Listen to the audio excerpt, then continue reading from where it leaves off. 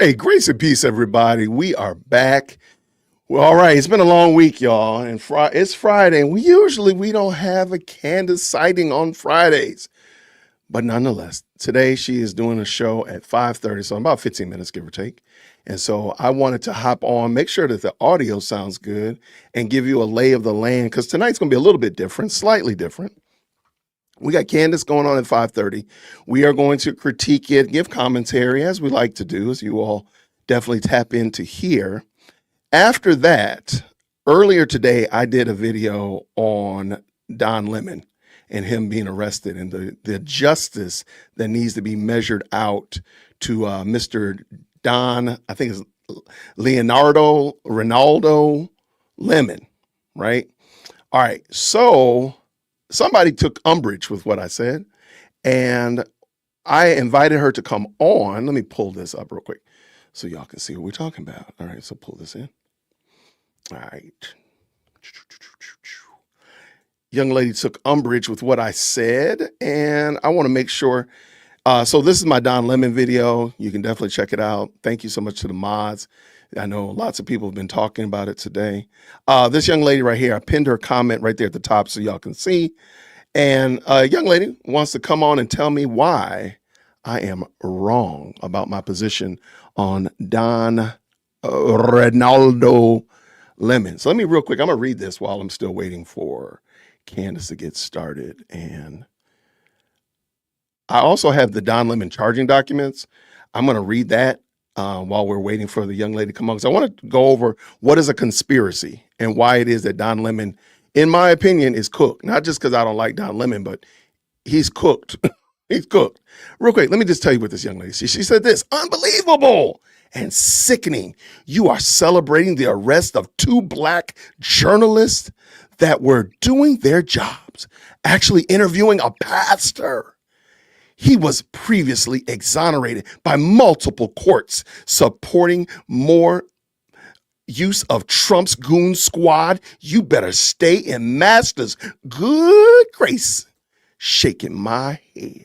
All right, so anyway, that's the logic that she's using. I'm looking forward to engaging with this young lady on this evening. So I told her at 8 o'clock my time, if we can move it up a little bit if need to, I'll definitely invite her on earlier. I'm looking forward to hearing the wisdom and insight that she is going to drop on us and help me understand where I'm wrong, where I've gone astray even. So anyway, that's what we got tonight. So we got Candace in a minute. Looking at her thumbnail, it looks Foursquare dumb again. Now she's gonna bring up Frank Turek, and it looks like she's gonna say something about Don Lemon. I got a feeling.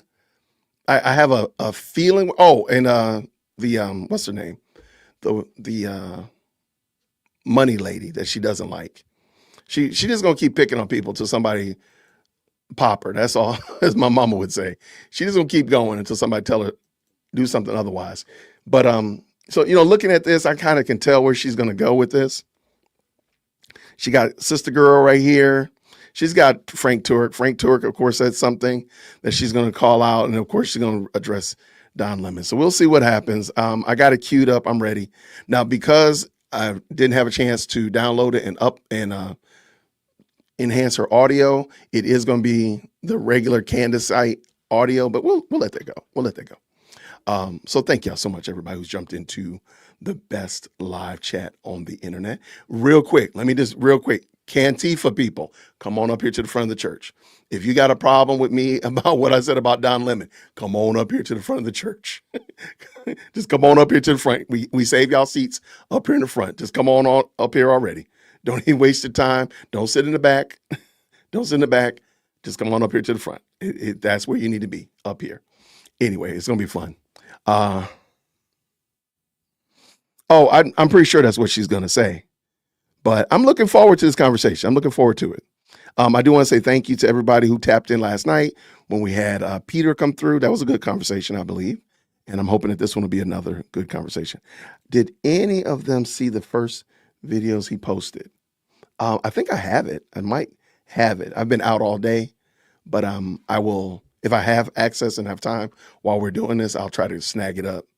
but I'm pretty certain I do have it because I think I addressed it when I was doing my video about the church being stormed. I think I did. It's in there. I might be wrong though. It's very possible I could be wrong. All right, I'm pulling up, looking at the charging documents. Yeah, we're gonna have a good time tonight. It's gonna be fun. All right. Pulling this in. That's not what I want. This is what I want right here. All right. We're ready to go, people. We're ready to go. It's going to be a good night. I'm looking forward to it. So, yeah, absolutely. Y'all, thank y'all so much to all of y'all who've already tapped in. Thank you so much to the 164 that have already hit the like button. I appreciate it. I'm sorry, already tapped in. Make sure you hit the like button. You know, and thank you to my X folk. I got some people over on X hollering at your boy. I appreciate y'all. I really do appreciate it. Let's I'll pull this in just so y'all can see. Yeah, I personally, I'm looking forward to seeing how this goes with Don Lemon. This is going to be very interesting. I'm looking very much forward to it because it's going to be a mess. All right, let's go here.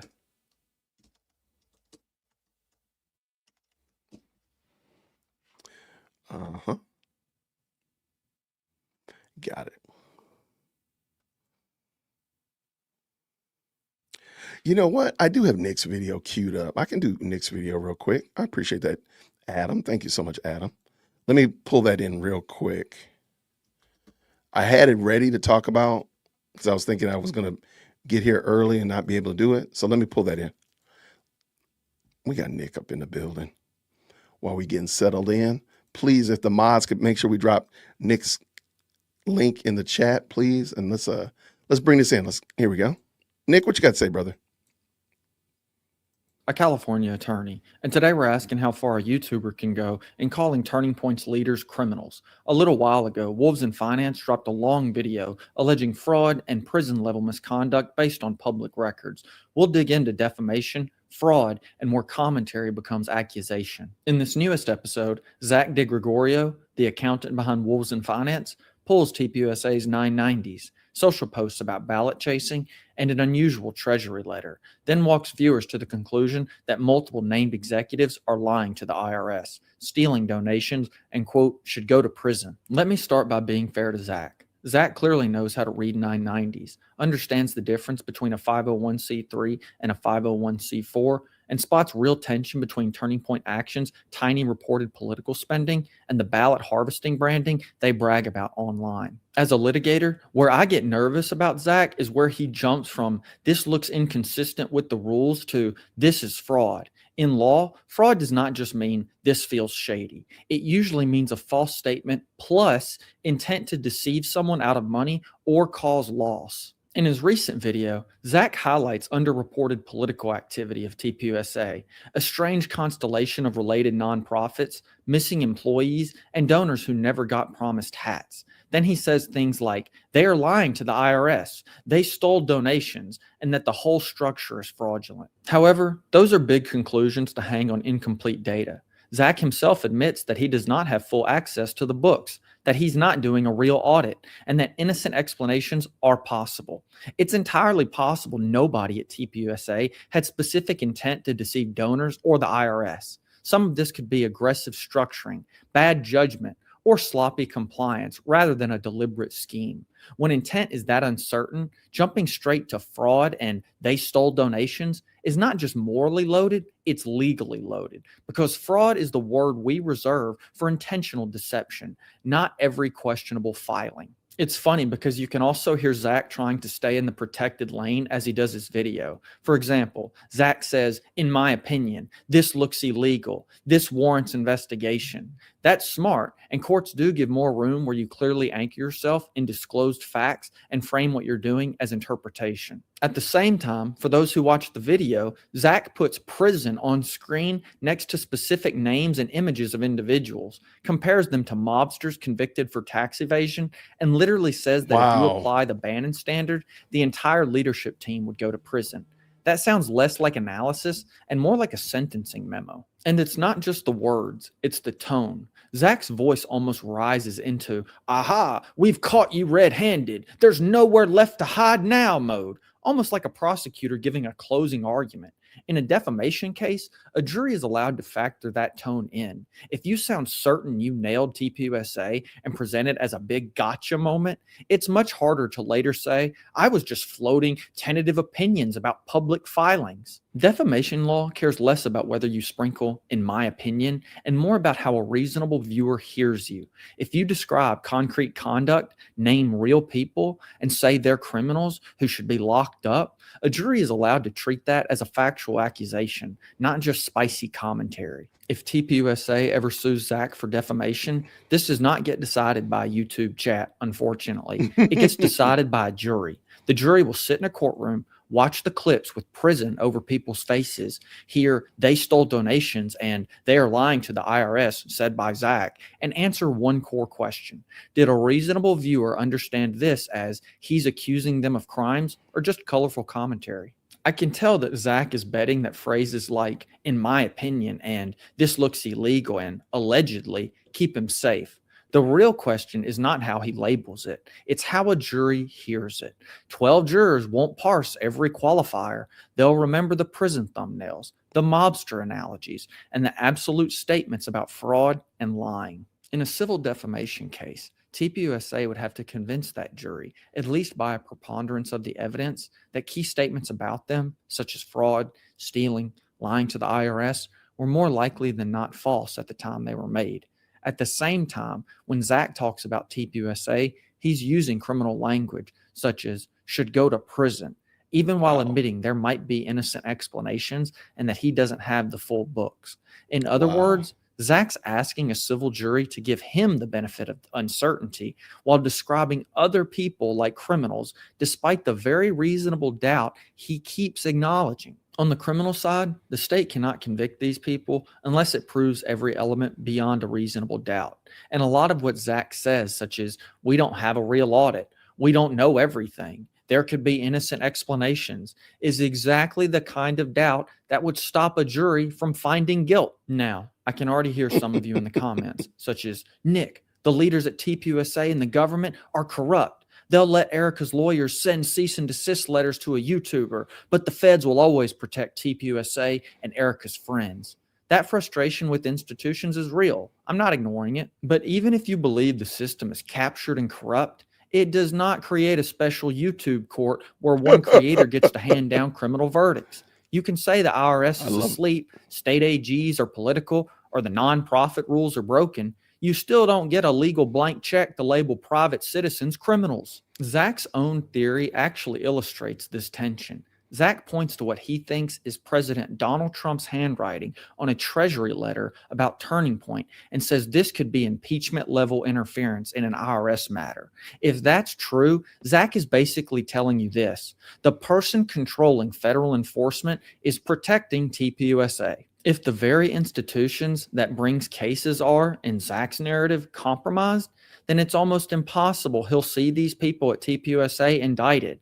But that does not mean, therefore, I, as a YouTuber, get to stand in for the jury and pronounce these individuals at TPUSA as criminals. It means we're stuck in a really ugly legal and political tension. The irony is that Zach is very effective when he stays in his watchdog lane, such as, here's the statute, here's Schedule C, here's what's labeled ballot chasing, here's why 3% political spending does not pass the smell test, here's how donors say they were misled.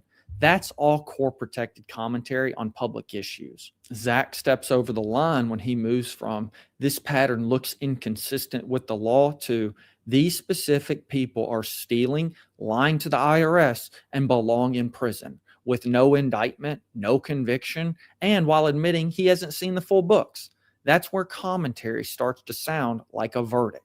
If you found this video helpful, please hit like so more people see it. And before you go, tell me in the comments, is Zach being a necessary watchdog or acting like a YouTube prosecutor? If someone you know follows TPUSA or works in nonprofit compliance, send this video to them so they can see where the legal line really is. And if you want more videos like this from a California attorney, subscribe and turn on notifications so that you don't miss the next episode. Thank you very much. Appreciate you, Nick. Thank you, my friend. Thank you, Nick. I appreciate that. That was good. Thank you. I'm glad I checked that one out. I was ready. I was gonna watch it a little later, but I'm glad I did. That was right on the money, right on the nose, even right on the nose. Shout out to everybody who's already jumped into the best live chat on the internet. I appreciate y'all. It always looks good. It's always, yeah, YouTube prosecutor is crazy work. It's always good to see y'all. Make sure you hype the video. Hype the video. That would work out. I think you have to be on your phone, if I'm not mistaken, to hype a video. But if you are, hype your video. Hype your boys' stuff. She got a cease and desist. She's not being sued by TPUSA at the moment. All right. So the great question. All right. So her video today, I really truly don't know what the top, I don't know where she's going to go with these, but what she has on the screen is as follows. We got Nancy Sheridan, I think her name is, Frank Turek, Don Lemon. I'm going to go with, I think we know where she's going to go with Don Lemon. I don't think she's going to land probably as harsh as I am, but we'll see. We'll see what happens. We're going to see what happens. I don't know what Frank has said lately, that I haven't kept up with Frank Turek. So I don't know what Frank has said to get on Candace's bad side. But hey, I mean, really, all he had to do is say that he believes that Jesus Christ is the only way. And that would have been enough for her to be upset about it. So we are going to see. All right, so she's gone to the green screen, if you will. And so we're just waiting for that to pop off. So thank y'all to everybody who's jumped in. Oh, you have to comment and then you can hype it. Okay, well, thank you. South Africa in the building. There we go, up in the house. Where are we at? In the house. I haven't been a part of the watch parties for a minute. Well, we thank you so much, Internet Gangster, for being a part of it, for sure. Oh, Frank says she's demonic. Well, then, Frank, I had tipped that and I approve that message. I approve it. By the way, real quick, if you just jumped in, we're going to watch Candace. After that, I'm going to go over the Don Lemon charging documents. I have those. I want to go over what a conspiracy is. And then at 8:00, I have a Don Lemon apologist, somebody who said I was wrong about my video I did on Don Lemon. She's going to come on and explain to me why I'm wrong and why I'm a bad person. And I need to run back to master, as she said. So that's going to be tonight. So it's going to be an interesting evening. I would love for y'all to stay and hang out with us. Feel free, please, please, please, please. Hit the like button, jump into the best live chat. Feel free to give me commentary and such like that. Did we ever get, I haven't seen it. I've not seen a mugshot. I've been searching, but I haven't been in my house most of the day though. So we are going to see. I appreciate it though. All right. We are going to bring this in. Let's go. Let's go. All right. We know what happens. We know what's going to happen. I got this audio maxed out on her end. Hopefully it's going to be good for us. So we will see what happens there. What are we talking about? What are we talking about here?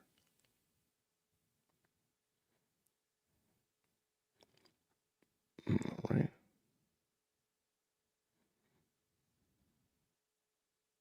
All right. I'm just reading through, making sure I'm up to speed on everything so we can make sure this is a great show. We're going to have a great show today. I like it. I like it. I like it. All right. We are queued up. Whenever they're ready to go, we are ready to hit fire in the hole. Thank y'all so much to everybody. I heard they got him in a hotel, but I also heard he got arrested at the award show. I don't think it was a award show. I do think everything I heard this morning was the hotel. I don't think it was the award show. I think that was an AI picture, in my opinion. What's going on, Jennifer? How are you? Oh no, you right on the money. You on time. We just watched Nick Brooks talk about wolves on Wall Street, or wolves in finance, and that was it. So we're caught up. We're caught up. All right. So she is. I don't like leave her stuff up on my screen. All right. Yeah, he was at LA to interview the Oscars, right? Yeah, everybody, make sure you tell Tired of the BS. How are you doing today? Tell everybody how you doing today. Okay. Just looking through. Looks like some great commentary. Always good to see you, Captain Jax. Please show some love. I like it. Thank you so much. I like it. I like it. We got some good commentary in here.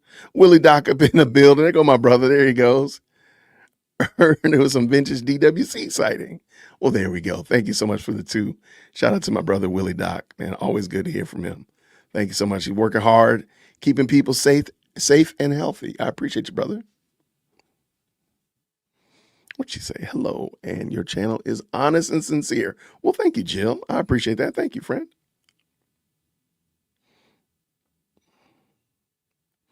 I'm looking through here. It looks like some great things. It was the Grammys, not the Oscar. I haven't kept up with those. If I said it wrong, I apologize. I DM'd Alex Clark because I was shocked Candace Owens had the same supporters as her show at TP. Okay. She messaged me back and said that those brands will be hearing from her. Nice. Okay. I like Alex. I like her. She hasn't gone live yet. I mean, we're waiting for her show to, her to hit the go button. We're ready though, but she hasn't done anything yet. She hasn't hit the go button yet. It's crazy work, man. 2026, man. It's crazy work in there, man.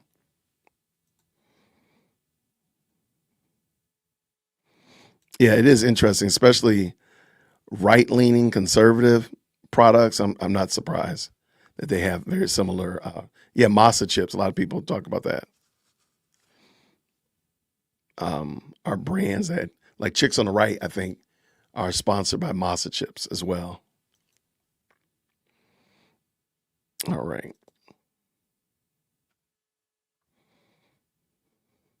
And this is a great point right here. I don't think brands care as long as they are getting exposure. I mean, I agree. Well, thank you, Mary. She says, I appreciate your channel, Jason. Fire in the hole. Let's go. All right, you guys. Happy Friday. We are going on a journey today. It's going to be a good episode when I start that way. I'm looking at everything. The pieces are coming together. I'm asking myself, you're asking yourselves, is this a scam of biblical proportions? Emphasis on the biblical, because from the very beginning of this investigation, I always said there was something wrong with Turning Point Faith. That's when Turning Point made a turning point, so to speak. It feels a bit psyop-y, like a psychological operation, almost as though faith is being intentionally hijacked. What happened? Dr. Frank Turk, by the way, went on another rant about me. He's getting to sound a little bit like Bobby Boucher's mom. If you guys have seen Waterboy, everything is the devil. Candace Owens is the devil. He says I'm Satan because I'm confusing. It's just crazy how the truth can confuse people. What is it about the truth that is confusing people in this moment? Now, before we get into Frank Turek, I first have to share with you a very scary story, something that happened the day after Charlie's memorial. And yes, it's going to include another text message from him, this time sent on September 9th. So welcome back to Candace. All right. Well, we knew it. Whoever said it, that Frank Turek called her demonic, she gets offended by that. She's offended by that. So now Frank Turek is back on the spit. Here it comes, y'all. Let's go. Turning Point has a lot of money, enough money to have not just a PR person, but then to have an entire orbit of people who are being paid to push their talking points, like Paramount Tactical. They also have a crisis PR team. I was told that actually by Erica that they hired a crisis. Why is Gary getting so much? Why does she hate Gary so much? Wow. Shout out to Paramount. Man. Okay. PR team, because Andrew had made all those mistakes. But I have to say, all of those people appear to be in struggle city at this moment. They are struggling to come up with a way to explain a way to explain the calls that we saw, the Zoom calls that we shared, the laughter, the smiling. They're wondering how exactly they can go about gaslighting the public into believing that all of that is perfectly normal 5.5 days after your husband was publicly executed in front of the world, which is why I want to shout out the Daily Mail, okay? Because no one has been working harder than the Daily Mail to invert reality. And I got to tell you, this was a difficult one for them. It was not easy, but they did their best with this article. Check out this headline. I love the fact that she really wants you to believe that Erica Kirk's behavior was suspect in some degree, shape, or form. That has to take root. And I really don't believe it is. That's just my assessment. I'm not a statistician or anything of that nature. I just don't think that people are buying it. People are not buying into it. And she really needs you to buy in that Erica's behavior was wrong, because that justifies the rest of what she's going to do. Let's go. The definitive truth about Erica Kirk's tears, the leather pants, and her new fortune, as Candace Owens drops, quote unquote, giggling phone call in wake of Charlie's death. Well, I said it's the definitive truth. Look no further. Nothing says I'm the truth. Quite like when a journalist comes out and says it, right? It could be nothing else. No way this is going to be a lie. So definitive, you don't have to look any further. Here's what the article says. This is amazing. This is funny. This will lighten your mood. Quote, the Daily Mail has spoken with several experts on grief and so-called grief policing about the recent obsession that many Americans have developed with Kirk's behavior as a new widow. Love that already. Love that we have a term, grief policing. I love that you can always rely on a new psychological phenomena to be spun out by the media. The problem is actually you guys for noticing. And then it says, and as her critics will likely be disappointed to learn, those experts say judgments about Kirk reveal less about her true state of mind, and much more about the broader national discomfort with death, especially the kind of violent, widely broadcast killing that took her husband down. Quote, here, I'm gonna stop for a second, because I know most of you all are we're kind of candied out. I think it's fair to say. Let me ask you a question.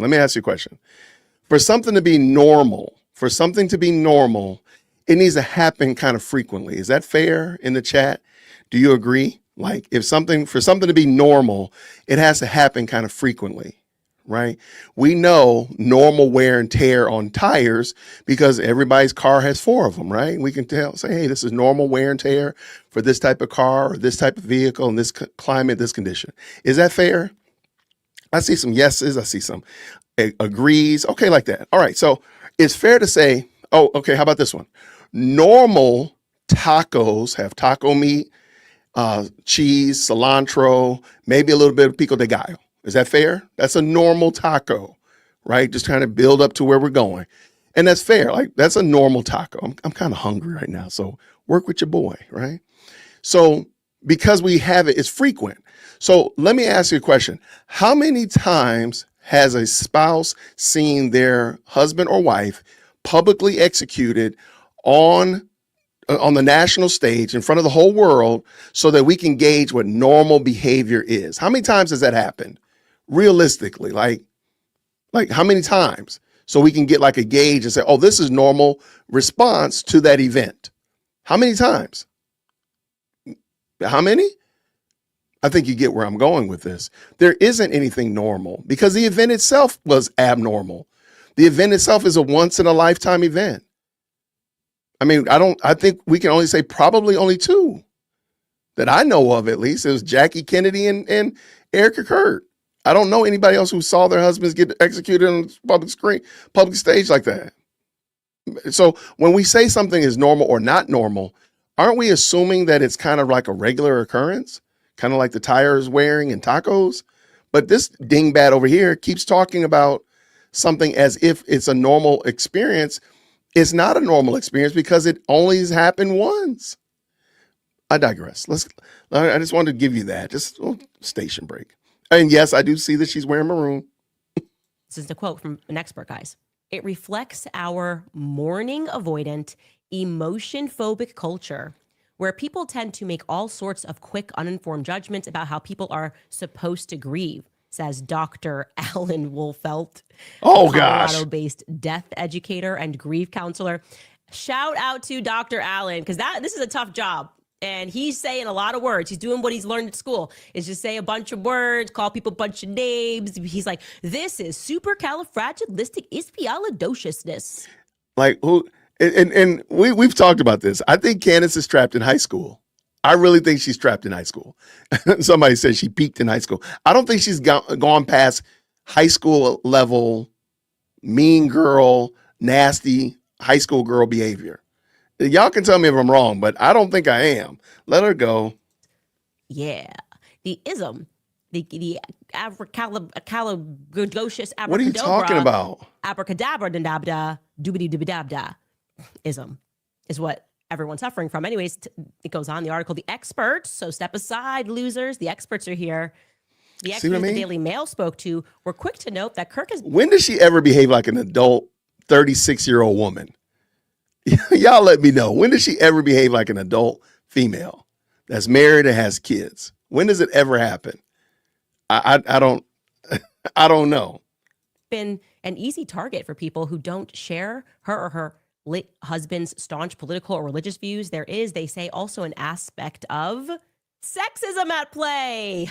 Another quote, another therapist. This guy says, widows are uniquely grief policed. Their appearance, their tone, and behavior, said LA grief therapist Bidwell Smith. Okay, Bidwell.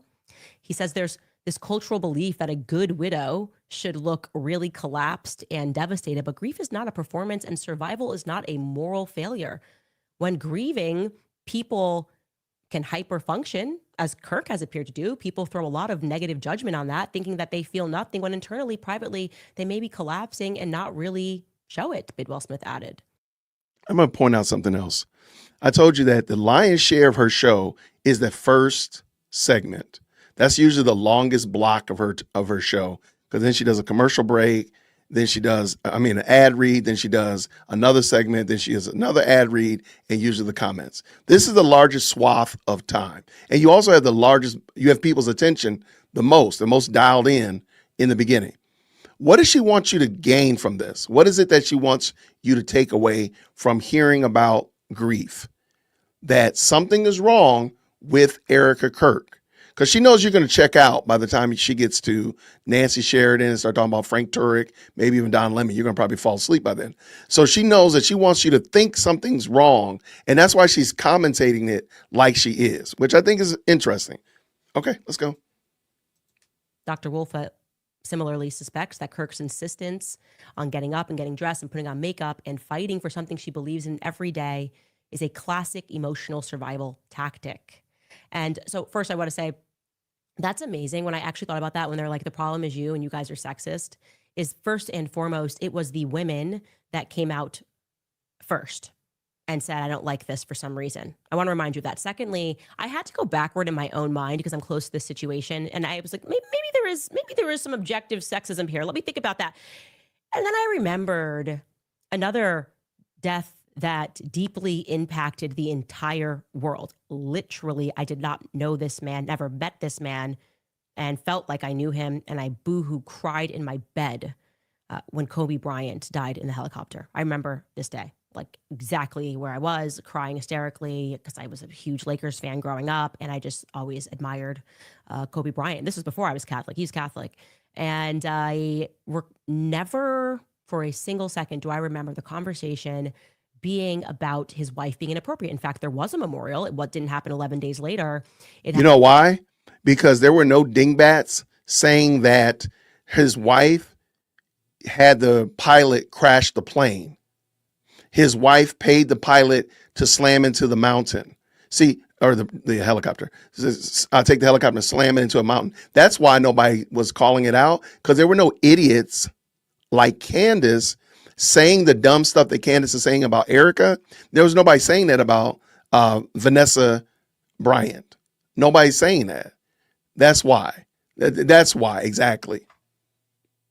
Happened a month later, and it was, there were no fireworks, there were no pyrotechnics, she was aggrieved. And I went back and I listened to this speech. And I had to stop watching it because I almost cried again. It was a eulogy. It was parts of Kobe that no one could know other than his wife, when she spoke about her daughter and what she would never get to experience because her daughter. Y'all know what we're doing here, right? Y'all know what segment, you know what time it is, ladies and gentlemen. You know what time it is, boys and girls. Come on. Does anybody know what time it is? In the chat. What time is it? What time is it? Yeah, come on. Come on. I'll even bring the air horn in to help us out. That's right. It's the I'm the Better Widow segment of the show. That's right. I'm the better widow. I'm better. I'm better. And matter of fact, I'm so much better. I can identify a better widow in Vanessa Bryant than Erica Kirk. See, I'm the better widow. I'm telling y'all right now, this woman is absolutely insane. This is crazy work. Daughter was now gone. She spoke about not being able to be at her wedding. I mean, it's I can't even talk about it because it was, again, you should challenge yourself to go watch that speech. You should go watch Vanessa's speech at the memorial, and see if you recognize some differences, because I realized that I was so traumatized by Charlie's, I actually wasn't being objective. I wasn't being objective, and realizing these things early on that I think some of the public was recognizing right away. And something else that is interesting about Vanessa is she went through the anger period. Vanessa was suing everybody. She was suing people who released the photos. She was suing the helicopter company, even though the guy who ran the company was actually the one flying the plane. He died. I actually remember thinking, wow, like I personally thought this is not going to bring him back, but I understood that this is the better. I'm the better widow. I should be the widow. I am the better widow. That's what she's doing. Because if you're not behaving like me, or now I'm able to say that Vanessa Bryant, she is a better widow too. If you're not behaving like Vanessa or myself, then you are a bad person. Because again, how many people have actually seen this happen? What is a normal response? phase of anger. She was angry at the sheriff's department. Like, you knew what time it was. Like, talk about an investigation. She was doing that. Nobody was invited into her home, least of all the New York Times. And when she gave her first interview, just so you know, that wasn't until 4 months later in April. And they were not invited into her home. And it was because she was accepting, on behalf of Kobe, him being inducted into the Hall of Fame. So I just wanted to give you some compare and contrast, because the sexism thing is completely ridiculous. And you could just completely sidestep that. And another thing that I wanted to point out as I was kind of examining that was, I went back and I went, wow, this speech is so beautiful. And I'm learning so much about who Kobe was, because to me, he was a basketball player and he was a leader. And I love that he spoke different languages. And there were so many things I loved about Kobe. I just thought he was brilliant. But I didn't know him. And when she's giving all of these examples and the things that he would do around the house and who he was and who they were, by the end of that, felt like I knew Kobe behind the scenes. And then I sort of went back and I revisited and just read the transcript of Erica's speech. And I am actually, in retrospect, quite amazed by how much was really about Turning Point USA and what was going to happen going forward.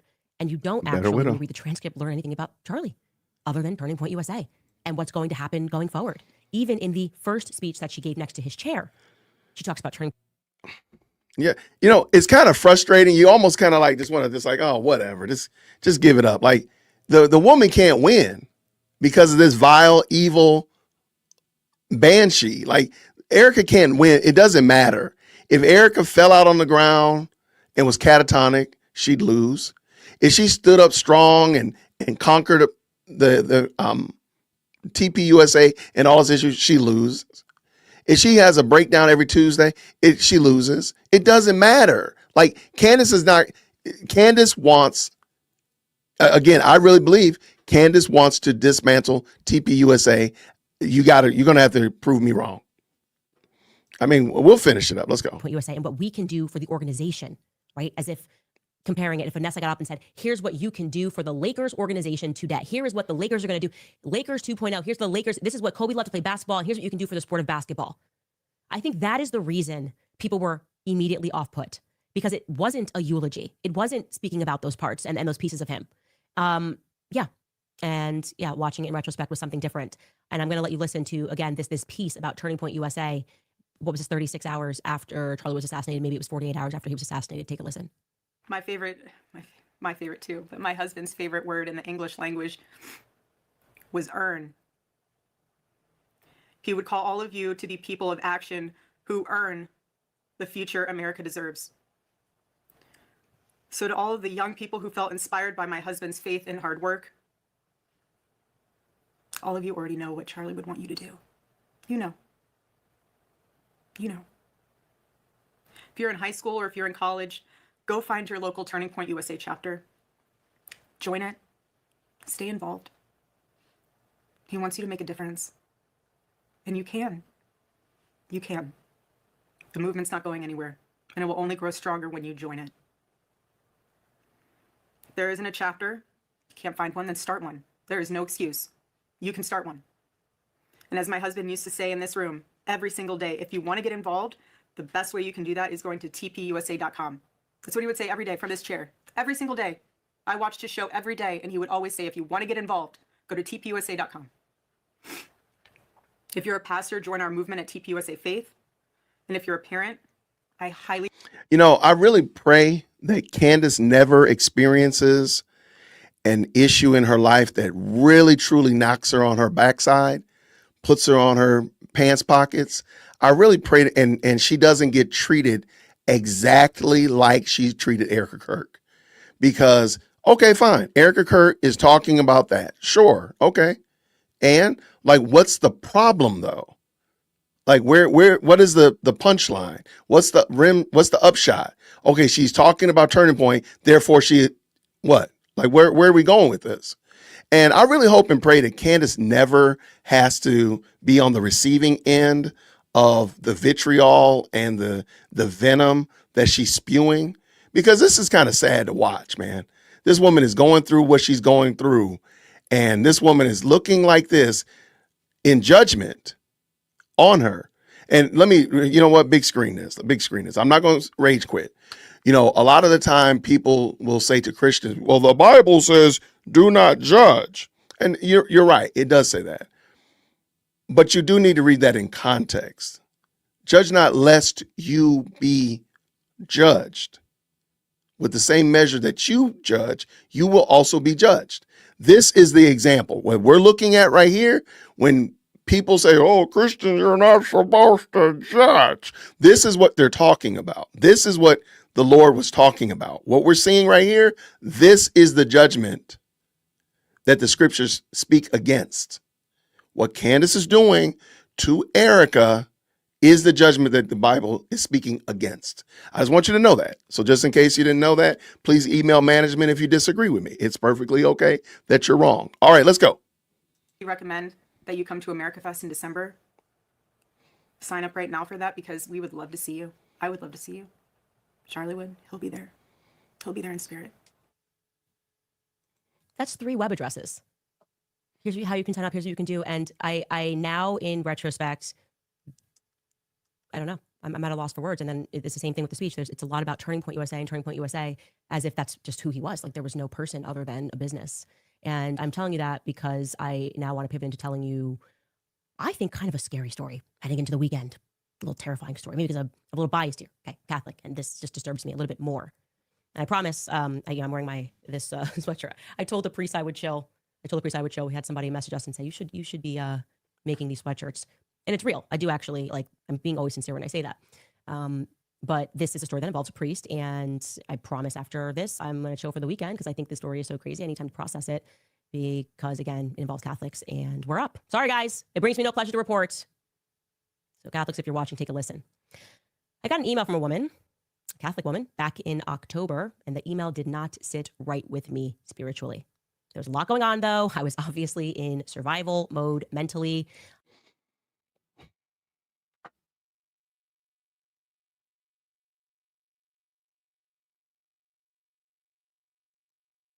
Matthew 7. Judge not, that you be not judged, for with the judgment you pronounce, you will be judged. And with the measure you use, it will be measured to you. Why do you see the speck in your brother's eye, but do not notice the log in your own eye? Or how can you say to your brother, let me take the speck out of your eye, when there is a log in your own eye? You hypocrite. First, take the log out your own eye, and then you will see clearly to take the speck out of your brother's eye. This is just gross. I flagged the email. I filed it away in this inbox that I need to address this later. It's important. And I then decided to revisit it and to respond to the woman and to process what it was that had initially disturbed me. Now I'm going to read you this email, and I am going to protect information of people today. I'm not going to be giving out any names. Oh, of because course it doesn't not. actually change the story any. Of course not. This person wrote, Dear Candace, firstly, thank you and may God bless you and protect you for everything that you do. I pray for you every day and I thank God for you bringing the light of truth and Christ to this world. I attended the memorial and I ended up sitting next to Father Blank. He was actually the priest that flew with Erica to Utah. He was with her when they called her that he did not make it. He prayed over him. She actually asked him to pray the rosary there at the hospital and he said the homily at the private funeral the Friday before the memorial. Now, in hindsight, it is strange to me that he was just put in the crowd at the memorial, but then again, he may have wanted that. I was at the memorial having zero personal or prior involvement or engagement with Turning Point USA or anyone from there, and I ended up sitting next to Father Blank and then with Erica at Mass the next day. I truly believe it is complete divine intervention. I prayed at the time and each day after exactly this. God, I see and feel you are leading me. I know there is a purpose. I don't know what it is or where you are taking me, but I'm following with complete surrender and faith to your holy will. I'll try to best email this with the relevant details, and I think that it may help. I was watching your podcast as I'm finishing up work, and I had to pause it when you played Alex Clark's interview because it honestly made my stomach hurt how untruthful what they were saying was. And I felt strong conviction to write you. I've never emailed a person I don't know in my life, but I'm following this conviction. I spent a good 8 hours sitting with Father Blank. I'm shy generally and was sitting with empty seats around me in the third row from the stage. So when I saw the priest walking by and looking like he didn't know where he was going, I said, Hi, Father, I'm also Catholic. If you need a seat, this one's empty. Whether he wanted to or not, he sat down. He seemed like a holy priest, soft-spoken, but so sincere and genuine. He prayed in silence throughout and would smile and say, Charlie wouldn't believe this, looking around the stadium. It was like he was going through a roller coaster of emotions right there. He shared stories of Charlie attending Mass and him spending a lot of time with Erica and Charlie. As Erica was talking on stage, Father held his hands towards her and was praying over her for protection and strength, tears going down his face from his stories and messages from Charlie that he showed me. It seemed like he was probably the closest person in that room to Charlie and to Erica, yet he was sitting with me like any other guest. Like I said, in hindsight, it just feels so off still. At some point during one of our conversations, we spoke about the daily Mass at his parish because I wanted to go on Monday before I flew back to Chicago. He said, yes, at 8:30 a.m. there would be Mass. To be honest, I wasn't sure if I was going to make it, but then I saw a text from him at 6:30 a.m. saying, hope to see you at Mass. I knew it was my sign to just make it work and go.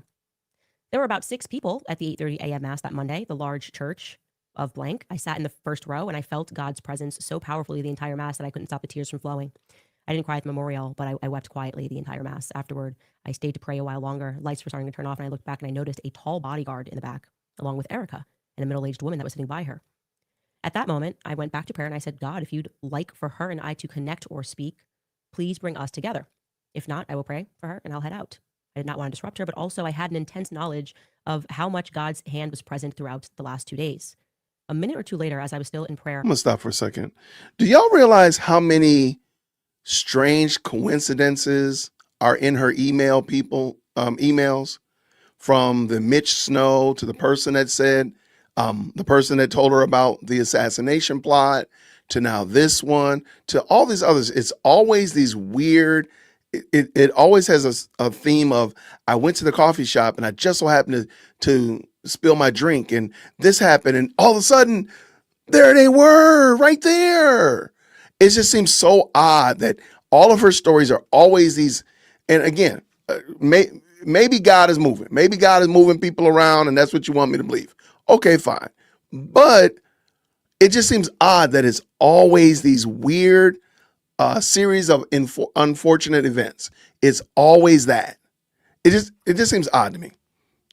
Let it go. I don't know what this story's going. I have no idea where we're going. I had a tap on my shoulder by a woman. I believed it was an assistant. I can't remember what it is she does. She said, would you like to join Erica? Candace, at that moment, I thought, okay, God, I hear you. I've never had so much peace while blindly surrendering to God's will. Maybe I have, but I haven't ever seen it so clearly in action. I hugged Erica. I sat next to her in the last pew, and I just had the most beautiful conversation. She mentioned that Charlie went to Mass with her there, and that Father Don would open the church up for him there often when Charlie just wanted to pray and reflect without being disrupted, and that he was with her the entire time from Arizona to Utah in the hospital, etc. I have so much I could share on all of the little miracles, but I just wanted to say that today I felt compelled to send this to you. And so I'm listening to my conviction in sending this, and I'm hoping that the Holy Spirit and both of our guardian angels will direct this message as it is intended per God's will. I have to say, I felt more realness from Erica in my exchange with her in that church than from the memorial. I saw her at Mass again on Tuesday. I ended up staying an extra day. This letter is not okay. Whatever. I'm never mind. Just let it go, Jason. Because I had relics from St. Paul II that my mom wanted to give Erica flown there. I coordinated someone to fly it to me, and then I gave it to her. Okay. I am going to Wait. You got relics shipped to you in a day? Okay. Man. Okay. Whatever. Now, why do you think that that email disturbed me? It made me file it. I don't know, because you Check in the chat. just made it What was up. not right with that email? I'll 'Cause tell you you, it just wasn't the made person it who wrote it that disturbed me. I blanked out over a name because I'm going to tell you now that the person who tapped on her shoulder, who she thought was an assistant, was Stacey Sheridan. That was what disturbed me about the email. Made me file it right away because I knew exactly what happened and I did not have the heart to tell her what had happened because I know who Stacey Sheridan is. I know what I told Charlie about Stacey Sheridan. I've seen her work. I've been at events with her. I knew that Stacey would have only done that if the girl who was writing me this email had a boatload of money. Didn't even need to look up this person or the email. I knew that they had that girl clocked before she walked into the memorial. I don't think actually it was God that sat her where she was sat 3 rows in. She was amazed by all this. Oh, I don't even know anybody here. Here I am. I don't even know Charlie. I don't know anybody. Saying here I am sitting at the front. And oh my gosh, this moment. And you know, Erica won't even speak to this after point USA, but Stacey Sheridan, would you like access to the grieving widow? I knew, and I filed it. I knew something was wrong. And then when I went to go revisit all these things I had filed and I saw this, I went, oh my gosh, this makes me so sick. And I knew that I had to reach out to this person and I had to say it. Hey, don't know anything about you, but I'm going to assume you have a lot of money. And it breaks my heart to tell you this, but you were targeted. They would have known everything about you. That's how they work. Before everyone is seated, Stacey Sheridan's job literally is to know everything about that person, their net worth. She'll know your dad's net worth, your mom's net worth. She would tell Charlie, she whisper in Charlie's ear. I got to say something. I got to say this. So, following this logic, when I propose that Candace knew who George Farmer was before she made that trip, like, oh, we got to go to UK, Charlie, we got to go. Give me your credit card. I'm going to book the flight. Tell me that my story is no less true than hers. I'm sorry. This woman is wicked. I mean, this is crazy work. She knew who George Farmer was because she was the director of communication for TP USA, and George Farmer was involved in leadership at TP UK. You can't tell me she didn't know who he was. And then for her to go over there and say, oh, I just saw him and blah, blah, blah, blah, blah. No. Now, whether or not this happens, I don't know. Because the only person we've heard this story from is from her. We've heard it from nobody else. No other source has corroborated anything that Candace has said about this. Right. How would Stacey even know the woman? That's crazy work. That's just diabolical. Continue. And then Charlie will go have a conversation. That was the whole reason they brought her on. That's what Stacey's brilliant at. Smelling money, truly. Wow. And so I had a conversation. I said, and actually, when we finally broke this conversation, she had already arrived at that conclusion. So that was back in October, sent the email. And so my message to her, she said, yeah, I kind of figured this all out now. And said, you got a lot of money? Yeah, got a lot of money. How much money we talking? Dad sold a huge business. She runs a massive business. They are wealthy, extraordinarily wealthy. And I said, now let's go through how this all really happened because you were targeted. And I'd like to know. You were targeted is crazy. That is some crazy work. That's evil. How you ended up at the memorial. And so she tells me a story of how that all happened. And I'm going to walk you through it because I think it is one of the more disgusting and disturbing things I've heard throughout the story. Maybe I'm taking it more personally because I am Catholic and I'm happy to be biased in that way, but I think you will tend to agree with me here. So just so there's no confusion, she was obviously telling the truth. She even supplied evidence in the form of a text message that the priest that she was sitting next to had shared with her. This is Charlie's text message. He's on a group chat with Erica and the priest. And this is the morning of September 9th. Now, Erica has been telling the truth when she says that Charlie would send messages and have biblical verses. I have tons with Charlie. They were typically relevant to whatever we were going through, a verse of encouragement to keep going, to keep fighting. And here's the message that he chose to share. Again, group chat between him and Erica, September 9th. It is 1 Corinthians, Paul's letter to the Corinthians 16:9. And it reads, for a wide door for effective work has opened to me, and there are many adversaries. Come on, man. I feel like we're dealing with somebody who's like mentally deranged. How do you corroborate that? What is the evidence to this point?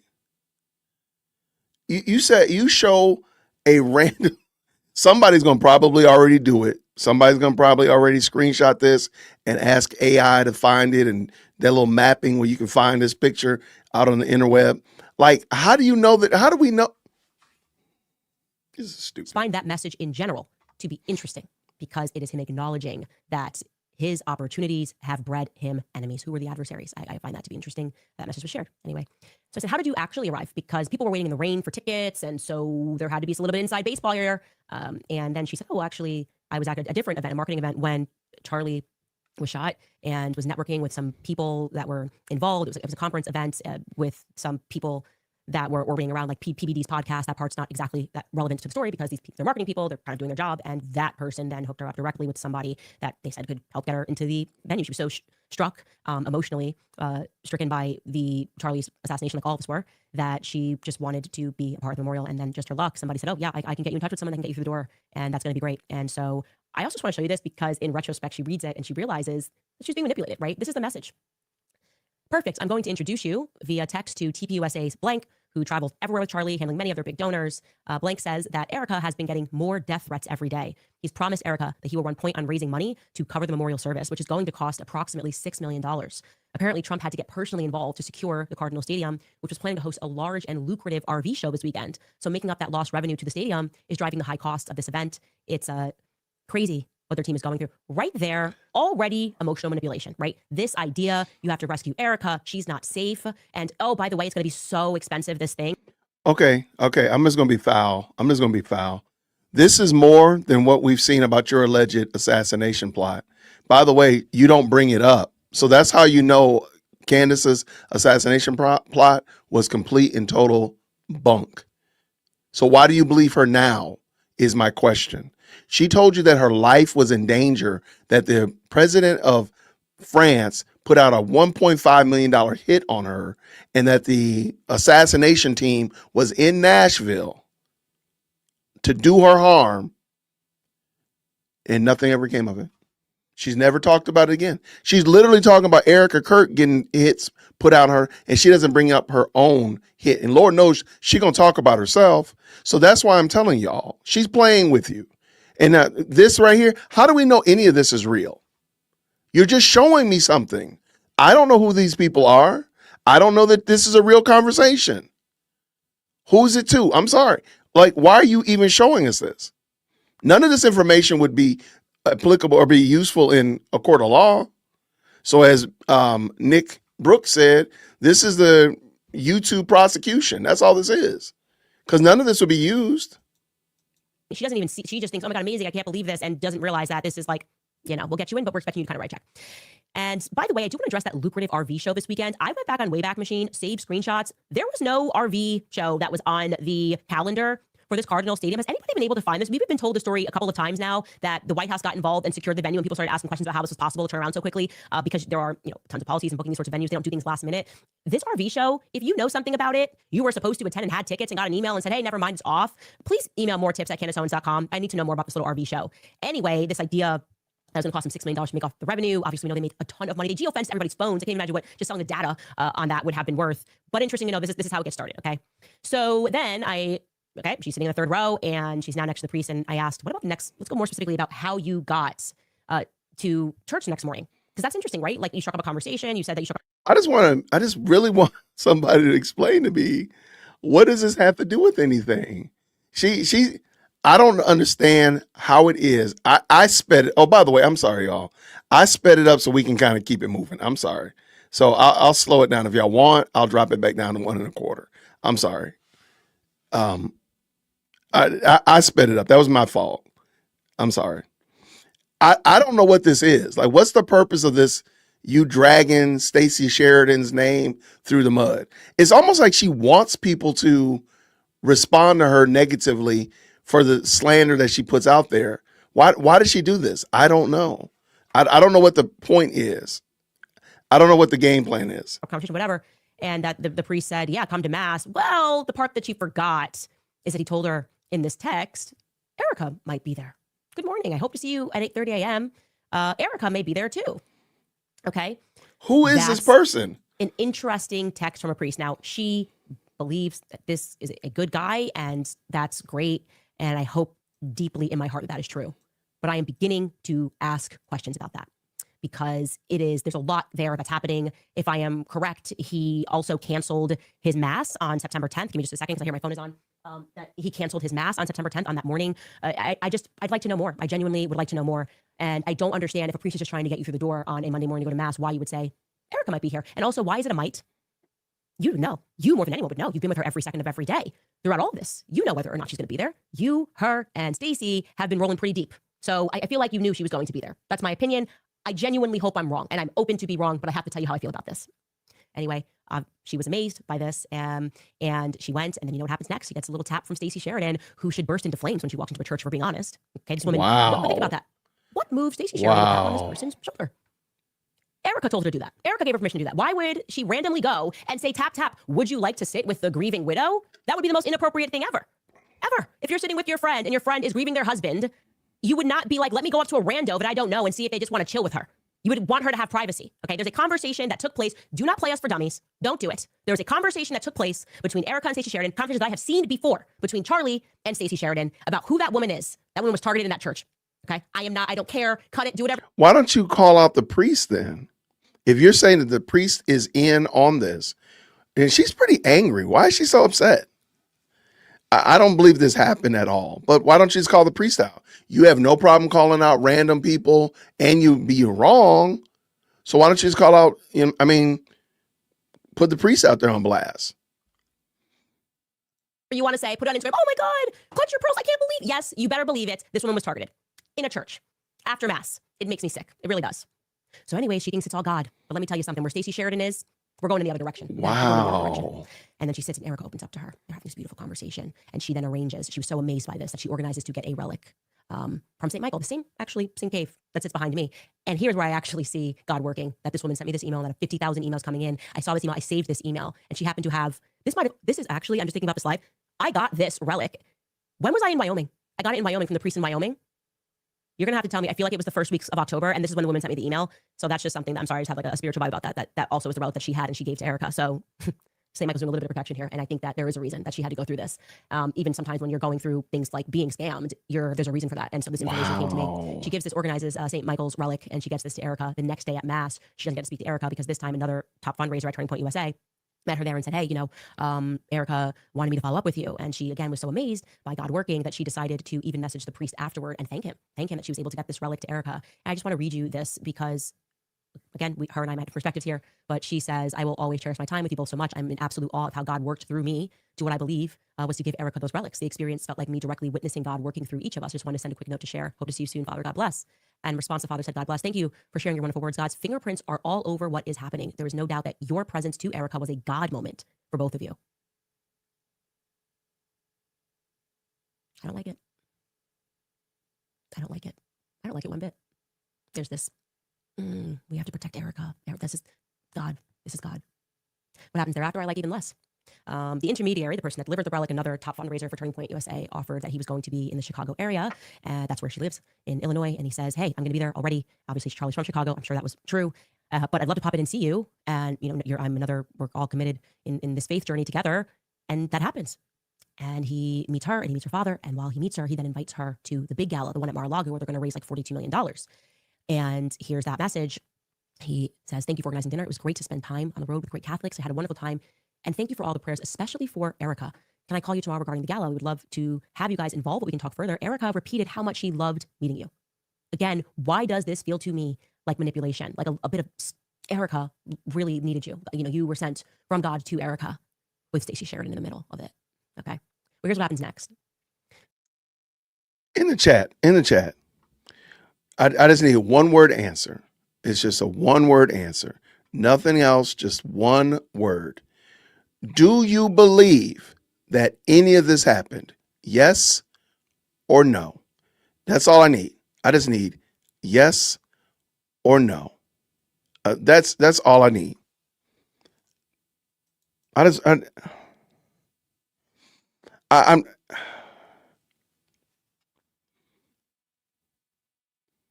there are so many and the funny thing is, if we were maybe like 2019, a lot of us probably would have went along with this. But because of the way that Candace has prosecuted this case and done whatever this is, I don't want to call it an investigation, by any means or measures. Whatever this is that she's done, now we have to ask questions about everything. I don't believe any of those text messages really happened. There's no reason for me to believe that. There's no reason. Why should I believe that any of those text messages are real? What is the evidence that she's given you or given me to believe that she's real? Besides, trust me, bro. Like, what is the proof? It just sounds like gossip. I just said it. It just sounds like gossip. It just sounds like unmitigated, unregulated gossip. You just gossiping and talking about somebody that you don't like, Stacey Sheridan. And I bet you if Stacey told the story, they probably got a history that goes way further back than Candace has explained. But let's get done with this. Let's go.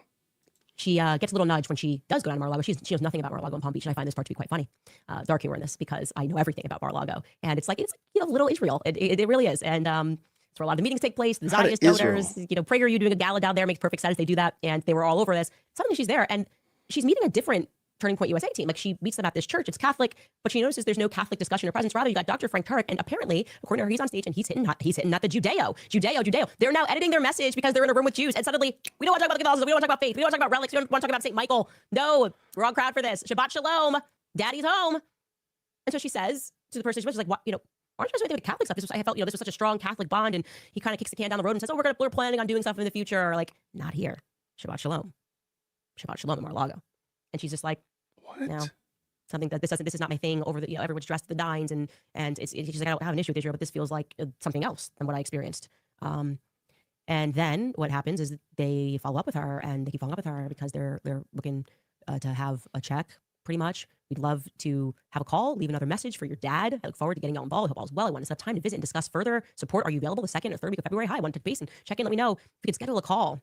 And she kind of just leaves him on red because she realizes, yeah, I think I was actually targeted. And she was targeted. But nothing, God lets everything happen. What I will say is that God will not be mocked. God will not be mocked. Be careful. I'm a Latter-day Saint on a Monday. I'm a Catholic on a Tuesday. I'm Shabbat Shalom on a Wednesday. Be careful, Candace. God will not be mocked. Be careful. I see this for what this is.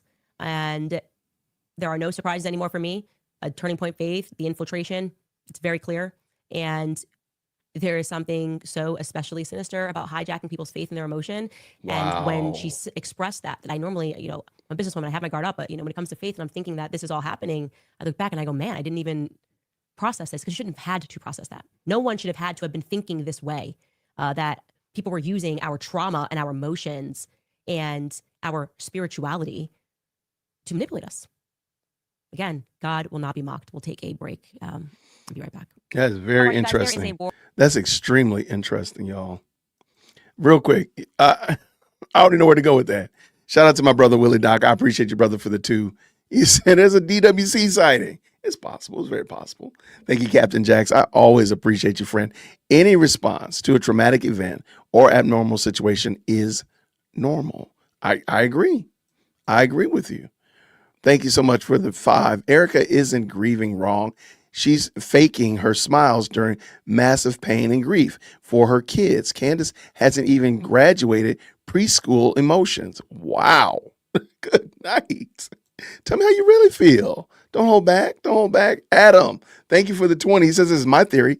Candace peaked in middle school, sued her high school, and got her 15 minutes of fame and got noticed. Then she did the social autopsy thing, and then she saw Charlie Kirk and saw the cash cow prove me wrong. No, there's a couple other little pieces there. I think many people talk about the narcissistic injury. I think in high school, that whole exchange with the boys calling her and leaving her racist messages, I think that was the narcissistic injury. I think that's why she keeps behaving like a mean girl that you would see like in high school. That's my thought. Prove me wrong. MT, thank you so much. Erica wasn't able to sue everyone because it immediately became a conspiracy thanks to Candace. So suing would look like hiding something, you animal. That's a great point. Thank you very much for that. Yeah. I don't want Erica to sue everybody. but I also don't want them to have to put up with this foolishness, and that's what we're watching. Thank you so much for the very kind super sticker, Mary Jean. Thank you so much for the $5 super sticker. What does Mike say here? 5. I've been to many funerals, including my father's, which devastated me. There were always plenty of grins and laughs at the sight of friends and family. Thank you so much, Mike. It's weird to me that we have to actually say that. MT says this, and it's funny to watch her say this when they nitpick Erica every time she talks about Charlie in private, like with his journals and honoring Sabbath. There you go. You're right on the money. Phantom is coming in with the 2. All fans of Kobe knew that info. He had a biopic. That's another good point. Kobe was a player on the team. He wasn't the CEO of the team, which I think is a big, and wasn't Kobe retired at that point? Or had he been retired already? I don't remember. So thank you very much for that, fans. A very keen observation. MT says this with 2. Charlie lived and breathed TPUSA. I hate her. I can't be mad at you. I'm rage quitting. She's making my heart black. Okay, well, we don't need that to happen, MT. Thank you again. Charlie loved TPUSA enough to risk his life. This is a demon. Erica and Charlie were secret Catholics, and Candy Girl sat on the email for 4 months. Erica and Priest tell totally random lady super private stuff. BS. I agree. Bovine scatology. Thank you, Claire, for the $5 Australian. And keep this going. Andrea says this with the 5. I feel she wrote that letter herself. She's getting desperate. There's no reason. You're going to have to prove to me that letter's real. I don't believe it's real. I understand why people would say it's real, but I don't believe it's real. I mean, the story, take this story that she just read and lay it against the Mitch story. A random email she just so happened to check. There was 50,000 emails. I just so happened to find this one. Come on. For real? And also, let me make sure I have this right. She knew this email existed back whenever. So when she met with Erica Kirk on the 15th of December, she knew this email existed and this whole story crafting, right? But she approached Erica Kirk not from the position of, okay, all right, that makes perfect sense. Totally logical. I got you. Yep, makes sense. Mike says this is the 20. Thank you very much, man. I really appreciate it. I am totally convinced the narcissism has fully taken over. She is no longer about clicks or money. She's about showcasing to those who oppose to her, how easy it is for her to dominate her followers in any way she pleases. I can't even find a reason to disagree with that. I can't argue with you, man. I love it. Man, that's good. That's some good stuff right there. Welcome, Rogue. We appreciate you. Welcome, friend. Brand new member. Thank you so much. SC Dog says this with the 5. Candace doesn't investigate. She pontificates. I like that. Well done. Erica actually cares about people. She started nonprofits before meeting Charlie. She still talks about others before herself. Candace is me. You're right. Thank you so much for the very kind 5. All right, let's get this rounding these bases. Erica continued Charlie Kirk's movement because the shooter meant to stop it. She said, "Not today, Satan." And Candace is frustrated because she's on Satan's side. So thank you for the 5, and you are on the money. I love it. I love how you did that. All right, let's see what you got, Lady McDonald, with the 10. This underlying theme of shoving Charlie was Catholic. I have never seen someone that has so much jealousy that she doesn't even try to hide it now. This is not her business. Let's just be honest with it. Most of the stuff that she does isn't her business. Let's just be 100%. Thank you so much for that. I appreciate it. What did Adam say? Where's all the metadata for those texts and emails? I don't know. I don't know why people believe it. Like, why do you believe that's real? Candace will face retribution very soon. I appreciate you so much for the love of Jesus with the 2. Very kind, and I think that's very true. Whoa, Captain Jackson blessed 10 people. Then extended the family out by 10. Y'all make sure that you say thank you to Captain Jax. If you were given a membership, please let her know we appreciate her. As my mentor likes to say, we're in the South. We say thank you. Put a name on it and say, we appreciate you. All right, let's get done. And she sent me that email on October 6th, and I received the relic on October 15th. So that's just really amazing that happened in October. Relics from the same cave where St. Michael appeared in Italy. Anyway, to, I guess, kind of stay in the same vein, Frank Turek, I've invited him on the show many times. He gives me Rabbi Barclay, who I had that debate with when I was over the Daily Wire, and I don't dislike Frank Turek because it's just like they are interesting to hear them talk and explain things and kind of get incensed, and they seem worried about not what they're actually saying. Like there's something deeper that's triggering them. And he's been saying a lot about me, and I haven't said much about him, but I wanted to let you hear how he correlates me to Satan. Take a listen. I think Candace Owens is completely lost any credibility when she's saying that certain dreams are where she's getting her information from. Okay. Yeah, there are dreams in the Bible, but there's always supernatural confirmation for those dreams. There's been no supernatural confirmation for Candace Owens's dreams. You can come up with any possibility you want. Possibilities are not evidence, ladies and gentlemen. We're supposed to follow evidence. And notice, I'll say this again. In fact, I just had a pastor. I was just talking to a pastor friend of mine. He's like, what do I say when, people are running down Erica Kirk? And I say the same thing that I say. Have you noticed that Jesus and the apostles say that Satan is a murderer, a slanderer, an accuser, a liar, and somebody that brings confusion? Have you noticed that we've had a murder, and then since then we've had slander, accusations, lies, and confusion? That's what spiritual warfare is, ladies and gentlemen. And for people who are slandering Erica and others, including me, and making accusations and lies and stirring up confusion without evidence, this is what Satan does. Okay, here's a follow-up question, Doc. Like, what do we mean that I'm allowed to have a dream? He's like, yeah, no, that happens all the time in the Bible when he remembers that he has to be Christian. And then he's like, but there's supernatural confirmation. What's the supernatural confirmation that we're looking? I'm sorry. I feel like we're dealing with somebody who's retarded. I just got to say it. I'm sorry.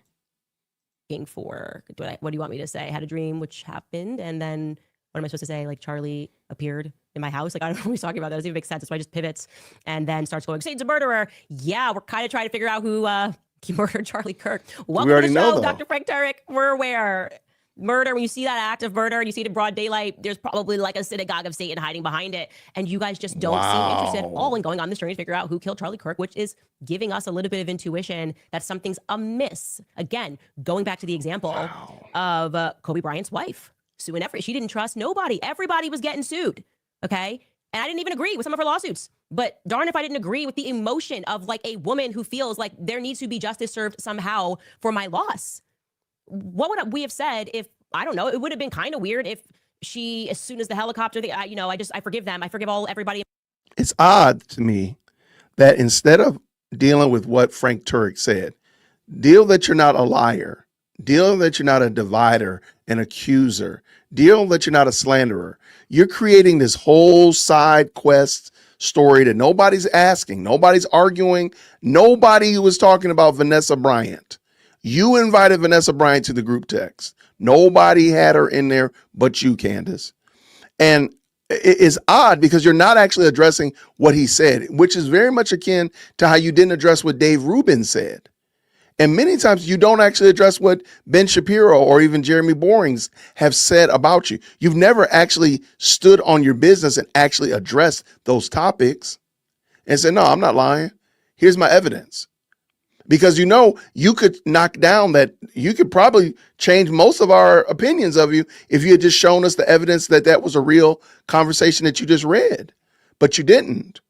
And we don't believe that it's real. Well, I don't believe it's real. I don't know about the rest of y'all, but I don't believe it's real. So why are we to believe, like, you haven't actually dealt with the actual substance of what Frank Turek said. You're talking about a side quest, because I'm going to go on a limb. And I might be wrong. If you watched Frank's show, please feel free to tap in. Did Frank talk about Vanessa Bryant? Involved. Everybody's like, you got to get to forgiveness. You do have to get to forgiveness. And I'm sure that she's there now. But immediately after, you're skipping all the other phases of grief. You instantly accepted what happened within 5 days, maybe even sooner, that Charlie was gone. I don't know. I welcome this discussion with you. But yeah, Satan is a liar. We're tracking the Turning Point USA lies. You are basically confirming for us that everything that we're looking at is satanic. Kind of what we've been saying, right? I've been saying this is no longer about left versus right. This is good versus evil. How did you pivot that off of you? That was some Heisman Trophy type of move. How did you move that off of you and shift what Frank Turek said onto TPUSA? That was impressive. That was impressive. I got to admit. And you're upset with us for pointing out the lies at the same time that you're calling people Satan? What am I accusing you of? Lying? Where is the evidence?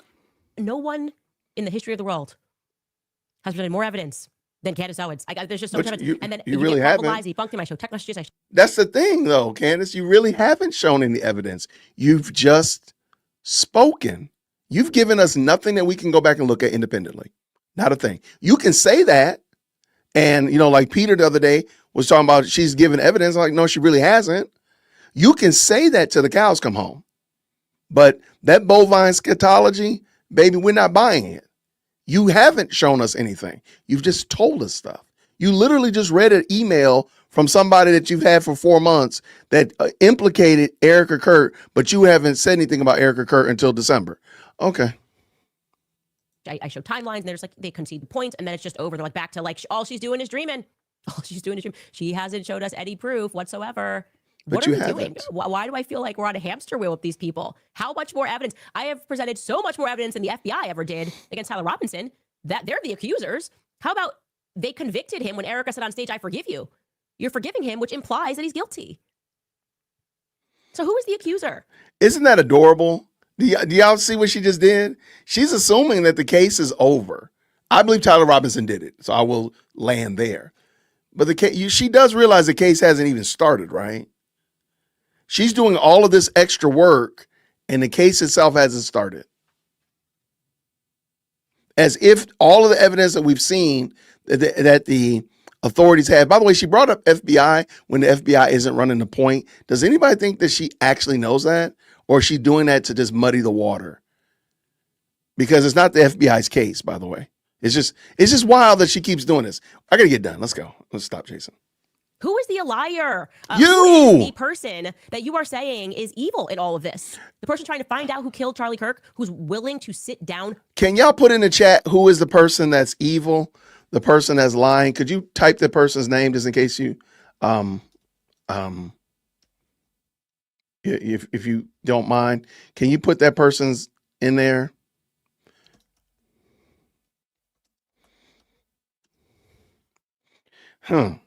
Okay. Seems like we're all on the same page.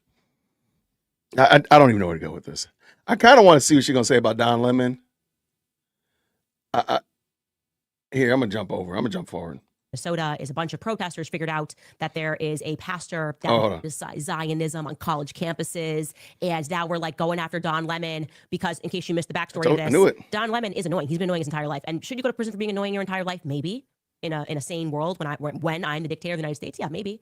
We don't live in that world right now, okay? We live in a world where journalists are allowed to be annoying, and they were basically upset because what's happening in Minnesota is a bunch of protesters figured out that there is a pastor that works with ICE, right? And so they've gone in to protest his church, and Don Lemon sort of went around and started asking a bunch of questions, but Don Lemon in general doesn't love church and doesn't love Christians, as we figured this out when he was speaking to me of what do you think about homosexual marriage? Neither do you. He's got some chips on his shoulder about it in general, so he's there generally to be annoying. There's no excuse for Don Lemon.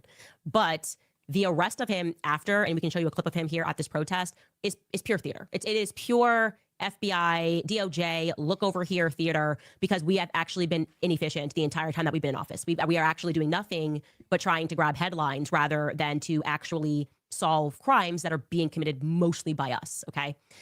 This is the clip of Don Lemon just being Don Lemon at this church and being annoying, generally speaking. We're here to worship. We're here to worship Jesus because that's the hope of these cities. That's the hope of the world is Jesus Christ. I want to be very respectful. Please don't push me. We're here to worship Jesus. Yes. That's why we're here. Okay, that's why we're here. That's what we're about. Don't you think Jesus would be understanding we're about and love these folks? We're about spreading the love of Jesus. But did you try to talk to them as a no Christian? one is willing to talk. Okay. I have to take care of my church and my family, so I ask that you actually would also leave this building. You don't want us to chronicle what happened? Unless you're here to worship. I'm always worship. I'm a Christian. We're here to worship. Yeah. We're here to worship. Okay. Thank you very much. I appreciate it. So that's one of the pastors of the church. And it's kind of loud, so I can't hear him. But they're still there. Like, this is annoying. Like, Don Lemon, obviously his head belongs in a toilet. He deserves a swirly. And if you elect me dictator, I will do it. I promise to do that. But in the meantime, Pam Bondi trying to grab headlines, who's equally as annoying and who also kind of needs a swirly. If we're being honest, they both kind of need a swirly. Oh, we're not doing this for Christianity. Shut up, Pam Bondi. Just shut up. Okay. You protected Jeffrey Epstein. If you never speak again, that would be fine. We would all be okay with that.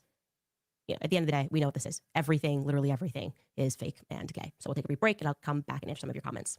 All right, you guys. It All right, seems so- like censorship is back. It's happening everywhere. Platforms Wow. are controlling narratives and pushing the stuff that That's, they want us to see. Rumble is That's interesting. So what was the purpose of bringing Don Lemon into that discussion? There was nothing about that. There was nothing about that that was necessary. Now, I think the reason she did it is to show that the show is not recorded. I know I'm probably the last man out here in the world that keeps making that case that Candace's show is recorded. I really believe that she wants to make sure people don't buy into the idea that her show is recorded.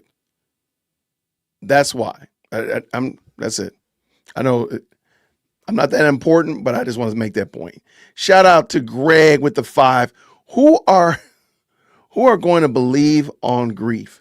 A psychologist. Who are we supposed to believe on grief? I'll go with that. A psychologist or a podcaster with an axe to grind. I'm going to go with option A. I'm going to go with, call me crazy. Call me crazy. I agree with that. Candace's face has changed. The demon has taken over. Thank you so much for the $2 super. For the love of Jesus. It's getting bad over here. It's getting bad in Nashville. Kobe's widow also lost a child that day. I mean, I don't even understand how those two are comparative. I really don't think that, in my own personal opinion, I don't think it's really fair to compare how somebody would do something in the event as if somebody who's been married for a week versus somebody who's been married for 67 years. Like, their relationship is different. If they both lose their husbands the same day, their responses might be different. I just don't think that that's fair for Candace to even interject Vanessa Bryant into this as if that is, again, a true pound for pound. Even you can't. I don't think you really can make a pound for pound comparison. I just don't think you can. Shout out to Captain Jax. What you got here? Forgiveness is not forgetting. There we go. Thank you so much for that 5. And I appreciate the kind and respectful word there. Absolutely. Why can't she understand that Kobe Bryant's death was an accident, a civil suit, whereas Charlie's was not? Can I sue until case is settled? That's a great point as well. But see, I don't think Candace cares. I think the whole point was to throw yet another piece of information, another factoid into the mix to get people all up in a bother. I'm sure we're going to start seeing people say, well, what about Vanessa Bryant? I'm pretty sure that's what you're going to start seeing in comments. Yeah, thank you so much, Phantom. Candy don't know FBI isn't lead. She is stupid. Thank you for the 2. Thank you also for this 2. Lemon was just released without bail. And see, that's messed up, man. Thank you so much for that. And then, of course, thank you for the $2 Canadian. Texts are verifiable. The lie is the context and spin. That's fine. I just want to see. I want to be verified. I want to know, how do we know that those text messages are to the people that she says that they're to? That's the verifiable. Because otherwise, you do realize that information will never be shared. And so all Cantifa is going to have is the information that, they marked the lady at the memorial and they were trying to get with her at the church. That's all they're going to have, because she's not going to give them anything else to move with. That's crazy work. All right, let's get done. I'm ready to go. Don Lemon got released. Very huge disappointment. Well, I'm going to still dunk on him, so let's go. Owens.com and buy some of our new merch. We have the sweatshirt that you guys Sorry. think funded Hamas. Bibi Netanyahu did, obviously. They fund terror and then they take advantage of terrorist attacks that they funded. Wow. I think that's pretty obvious, and that Bassem Youssef did a good job describing that. Julia writes, portraying devotion to Christ, but telling consistent lies gives me holier than thou vibes. Charlie said lying is like suicide to the soul. Love you, Candace. Thank you for the truth. I totally agree, but it is so much worse. like I said, and I've been saying this a lot, I rather people who honestly hate me making videos, speaking about me, doing whatever. But when you pretend that you're doing this as a pastor or somebody who's a godly woman, and you use biblical verses to try to persuade people to go after people that you perceive to be enemies, typically for purely political reasons or purely financial reasons, someone's paying you to do that, special place in hell reserved for you, truly. It's interesting. Candace never refers to scripture. Never. Like, show me an instance where she actually made a case for something from the Bible. Not to say, hey, that they had dreams or God shall not be mocked, but really truly make a case. That's really wild work that she keeps doing that. And yeah, let's go. Feel that way. It's just, God will not be mocked. That's all I'm going to say. Okay. DJ Mirko, it was this actually like 50 Cent here. This person's, hi, Candace. Ye tweeted out a photo icon. They gave a really big tip here of St. Moses the Black several years ago. And the momentum that Ye created by this post finally culminated in a film being released this Friday. Please give this redemption-themed film a quick shout out. I have no idea what this film is. My producer is putting a note here saying that's a modern retelling of St. Moses the Black that's based in Chicago. 50 Cent is the executive producer and Wiz Khalifa is in it. Me and 50 Cent should sit down in general because I see the memes of 50 Cent and Candace Owens. I see them. They're good. They're fun. And so 50 Cent, if you are watching, let's make this happen. We should just do this for the world and just go at each other. I think that's what needs to happen. Titus writes, now we are over the target. God bless you, Candace, and thank you for your bravery. John Heinchel writes, JFK was a Catholic and Charlie was at a minimum Catholic curious. By the way, just to pause before I finish what you wrote here, that annoys me so much too about the amount of smoke that I had to deal with. He wasn't a Catholic, nor the funded campaigns, and then low key, and then you're telling the person you're sitting with who's giving you the relics of how much Charlie just like to love to be in here and prayer and all of this stuff. It's just there's so many lies. There are so many lies. Anyways, to continue reading. What did she say? What has she actually said right there? She does that a lot, where it's like she waves her hands like I'm about to do something big, and she says something that really doesn't make any sense. And then she goes back. With, boy, these Zionists really don't like Catholics. Also, grieving widows don't have to lie regardless of how they are behaving. Mrs. Kirk is not just behaving inappropriately. She's behaving suspiciously. I agree that it is always suspicious to tell a lie. That is what makes people go, that's not right. That's what made me go, For me, when I saw her and Andrew Kovach colluding after she told me they were getting rid of Andrew Kovach and replacing him, and then I realized he's the one organizing the Paramount Tactical and also the Alex Jones, which I've now confirmed with people that they fired for no reason, that it was Andrew Kovach the whole time. So why did Erica lie to me? Why are we lying to Candace? Why are you lying to Candace? Anyway, Stephanie writes, I received my TPUSA hat today, LOL, most likely only because of the leaked call and the attention brought to the contract wording, if you will, regarding supplying the hats versus a plastic bracelet that said, we are Charlie Kirk. Your credibility is at 100. Thank you. Yeah, I got a lot of emails with that never even received the hat, and now they are suddenly receiving them. So that's good. Eamon Cullen writes, there is a reason for everything. We now see why Trump 45 and 47 got in. Without 45, 47, Charlie and you would not have been able to expose the truth. Watching this shows where we are in our Lord's plan. Peace is on the way. Christ is king. Keep going.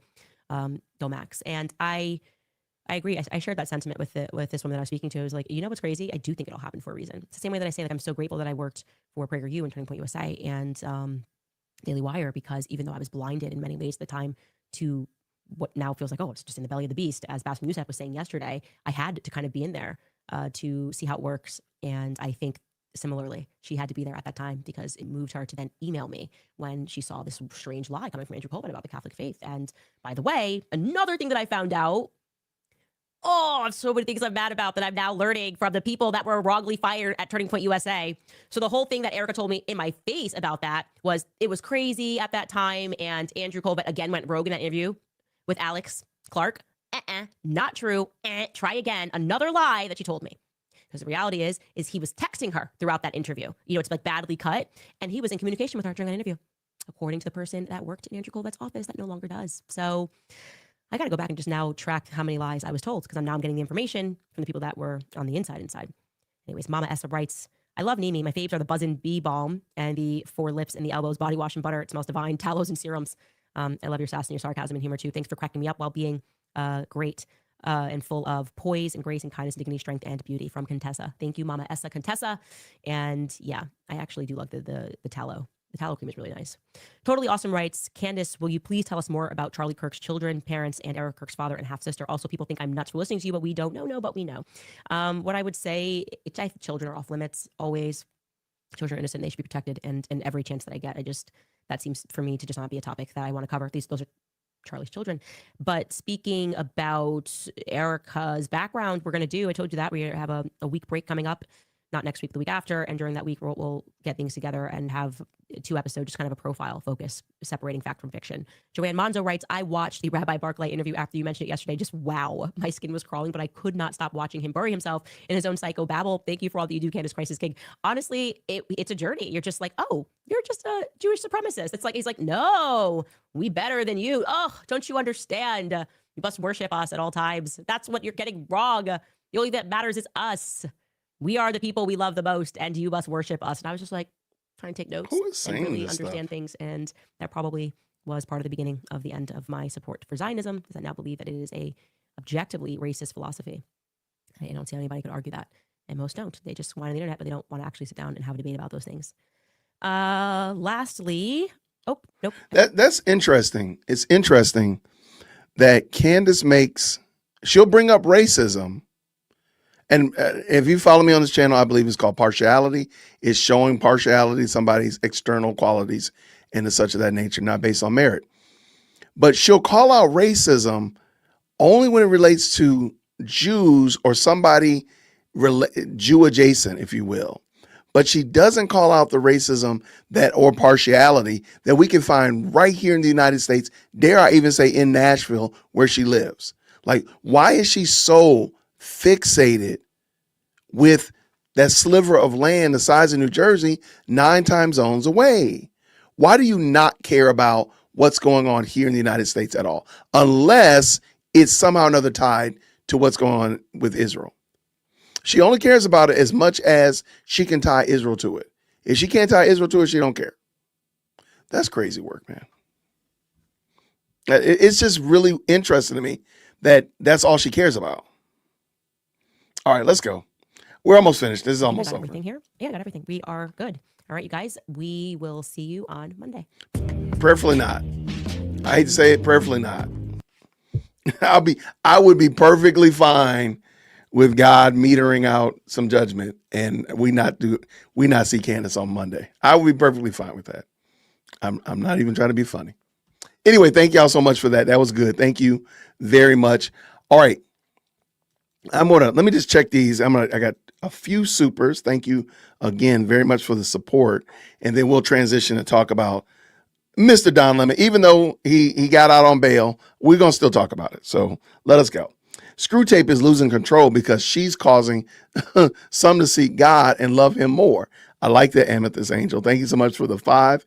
And you are perfectly correct. Yeah, Wormwood is mad at Candace for sure. No one hated TPUSA Erica before Candace Owens started this bovine scatology. You're right on the mark. Nobody did. Nobody was doing. This is all the byproduct of Candace's ministry. This is the fruit of her ministry, y'all. Thank you so much, Elizabeth, for the 10. Did you see that Candy's dad was a part of Sandy Hook? I've heard this, and I believe somebody emailed it to me. I haven't dug into it. I really didn't, but I'll continue. I guess he was a part of the cleanup crew, and I'm sorry for the lack of better words. Rotting Jewels here on YouTube did a deep dive. God bless you. Okay, well, thank you so much, Elizabeth. I will look into it for sure, and maybe we'll come back and talk about it another day. What do we got here? Candace is still a race-obsessed lefty. Sad. Thank you so much for the 2. I think she's always been a race-obsessed lefty. I mean, you got to prove it. You got to prove it different. She's headed towards her Nebuchadnezzar season. Please, Lord. Please. Thank you, Amethyst. I appreciate you, friend, for the 2. Thank you so much. Before we do that, you know what? I think the only thing right to get us prepared to start talking about Don Lemon is a proper palate cleanse. I think a proper palate cleanse is in order. I think that's the thing that will help us kind of transition and not be like angry or whatever. So let's go see whatAmi's up to. Ami, how are you doing, brother? I would love to have Ami on the show, y'all. Somebody make that happen. Tell Ami to holler at his boy. Let's go. All right, you guys, we're just going to cut right to the chase here and go to this final scene of a very interesting movie, very interesting film that I found kind of disturbing. I don't get it. I don't know what's going on. I have questions. We're going to look at these scenes from Titanic, and as you'll see, something doesn't feel right. Doesn't feel right. Let's take a look to cut two. Can we start from the beginning there? Can we just go to the beginning part for one second? I just want to give you the full context. I want to give you the full context. Run it from the beginning. Okay. It's getting quiet. It's just gonna take them a couple of minutes to get the boats organized. What? I don't know about you, but I intend to write a strongly worded letter to the White Star Line about all this. Okay, clearly he's making a joke here. He's trying to be lighthearted, which I find hard to believe when you're struggling, when you're clearly supposedly having hypothermia. And if you're hypothermological, I just don't understand how you would be able to make a joke. I don't know. It just feels odd. I don't even understand why you would be attempting to speak when you're dying, supposedly dying. Why would you even attempt to speak? Just seems like a waste of time and supplies to even do that. Why would you do that? Let's keep watching. I love you, Jack.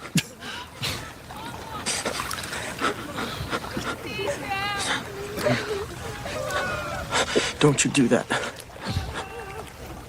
Don't you say your goodbyes. Not yet. Do you understand me? Okay, first of all, making demands on how people speak.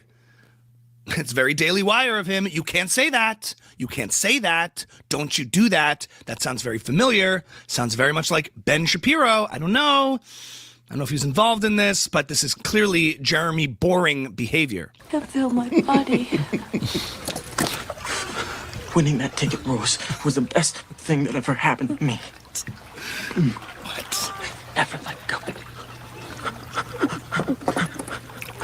I will never let go, Jack. I'll never let go. Of course, we all know what happens. She does let go, which is just obviously so hypocritical that she ends up letting go of Jack at the end. And so, I don't know, something doesn't feel right. Of course, you realize when you want to get to the bottom of the story, you follow the money. The money, and of course, if you follow the money, you can find out what actually happened. Can we go to cut 3? Her hand is...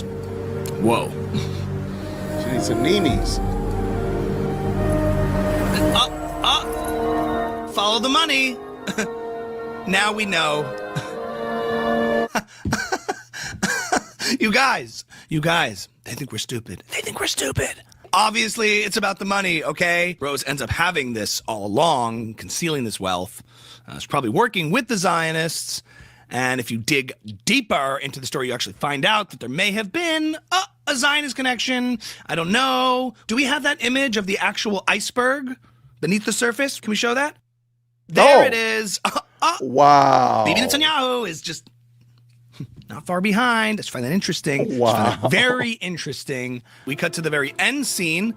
What are we looking at? This is exactly what it's like when I meet with Charlie in my dreams. This is the scene from my dreams that they clearly took, because this is what it's like when I meet with Charlie in my dreams. There he is. There's Charlie.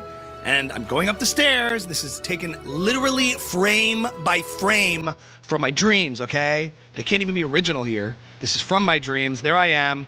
There's Charlie. And there's all of Turning Point USA just surrounding us. Yeah, because I solved the case. You told me the truth. Because this is literally, I kid you not, taken from my dreams. I know a lot of people found this movie very sad, very emotional, very moving. I don't. I find it full of lies. Something doesn't add up, something doesn't feel right. Not gonna fall for it. One more thing, I do find it very interesting that the official theme song for the movie was actually about me and Charlie.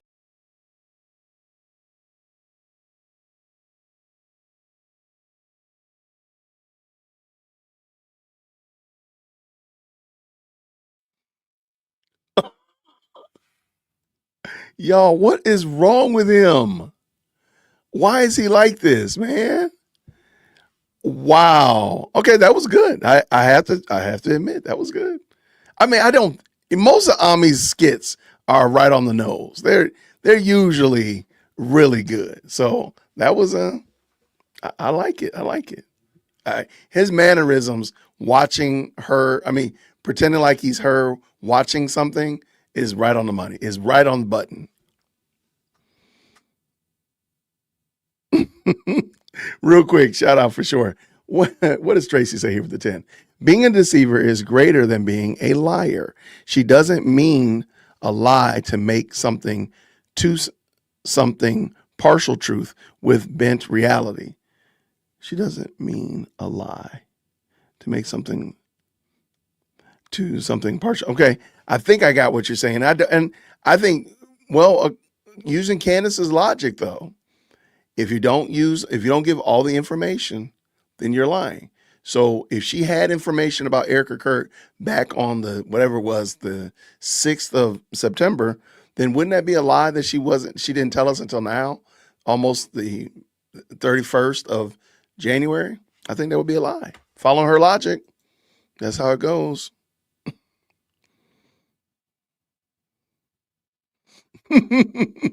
Word is she's never had a dream about Mr. Farmer. I mean, why is it that she? It's just weird to be a whole married woman and you talk about another man who's married to another woman, by the way, so much. Like that's going to have to be studied by science. All right, let's look at this document because at 8:00, I believe I'm still going to have a guest come by who's going to tell me that I'm wrong about my perspective about Mr. Don Lemon and my celebration about Don Lemon at least getting arrested. I still want them to throw the book at him, but we're going to see what happens. This is United States District Court, District of Minnesota. We see patient number 4 is Mr. Don Rinaldo Lemon. Is that how you say it? Rinaldo Lemon. I don't know who 5 and 9 are. Why do they get their names redacted? But it is what it is. All I need to see is Mr. Don Lemon. That's all I need. All right. The grand jury charges that at all times relevant to this indictment, the city's church, the church, is a Christian house of worship located in St. Paul, Minnesota. On the morning of Sunday, January 18th, at approximately 10:30 a.m., the church's pastor was leading the congregation in a liturgical service. In that service, the church pastor and congregation were then exercising and seeking to exercise the First Amendment right of religious freedom at the place of religious worship, a right that is also protected by the federal statute codified by Title 18, United States, Section 248. All right, let's go. Let me get this cleared out for y'all so we can all see it. There we go. All right, let's go. After the service commenced, a group of approximately 20 to 40 agitators, including all of the defendants named in the indictment, entered the church in a coordinated takeover style attack and engaged in acts of oppression, intimidation, threats, interference, and physical obstruction alleged herein. As a result, the defendant's conduct, the pastor and congregation were forced to terminate the church's worship service. Congregants fled the church building out of fear of their safety. Other congregants took steps to implement an emergency plan, and young children were left to wonder, as one child put it, if their parents were going to die. Count 1. All defendants, and here it is, conspiracy. All right. And I really want us, and hopefully I'll get done with this before my guest comes on, because I really believe that Don Lemon is in a lot of trouble with this. And if you watch the video, Don Lemon is the best witness against himself because Don Lemon live streamed that entire thing. So all the jury is going to have to do is see him doing the setup when they were in the parking lot talking about this is a pull-up operation and all that kind of stuff like that. So this is going to be very interesting to see how this plays out. So let's bring it back in. Let's go. The allegations set forth above in paragraph 1 through 4 of this indictment are realleged in corporation herein by reference. Object of conspiracy. Beginning on an unknown date and continuing to on or about January 18th, the state of and district of Minnesota defendants. We already got that. These people conspired and agreed with one another and with other persons and unknown to the grand jury to injure, oppress, threaten, intimidate multiple persons, including the clergy, staff, and congregants of the city's church in a free expression and enjoyment of their rights and privileges secured by them by the laws of the United States. And because of such persons having experienced such right, namely exercise of the First Amendment right and religious freedoms at a place of religious worship as secured by Title 18 United States Code Section 248C, all the violations of Title 18 are conspiracy against rights. Manner and means. In order to achieve the object of conspiracy. All right, so here it is. This is why I think Don Lemon is he's down bad. Defendants Armstrong and Allen, together with other persons unknown to the grand jury, organized the operation targeting the church, which they dubbed Operation Pull Up, and promoted it on the internet via Instagram accounts. All defendants met at the shopping center for a pre-op briefing, during which Armstrong and Allen advised other co-conspirators, including defendants Kelly, Lemon, somebody else, Lundy, Cruz, and Ford, about the target of the operation, i.e., city's church, and provided instruction on how the operation would be conducted once they arrived at the church. Once the church, all of the defendants entered the church to conduct a takeover style attack and engage in various acts of furtherance of the conspiracy.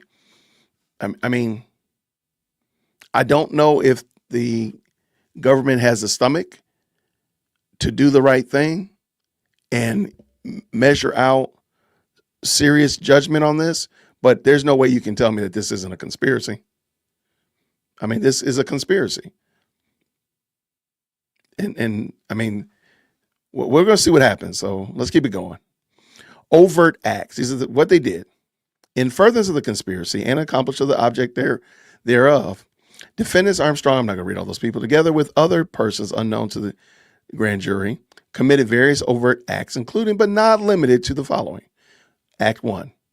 On the 17th of January, defendant Armstrong posted a flyer on 2 Instagram accounts controlled by her and advertising an anti-ICE action dubbed Operation Pull-Up, telling fellow agitators where to meet to prepare for the operation and exhorting them to be ready to mobilize. ICE refers to Immigration, Customs, and Enforcement.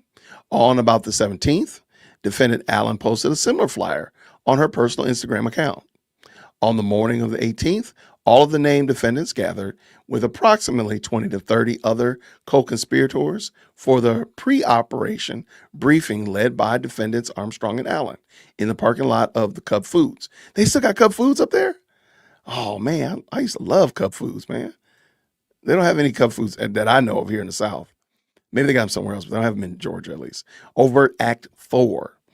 At the pre-operation briefing, defendants Armstrong Allen advised other co-conspirators, including defendants Kelly and Lemon, and about the target of their operation, i.e. city's church, and provided instruction on how the operation would be conducted once they arrived at the church. For a conspiracy, they've already created a conspiracy. The conspiracy is already there. So all it needs is one person to go and act it out.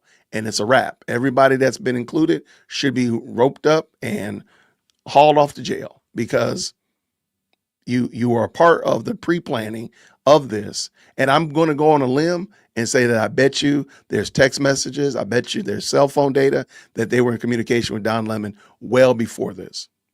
Just want to make sure we say that. All right, let's keep it going. Overt act number 5. On the morning of the 18th, defendant Lemon began live streaming on his internet-based show, The Don Lemon Show, where he explained to his audience he was in Minnesota with the organization that is geared up for a resistance operation against the federal government's immigration policies and took steps to maintain operational secrecy by reminding certain co-conspirators to not disclose the target of this operation, and stepped away momentarily so his mic would not accidentally divulge certain positions of planning session. Okay, I think he's cooked. If the law enforcement has the stomach to do the right thing, he's cooked. During the discussion with defendant Armstrong at the pre-op briefing, defendant Lemon thanked defendant Armstrong for what she was doing to assure her that he was not saying what's going on, i.e. was not disclosing the target of the operation. Don Lemon was his own his own best witness against himself.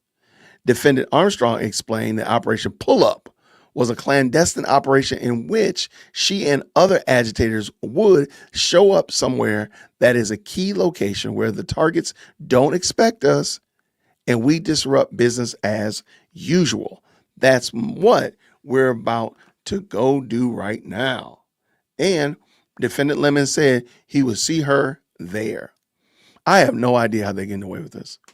I have no idea, except for unequal weights and measures. Don Lemon gets different treatment. That's the only thing I can think of. Before heading to the church to join the co-conspirators, defendant Lemon advised his live stream audience that we're going to head to the operation. Again, we're not going to give any information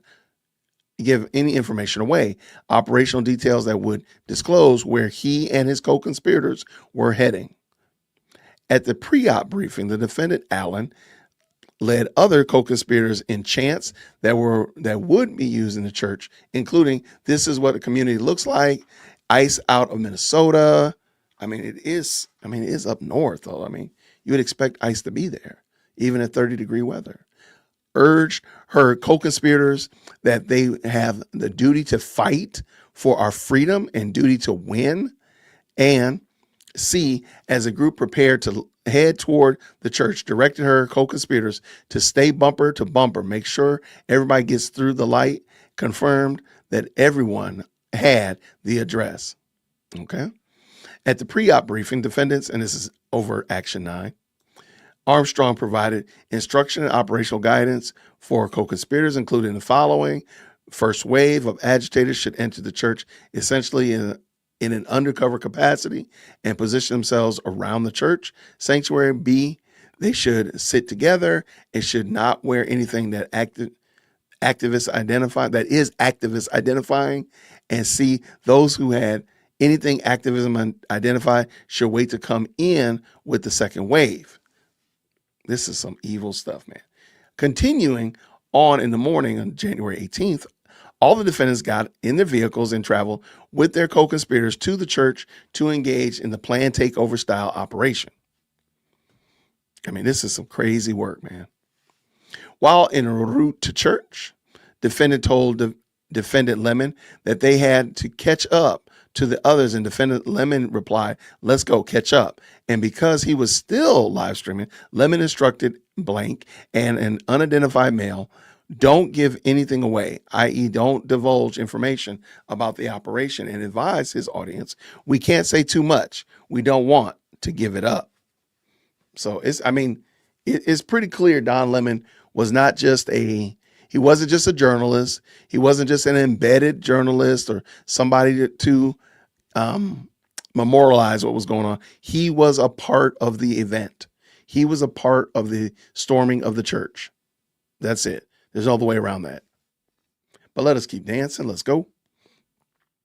Continuing on in the morning of the 18th, all of the defendants together with their co-conspirators entered the church sanctuary with their first wave positioning themselves among the congregants, and the second wave led by defendants Armstrong and Allen, commencing to disrupt takeover operation, in which the first wave of agitators then actively joined. As the pastor was beginning his sermon, Defendant Armstrong interrupted the service with loud declarations about the church harboring a director of ICE and indicating that the time for judgment had come, and other co-conspirators immediately joined in by yelling and blowing whistles in a takeover action on the church, all of which quickly caused the situation in the church to become chaotic, menacing, and traumatizing to church members. While inside the church, defendants Armstrong, Allen, Kelly, and these other people and others led and joined in on co-conspirators in various chants, including "Ice Out," "Hands Up, Don't Shoot," the "Stand Up, Fight Back," while gesturing in an aggressive and hostile manner, which congregants and the pastor perceived as threats of violence and a potential prelude to a mass deletion. All right, I'm not going to. This is wild. While inside the church, defendants Armstrong and the rest of these people oppressed, threatened, and intimidated the church congregants and pastors by physically occupying most of the main aisle and rows of chairs near the front of the church, engaging in menacing and threatening behavior, for some chanting and yelling loudly at the pastor and congregants, and or physically obstructing them as they attempted to exit and or move about within the church. While inside the church, defendants stood with other agitators in and around the main aisles of the church and intimidated the church members and obstructed and interfered with their freedom of movement, approaching the pastor and congregants in a menacing manner, and near the end of the operation, loudly berating the pastor with questions about Christian nationalism and Christians wanting to have their faith be the law of the land. While inside the church, defendant Lundy personally participated in disruptive behavior operation with other defendants by standing in the main aisle with the others and contributing to the physical obstruction and intimidation of the congregants participating loudly in some of the chants, one saying that the targeted ICE agent must be out, punching his fist in the air. All right. Yeah, I don't know. I might be wrong. Maybe I'm missing it, but I don't know how Don Lemon's going to get out of this one. To me, I think the law is in favor of them, of the judicial system. And if they just do the right thing, Don Lemon's cooked. Thank you so much, Captain Jack. Someone will turn evidence on Don Lemon before this case is over. Someone always does. Just my experience talking. Thank you for the 5. That would be interesting. I would love to see.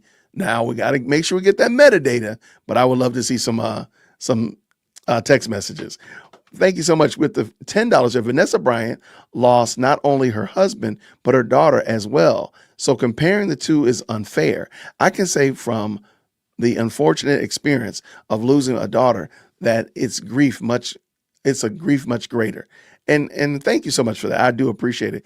I don't understand how Candace can even conflate those two as if they are a pound for pound. I think that's just wild work. Texas, thank you so much for the very kind 20. She says this: just want everyone to know you all matter, and Candy has issues, in my opinion. I agree with you so much, based upon information and belief. Thank you so much for the 20. I appreciate it. And what do we have here, Don? Danielle, no question, no comment. Just pure love of the game. Thank you so much. I appreciate it. Let's finish up these. I'm supposed to have a guest come through at 8:00, and I would love to maybe catch another little Ami video or something like that before we do that. So let me get in here. All right, let's go. While inside the church, defendants' crews personally participated in disruptive takeover operation with other defendants by standing in and around the main aisle with others and contributing to the physical obstruction and intimidation of congregants and participating in some of the chants. While inside the church, defendant Kelly disrupted the service by chanting, "This ain't God's house. This is the house of the devil." Wow. Approached one female congregant who was with 2 young children and demanded to know in a hostile manner why they were not involved in and supportive of the takeover operation, screaming Yahtzee in the congregant's face, and asked child congregant, "Do you know your parents are Yahtzees? They're going to burn in." Wow. I think that's the guy, if I'm not mistaken, the wild looking dude that was, telling Pam Bondi to come get me. Defendant Lemon told his live stream audience about the congregants leaving the church and about a young man who Lemon could see as frightened, scared, and crying. And Lemon observed that the congregants' reactions were understandable because the experience was traumatic and uncomfortable, which he said was the purpose. Please let them have the stomach to do the right thing. Please. All right.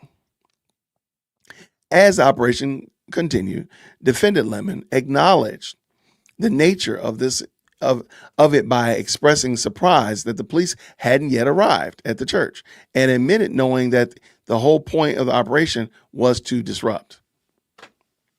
I mean, his live stream is going to be his biggest. It's going to be the state's evidence.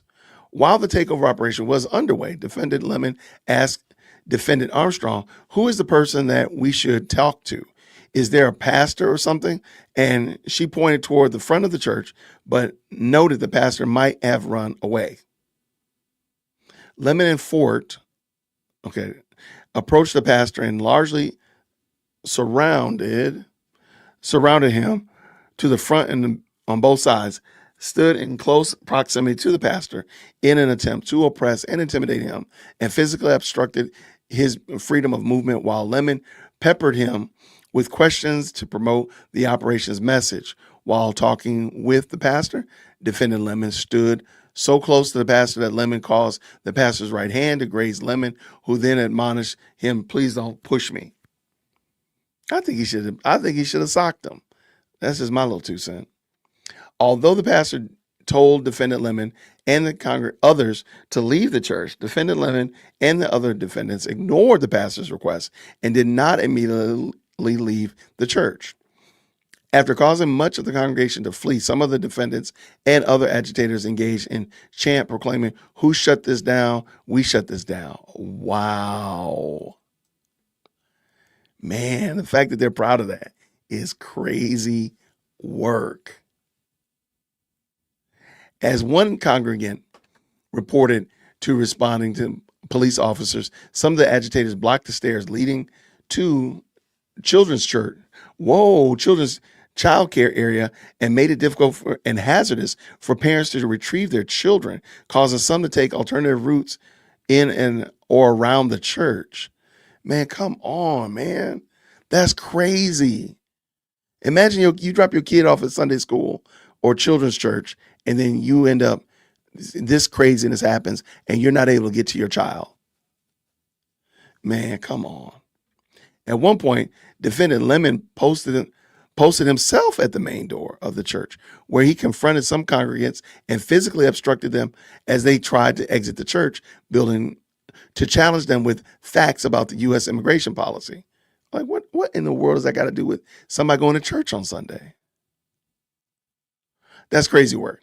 As a minivan full of children was preparing to depart the church, Defendant Kelly, yeah, that's the guy, walked in front of the minivan and angrily yelled at the occupants, and Defendant Armstrong and Fort stood in front of the minivan while Fort interviewed Armstrong. Wow. All right.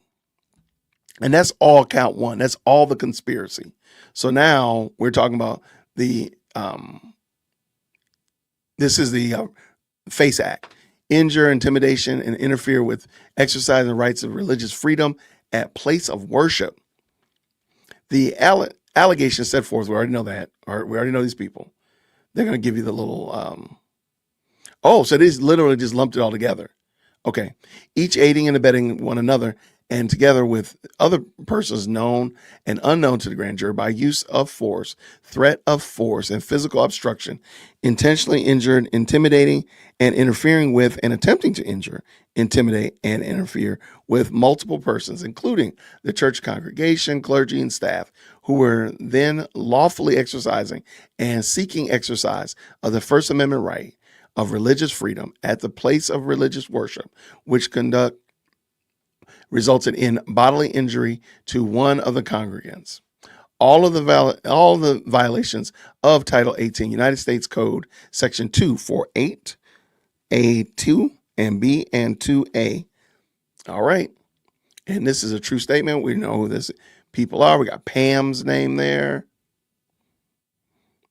Who else we got? I think that's it. Wow. All right. Yeah, I want to see.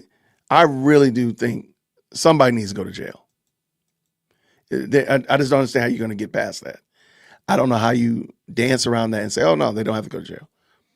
I mean, if that happened, again, if you just flip the people groups on their heads, it's if you flip the people group, it's going to be, there would be jail. They'd have paddy wagons lined up for days.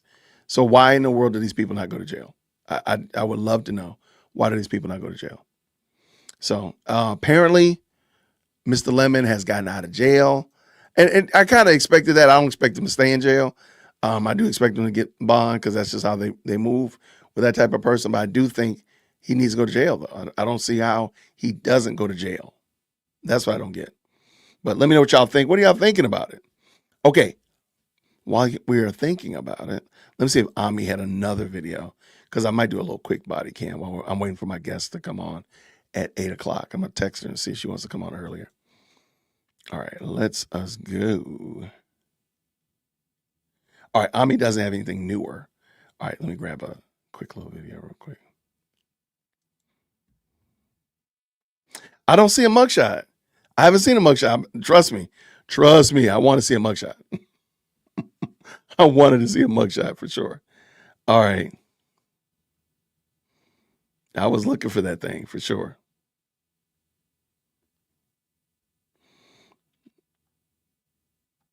All right. If Lemon does not go to jail, every church should stand up and protest. Oh, I agree. 100%. It's a person that was in my comment section on my Don Lemon video. If you go to the Don Lemon video, she was very vocal. And it's actually the pinned comment. She had a lot to say. And I just invited her to come on and let's talk about it. So.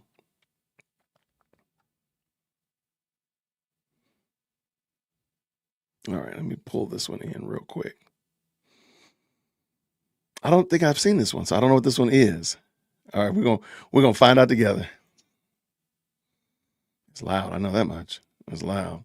All right, we got a quick little body cam.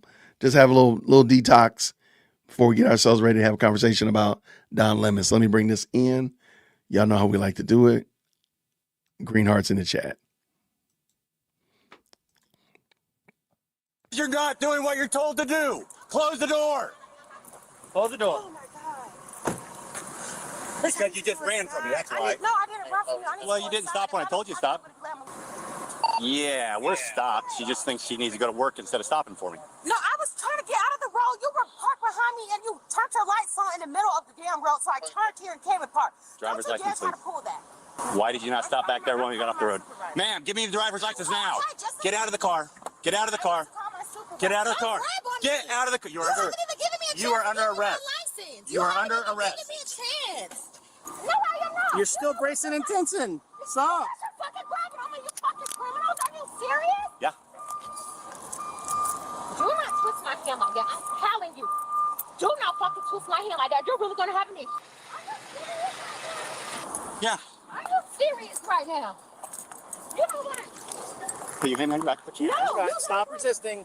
Stop. Stop. Stop. Stop. Stop. Stop. I am not resisting arrest. Stop. Yes, you are. Are you serious? Yes. I was not resisting arrest. Are you serious?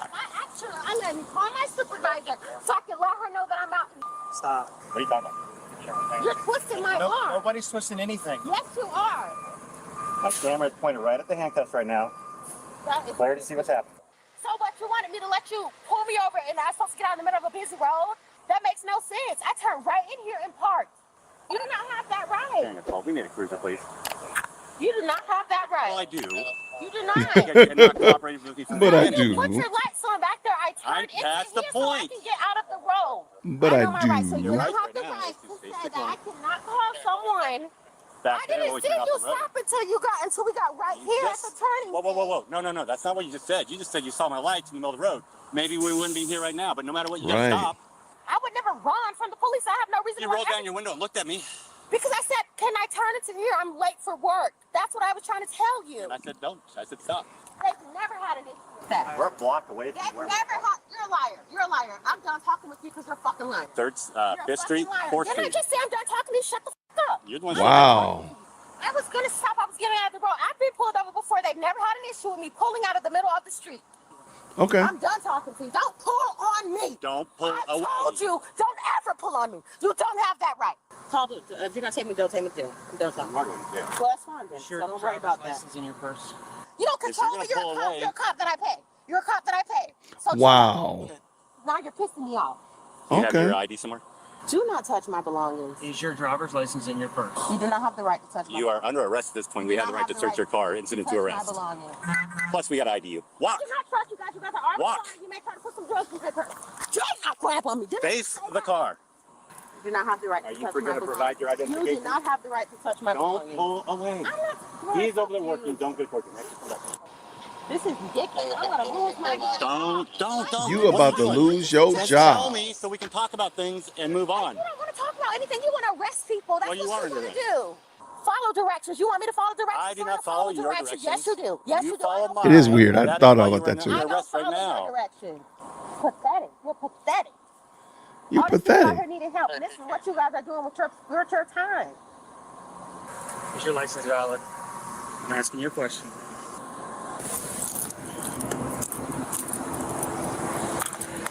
Valid 5429.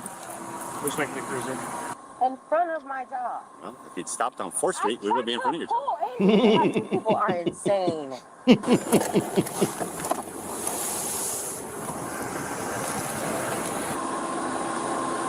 I just hate all the resources, All right, we're man. going to go walk over this cruiser. There are 5 officers here. Right over here, officer. You close up my stuff. We'll take care of your property. We got you. We got you. We'll take care of your property. Come on. Thank you, sir.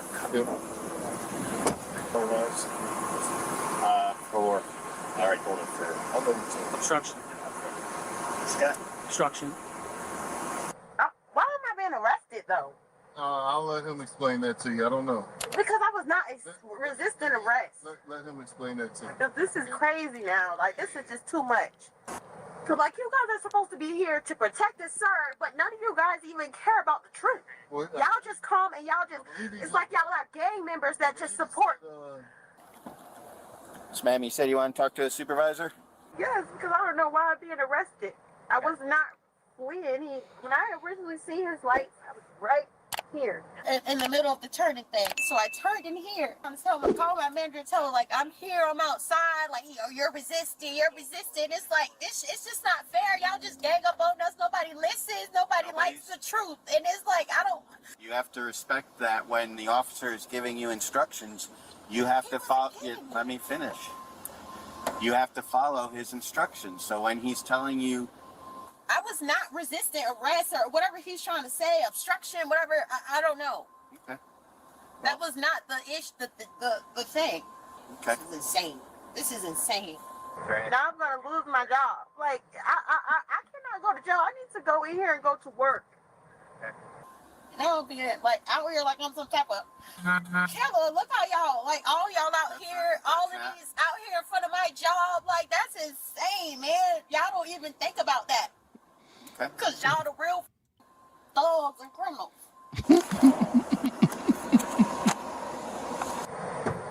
They do not have the right to rummage through my stuff. They are to get out of my car now. Ramage through. Don't be ramaged through in it. Y'all under arrest. I'm not under arrest. I'm finna get so pissed off. I'm finna get so pissed off. Stop rummaging through my shit. Stop ramaging. Put ramage in the chat. Don't be ramaging. You do not have the right to rummage through my stuff. He's And got not that fake ass ramage. security guard that was on the scene, not his fake ass. Well, like he want to be a supervisor because I want to challenge all y'all. Because obstructing, can you explain what obstructing is? 16, bro. Yeah, how can I take this to trial? Yes, please. Yeah, matter of fact, call somebody out here because I want to challenge that officer. I'm going to challenge all y'all, actually. The date was October 5th, 2025, and at 10 a.m., a high-speed pursuit shattered the morning calm. It began when an officer clocked a sedan flying at 64 miles per hour in a 35 mile per hour zone, weaving through traffic and using the painted median to illegally pass other drivers. When the sirens wailed, the driver initially pulled over, but then suddenly sped away. It took multiple verbal orders over the PA system before she finally came to a halt. The situation immediately turned volatile as the driver jumped out of her car, ignoring commands to stay inside. "I was just trying to get off the road," she yelled, claiming she never heard the orders to stop. As the officer moved to detain her for the reckless flight, a physical struggle ensued. Despite her cries that she knew her rights and was only worried about being late for work, her resistance led to charges of obstruction and resisting arrest. Subscribe for more videos and get the latest deep dives into the archives of body cam reel files. Hit the notification bell so you never miss a new upload. I appreciate you. I don't know. Hold on. I don't like those ones. But shout out for sure. Thank you so much. What do we have here? Danielle says this with the 10. Candace was upset because she got a lot of backlash for her reaction to the leaked videos. Even a couple of her own turned on her. Narcissistic injury makes them mad. Okay. Look, I don't think those videos were the leaked audio and the Zoom call. I don't think they were bad at all. I think they showed that she was leading the ship. Like, I don't get it. Don't forget Creepy Joe, Department of J, not only charged, but convicted 7 reporters after January 6th. That's right. Look, I just need them to do the right thing. All right, Jason, have you seen Edie's videos from yesterday and today? Epic. I have not seen the one today. I did see the one yesterday. If my guest is late, then I will pull that in. I might have time. Let me see. Maybe I'll pull that in and give a shout out to Edie Lowe for sure. Real quick. Candace is upset. I just said that. Thank you so much again. And then what do you say here? Jesus, Freak 2000 with the 2. Have you heard of the comedian Nick Peterson? Check him out. Nick Peterson. I've not heard him. I have not, but I will check for him for sure. Let's go check out what Edie was doing yesterday. And you said that was yesterday and today. So let's go see what Edie Lowe is doing.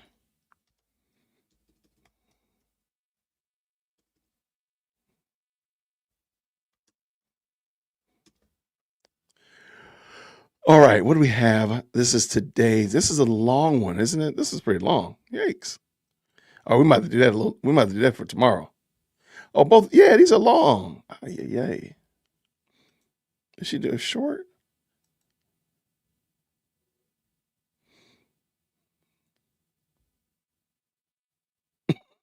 Let me do this one right here. There's a short she did.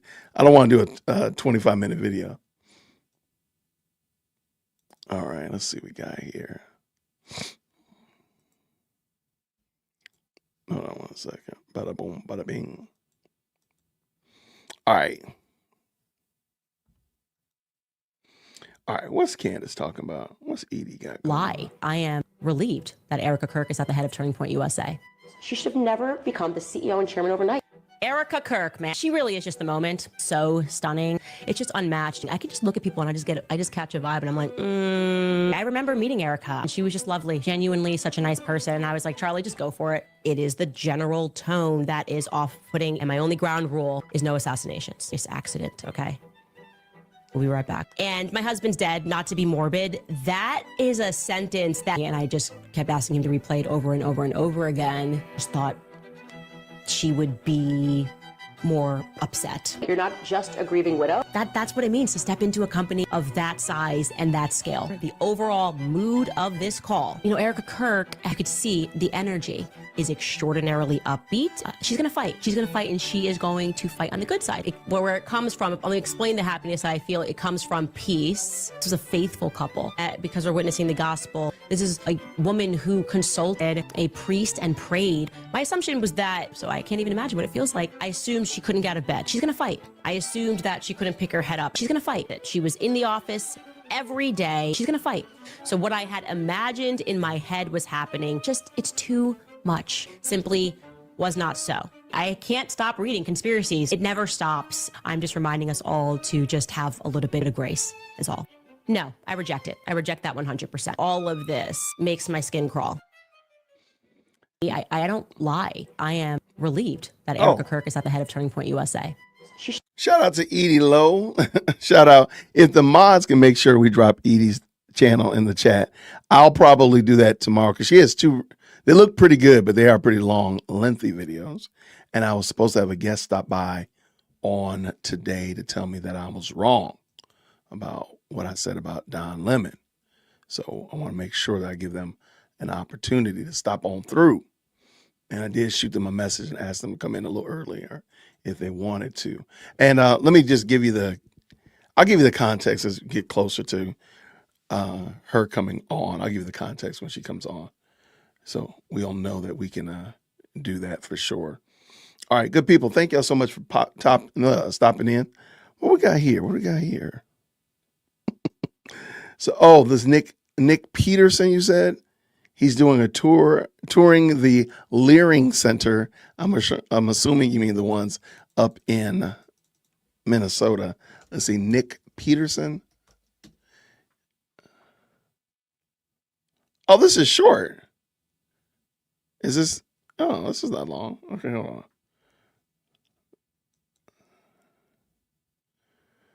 Oh, we can do this real quick. Yeah. Well, I've never seen this guy before.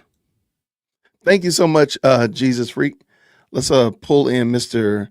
Quality Leering Center. Imagine. And if the mod, let me drop the link in the chat too, so y'all can go check out what he's doing. I'd like to support content creators that when we have new ones that we just pop in. All right, there we go right there. Let me drop this into the chat. All right, let's go. All right, let's see what he's talking about. And this was called, wait, what is this called? The Quality Leering Center commercial. Let's see what he's got. Green hearts in the chat where you can hear. Imagine your child leering math right here. Or perhaps leering science over here.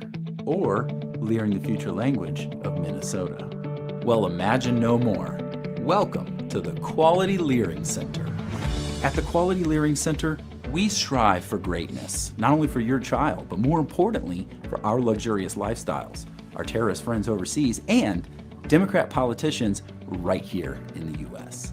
To achieve that greatness, we follow the 5 fundamental tenets to success: fabricate everything, receive government funds, act the victim, undermine the opposition, and deny, distract, demonize.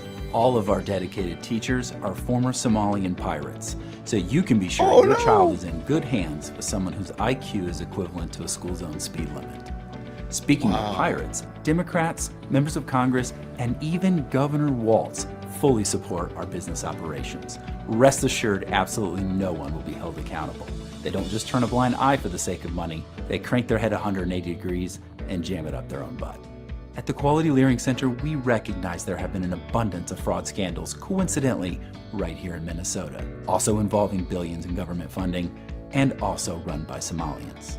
Therefore, to solidify your trust, we promise to lear from their mistakes and ensure your tax dollars reach the right hands in Somalia.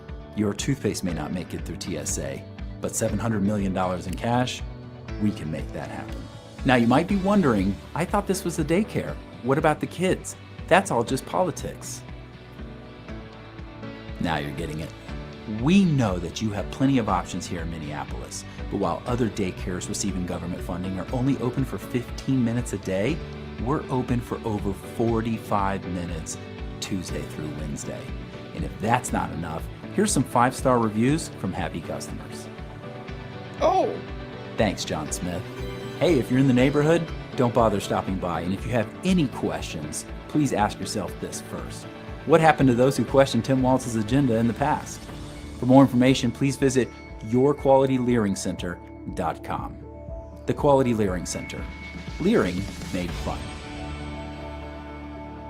That was actually really good.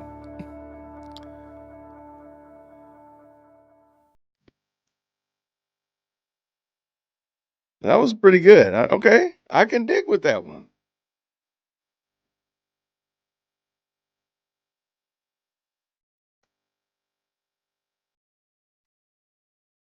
All right, let's okay. Maybe you know what we need to do? We of course we have body cam day. Maybe we need to do like just a comedy show and look at some comedy videos. I can rock with that. I can get down with that. Nick Peterson. Let me go ahead and subscribe real quick. All right, let me see. Let me grab another. I don't know if my guess is falling through or not. All right, let's see.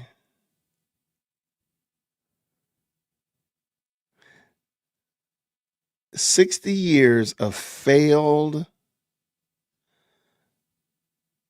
weather predictions." Everybody, All right, let's see. He got the tinfoil hat on. We're already winning right there. We're winning with the tinfoil hat. Maybe do like a whole comedy show. I mean, I got a whole bunch of body cams too. Well, we'll figure it out. We'll figure it out. All right, let's go. Hey, the tinfoil hat is approved by me for sure. All right, let's go. Green hearts in the chat when you can hear. Everybody panic. Today's humor is brought to you by 60 years of failed climate predictions. And before all you internet scientists label me a conspiracy theorist for having common sense, I'm not saying the climate changing is out of the realm of possibility. All I'm saying is in the 60s, we needed to panic because a biologist who predicted oil would be gone in 10 years said unless we're extremely lucky, everybody will disappear into a cloud of blue steam by 1989. Bruh. Well, see, we didn't have the technology back then. We're not talking handlebar mustaches and riding penny farthings. We were putting people on the moon. Or were we? In the 70s, we needed to panic because the New York Times and Science Magazine said there'd be another ice age by the year 2000. Now, I'm no scientist, but I'm pretty sure that the only ice age we've had in the last 60 years was voiced by Ray Romano. Brown University's Department of Geological Sciences wrote to Nixon warning him of imminent glacial temperatures, but not before. They said, panic, urban citizens will need gas masks by 1985, and pollution will kill all fish. In 74, we needed to panic because satellites apparently showed proof an ice age was coming fast. And 2 years later, the scientific consensus was a global cooling famine was imminent. And then in the 80s, we needed to panic because acid rain would destroy all crops in 10 years. Now, it was around this time that science threw a curveball sharper than Greg Maddox. They were like, ice age? What? We didn't say that. We meant global warming. Because in 1989, the UN said we needed to panic for the Maldives would be underwater by 2018. In the 90s, they said, everybody panic, the ozone layer will be gone in 10 years. And by 2000, your hairspray would melt all ice caps and, quote, children won't even know what snow is anymore. In 2005, we needed to panic because Manhattan would be underwater by 2015. I know that's bull crap. I just waited in line for half an hour there because my wife likes pop-up bagels. They are very good. In 2008, Al Gore told us to panic because the Arctic would be ice-free by 2013. Then in 2019, AOC gave us all Forrest Whitaker eye with the dumbest prediction that the world would end in 12 years. So that's what? 15 predictions right there from some of the smartest people on Earth. Not AOC, but the other ones. For you stat keepers out there, they're 0 for 15 on those. So forgive me if I don't immediately panic on the newest climate thing. And now we got paper straws stuck to our lips because y'all are taking environmental advice from the Swedish Simple Jack. Despite none of those things happening, Justin Trudeau has implemented a carbon tax on Canadians to save the world. The way it works, is you pay higher taxes in hopes that having a car is unaffordable. And he takes private jets. Don't need a telescope to see that's bull crap coming from a mile away. Okay. Well, thank you. Thank you. I appreciate that. Was a good recommendation. Thank you. I'm looking forward to we'll check him out a little bit more. Got no tinfoil in the house. Can I use plastic wrap instead? That's not environmentally friendly though. It's not easy to recycle. So I don't know if you can use that. Why don't you just put like a pot on your head and send me a picture of it. I promise not to share it with anybody. Just put like a pot on your head. And that'll probably work. Because that's recyclable, you know, you can reuse that. Just a thought.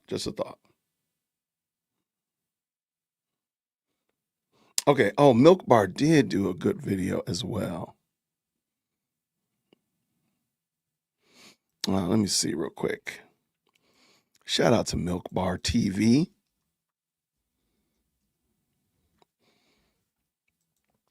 All right. Now, I was trying to clear our palette of Candace, but y'all bringing me back. Y'all just running it back to Candace. So don't blame me that we're back on Candace. Okay. Which one was it? Oh, because I actually saw this one. That's why I recognize it. All right, let's pull it in.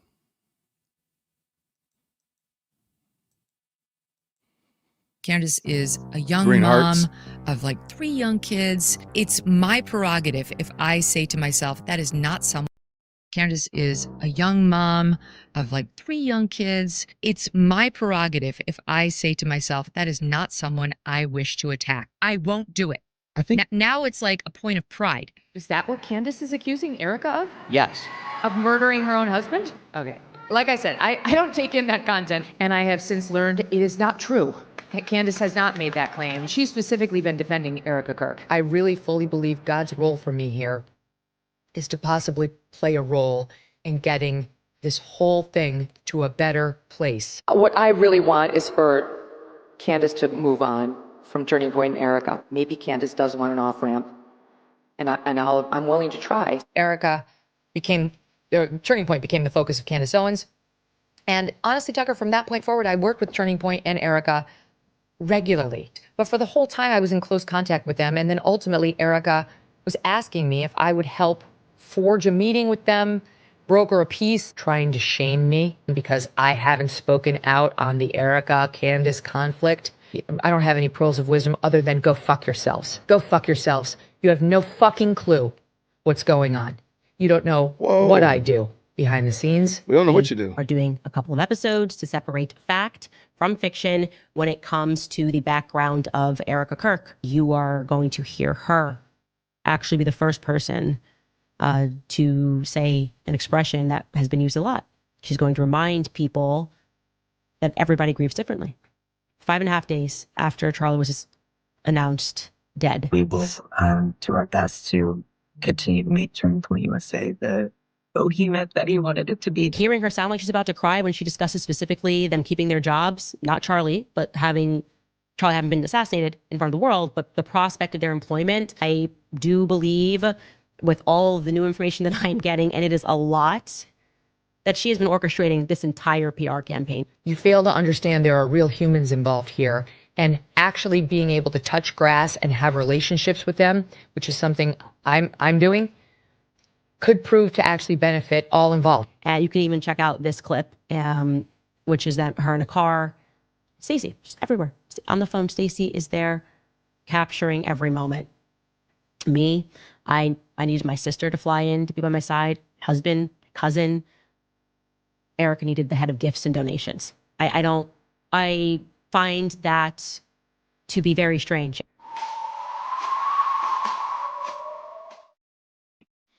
Well done, Milk Bar. Well done. Well done, my friend. Well done. All right. This is going to be good. I'm waiting. I told you all earlier. Let me just pull it in real quick. I did this video earlier today. It's my video on Don Lemon. Don Lemon is arrested. And in the comments, a young lady told me that I was wrong. And if you can go check it out, I pinned it to the top because I just thought it was very insightful. Just lots of insight there.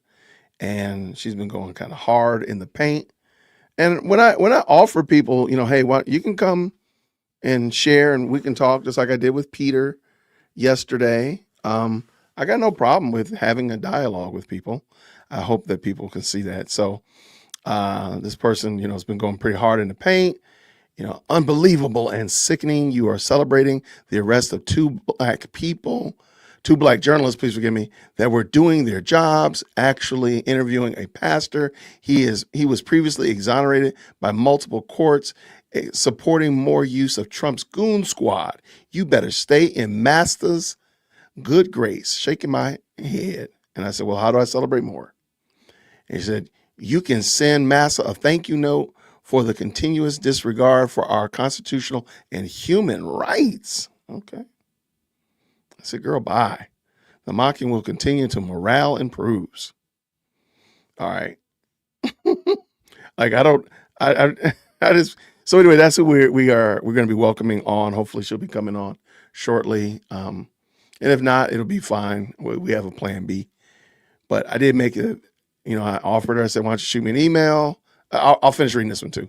It's good to know that you do not believe in the First Amendment and support constitutional rights for all races being stripped. It's sad to see our people of all people support this hypocrisy by the president. He is using the office to wage war on anyone he disagrees with. People are being hurt, terrorized, and losing their lives and freedom. All right. Well, thank you so much. Looking forward to this. Well, she shot me an email. So it wasn't just a troll. She shot me an email. So I figured she meant she was really, truly wanting to have a conversation, wanting to have that good old dialogue. I'm always keen, always open to some dialogue. I like that. So that is it. I'll give her a few more minutes. And if not, we will transition on to another direction if we need to. All right. So that's who we're waiting for. And hopefully I've been looking, I've not seen a Don Lemon. I haven't seen a Don Lemon mugshot, but if anybody does find one, dearwokec@gmail.com.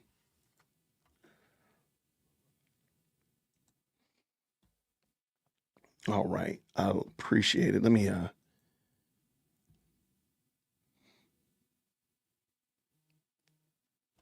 hold on 1 second. Nope, that's not it. All right. Let's go see what we got. Let's go back. Let's who's my master? Christ. That's it. That's it.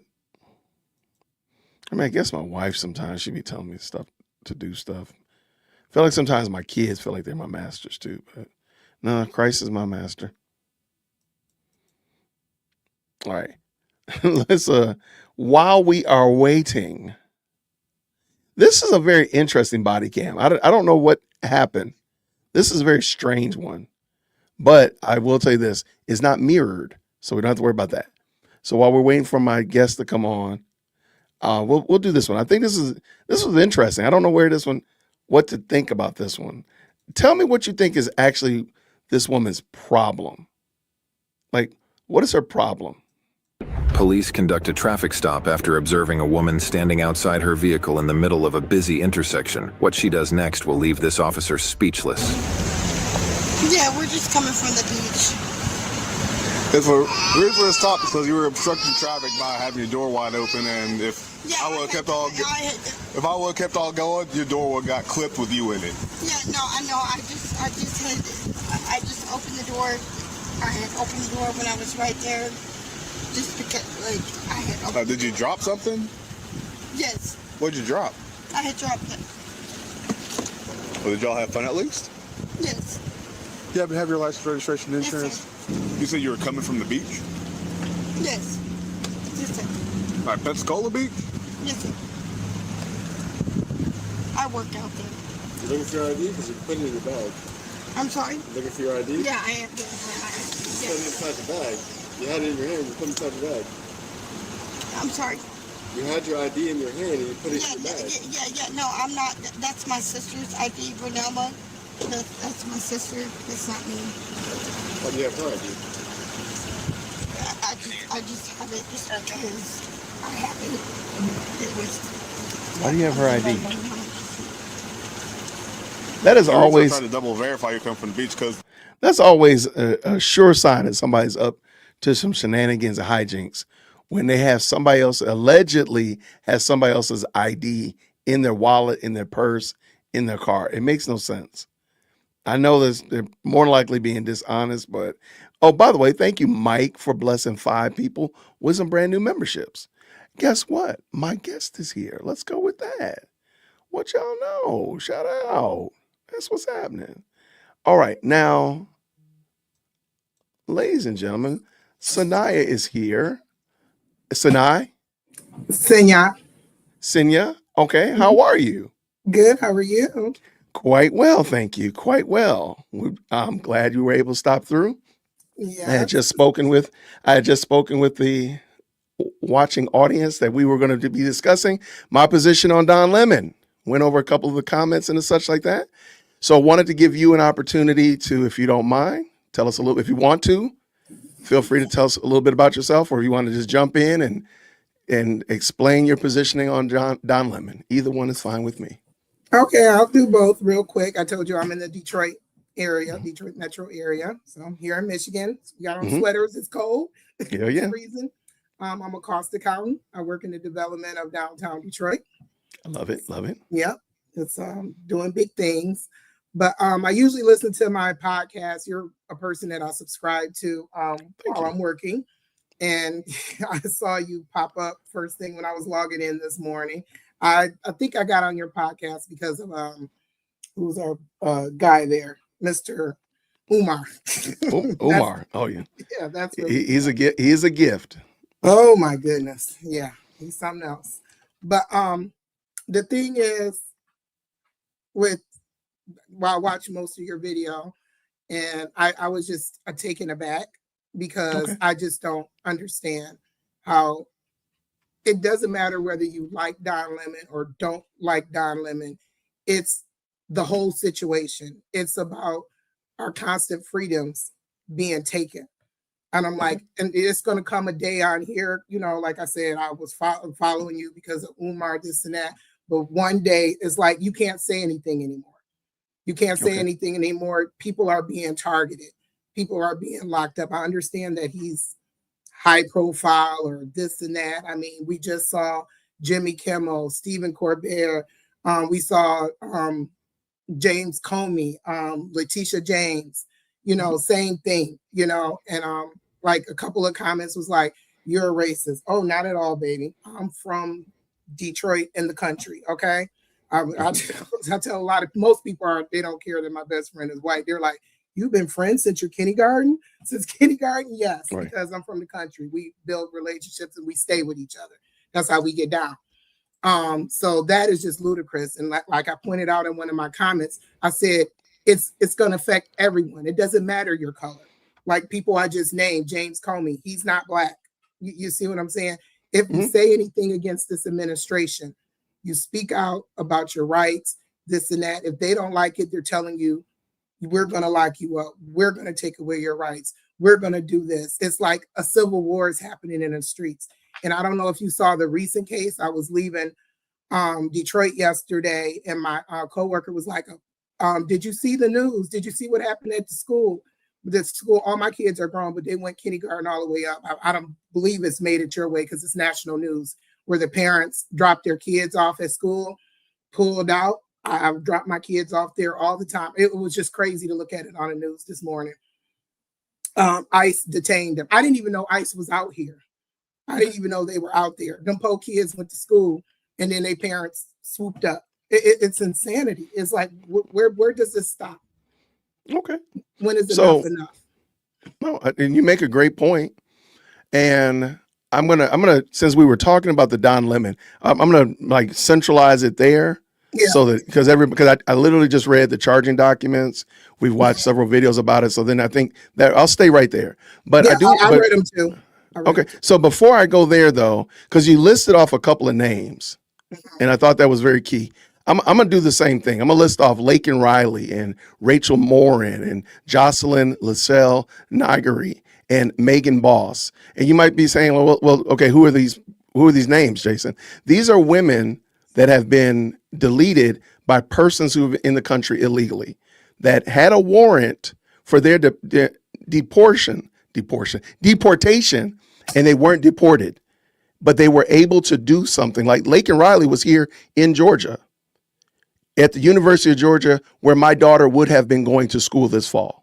So I do understand that we can pontificate till the cows come home. They're taking our rights away, this, that, and the third. But I don't understand, and feel free to chime in. If I came into your home without permission and you did not invite me in your home, why would I be able to stay? Are you making this comparison to the Right. church? So no, somebody coming into the United States illegally. Oh, okay. I'm gonna come back to the church in a moment too, Oh, but I'm just I'm just like just to keep it real simple, like if I come into the United States illegally or I come into your home illegally, why do you not have the right to get me out of the house? Why do I not have the right? Well, it depends. Right. I kicked the door in. I kicked the door in, or I snuck through the window, but I'm in your house. You did not invite me in. I am an unwanted visitor. So you said in your you're home. undocumented. You never you snuck Never, in no. like a lot of people did, and then And I'm in your crib. some I'm people sitting right made next to you on your crib. I'm sitting right next to you. Do you have the right to kick me out of your house? Yes, I do. Okay. Under what grounds? But how long are you staying? Like, I've been here. I've been here for 20 years. I've been here for 20 years. I've been eating out your refrigerator. I wash my clothes. I leave a ring around the bathtub. I do all that kind of stuff. Leave my socks by the couch. I do everything. Right. I've been there for years. Right. When you gonna get me out of there? What are you doing to contribute? Not a dang thing. Nothing. I said nope. Eating your food up. I play with your lights. I mess with your thermostat. I do all that kind of stuff that you don't like. I mess with your radio on your car. Matter of fact, I drive your car and I don't even put any gas in it. When do you get to take me out? When do you get to push me out of your house? If I feel you're not, are you committing crimes? Yeah. Yep. The first no, you know what? I only committed one crime. I'm a perfect person. The only crime I committed was that I got in your house without your permission. That's the only crime I committed. Everything else, matter of fact, every now and then I even do clean the bathtub. I even put the seat down on the toilet. Okay. So I don't commit no crimes. I only committed the crime of coming into your house without your permission. If you're not bothering me, I'm not concerned. Now, baby, let's be honest. I'm in your crib with my feet up on your couch, and you okay with? Say again. Eat themselves. I'm eating out your refrigerator. Whatever you put in there, I'm eating it. Whatever you put in the pantry is mine. Whatever you put in the cupboard I'm eating it. So how are you eating my food? Because you go buy it. How am I supporting you through my taxes? How am I doing that? If you can't get welfare or assistance through the government. I'm getting it in your house. We're staying in your crib. I'm in your house. I'm just you go to work. You go to work. You go to Jewel and Cub and all that and buy groceries. And I'm like, oh, it's great. Okay. I drink your orange juice.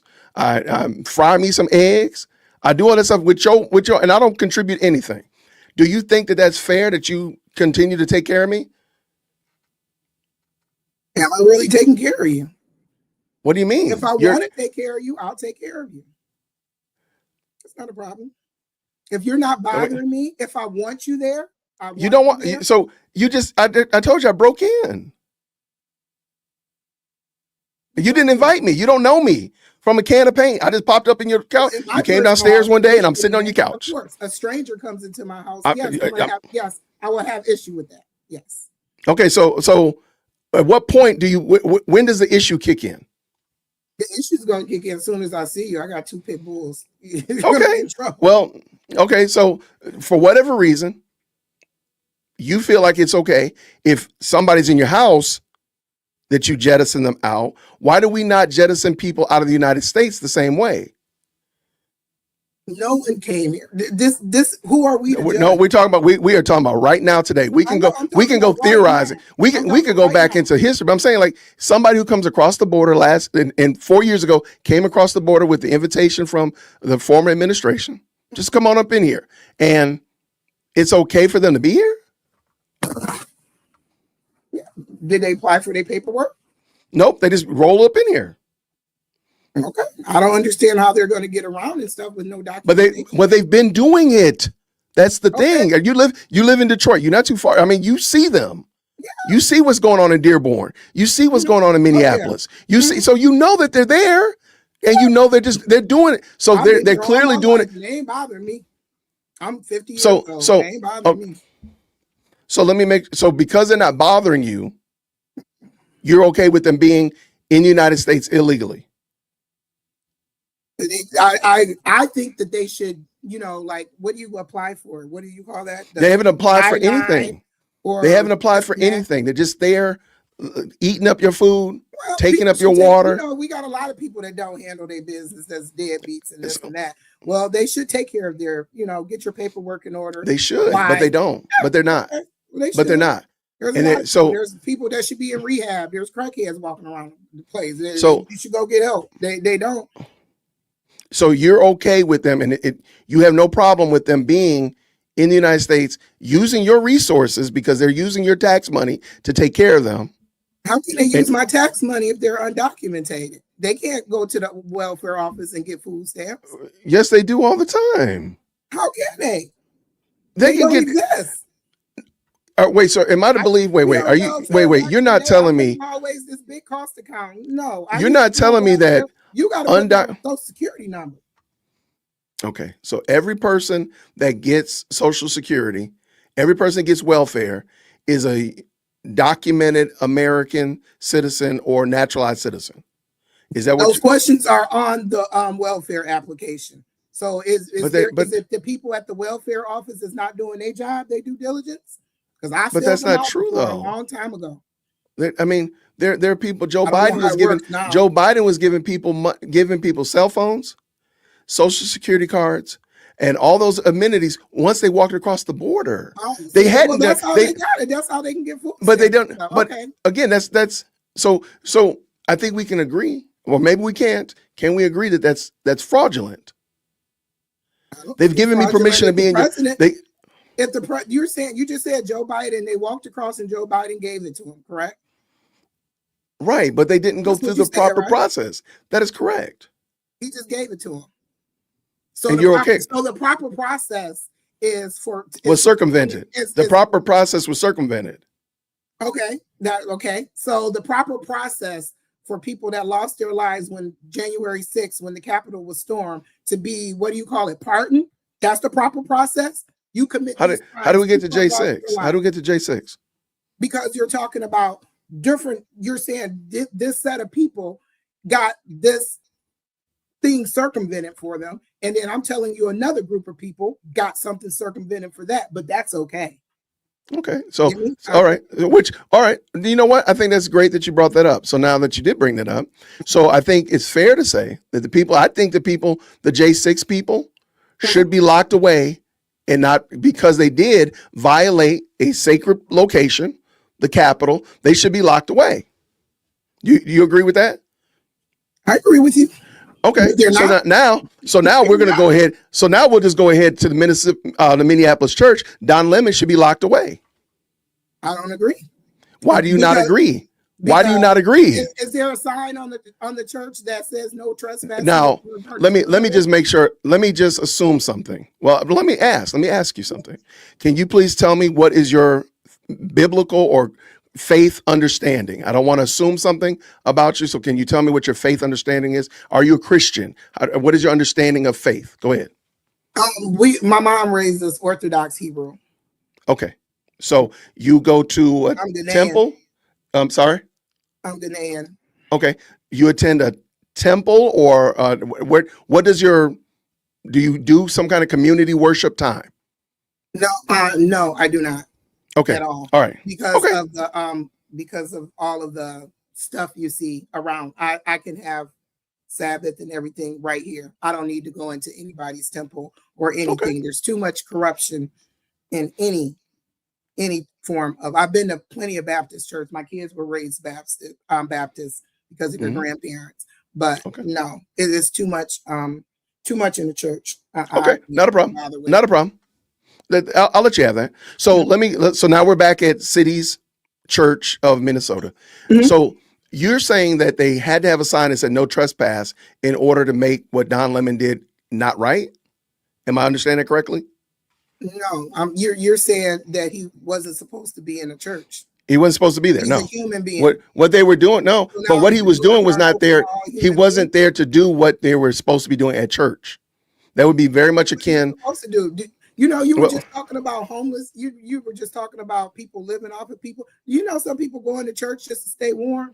yeah, but that Or wasn't just what they were get there for. a Was plate that what they of were food. there to do, though, love? No, Was that what they were there to do? no. Okay, so therefore, what they came to do was not there to be warm. What they came to do, as we saw and we read in the document, was a People come for pull different up. reasons, is what I'm saying. But their reasons were not the reason that they were there at church. So you know that that's not right. You know that's not right. No, I don't. I disagree. You do. I don't You think, do. I don't know that You, that's so not right. you would go to a church and Problem start with it a. at all. Would you go to a church and start a UFC match in the middle of the church? Who said that he started the Would you? UFC? Would you do that? No, but who said? Okay, he why started- would you not do that? Is my question. Did you? Can I ask you a question? Did you watch the video? Baby, I've watched 9 of them. I've You ad watched the nauseum. video. I've done more videos on this than probably most people. I know I've watched No, more I'm than you saying did. Watch the video of, you know. I watched Don Lemon's whole live stream. Okay. Okay. So so What did he back to say? my question. Back Okay. to my question. Would you go to a church and start a UFC match? No, Why not? I'm not going to church. Let's play Let's along say with that me. I Just am- play along with me. Would you go to church and start a UFC match? No, Why not? I don't like to fight. I don't like drama. Would you go to church? Would you go to a church and expect? Would you go to a church and expect monster truck race at the church? No, Why not? because it's normally a peaceful place. Okay, so when you bring people, and it's adorable that you said peaceful, because we're reading right here, these people meant it not to be peaceful. But you said they were there to do whatever that they were to do at the church. But the church you just said was peaceful. But what they're doing is not peaceful, akin to Monster Jam or UFC. So why is it okay that they did that? I would like to hear. So you're reading that, correct? I read through the whole thing. I read through the whole document. You're reading what came out of Pam Bondi's office, and We're not going to do that. We watched the video, though. We watched the video, though, love. They wrote that up about them too. Where is that? I watched the video. You believe what came out of that office is what you're telling me. You believe what's on that paper. No, I believe what I believe what I watched Don And Lemon so what report. you watched is on that paper. Is what. Hold on, time out for a second. Okay. So are you trying to tell me that this is a lie? Yeah. Okay, It's BS. but you watched the video. Am I correct? Yes, I did. Tell me what is on here that's not true. I think we have to go back up to 3. I don't know how to split screen. Okay, no, 3. Tell me where. After service commenced, a group of approximately 20 to 40 agitators, including all the defendants named in the indictment, entered the church in a coordinated takeover-style attack and engaged in the act of oppression, intimidation, threats, interference, and physical obstruction alleged therein. What in there is not true? Okay. What is missing from them going in there? I need you to hear what I'm It doesn't saying. matter why they went in. No, Is what you're saying. but no, I'm saying what I just read because you just told me. Hold on, hold tight, love. Hold tight. What you said was that everything on here was not true. And you said go to part 3. I read part 3. Listen to what I'm asking you. Yeah, I'm trying to see his part 3, the part I was talking about with the kids, and the Blocking the stairway to the children's church? no, it was about the kids. Thought their parents were gonna. Right, it's right here. It's part 4. As a result, the defendant, as a result, the defendant's conduct, the pastor and the congregation were forced to terminate church worship service. Let me stop right there. Did they terminate church service? Yeah. They did. Okay, just want to make sure because you said that the whole thing was a lie, but you have now just shown me that something is true. So maybe we need to just go by and let's go. Congregants fled. Okay, I'll stand corrected. So if my house catches on fire, am I just going to sit here? So congregants fled the church building out of fear and for their safety. Is there anything not true there? They fled. They left the building. Just like you were about to say with your example of your house being on fire.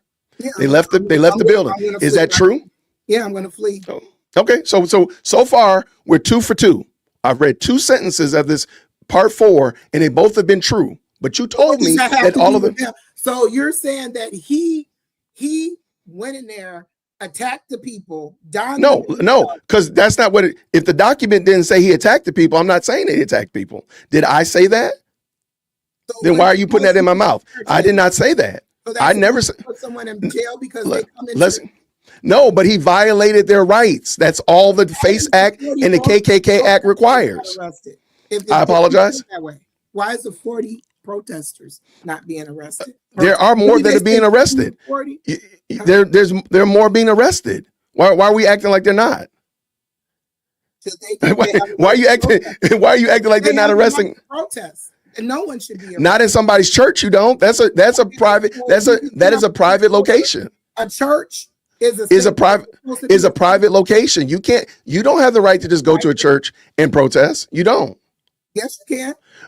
I bet. Well, guess what? Go ahead and try it on Sunday and let us know how that works out. You don't. I've seen a lot go down in church. No, it's a private location. You don't have the right to do that. It's not a private location. That is not true. Open to everyone. But you don't have the right to come in there and do that. Hence why we have this problem to start with. You want on this earth, okay? That is not okay. If that well, then I guess then we don't have anything else to talk about. We can just do whatever we want to do on this earth. Like, listen to that sentence that you said. They have the right to peaceful protest. You don't have the right to protest in everybody's space. You don't have to do that. Yes, you can. No, you really can't. You can say it to it's no, you can't do it. It's private property. You can't just go on somebody's property and protest something. You don't have the right to do that. Hence why you have the right to defend your house if I broke into your house. Why do people don't have a right to protest wherever it happens? They don't have a right to protest. One, it ain't got nothing to do. Why go to somebody? First of all, here we go. Let me finish this up because I do want to just make sure I end this up because you did say that everything on here was a lie. Other congregants took steps to implement the emergency plan. I told you I stand corrected. Okay, so I don't need to read this. I can go ahead and say that what you said was not right. Yeah, is that fair?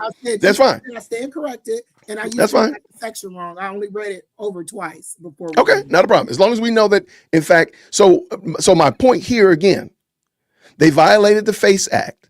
They violated the Conspiracy Act. So why should they not be in jail? Because people came running out of a church, is what you're saying? No, it's what the people did. No, it's what the people did. You can't be serious about this. No, it's what the people did. Question. I'm trying to make sure I understand you. Because people came running out of a church, people should go to jail. Let me, if you don't mind, tell me when I said because people ran out of a church, they should go to jail. Because if I'm not mistaken, the Jason that you just read, I didn't say that. Listen to what I said. I'll do it again. Okay. By the protesters entering the church and disrupting the worship service, they violated the FACE Act. They violated the conspiracy clause. Therefore, they need to go to jail. And we know that they hold tight to this because I said earlier, even as I said today, there are grandmothers who are in jail because they stood outside of murder mills praying, and they got hit with the FACE Act. Don Lemon cannot get past the FACE Act and the conspiracy clause. So now tell me why why he doesn't go to jail. I'm listening. He's not. A magistrate already ruled it was insufficient evidence. The Nexa court agreed with him. And now, like I said, what's that typed up in your hand from Pam Bondi's Trump's office? This is federal now. The state has already the state of, I'm saying it right, Minnesota has already dealt with this. Okay. No. But Trump, using his office, uses the office to attack people that he doesn't like. And it's not just brown people. So for the comments earlier, it was all about black people. No, I said all people. We've already named Jimmy Kimmel. We've named Stephen Colbert. We've named James Comey. Last I checked, they ain't black. Okay? They're not. You use the presidential office to take aim at who you want to. And that circles back to the January 6th people. All those people came running out of there. People were unalived in that. How many were unalived? How many?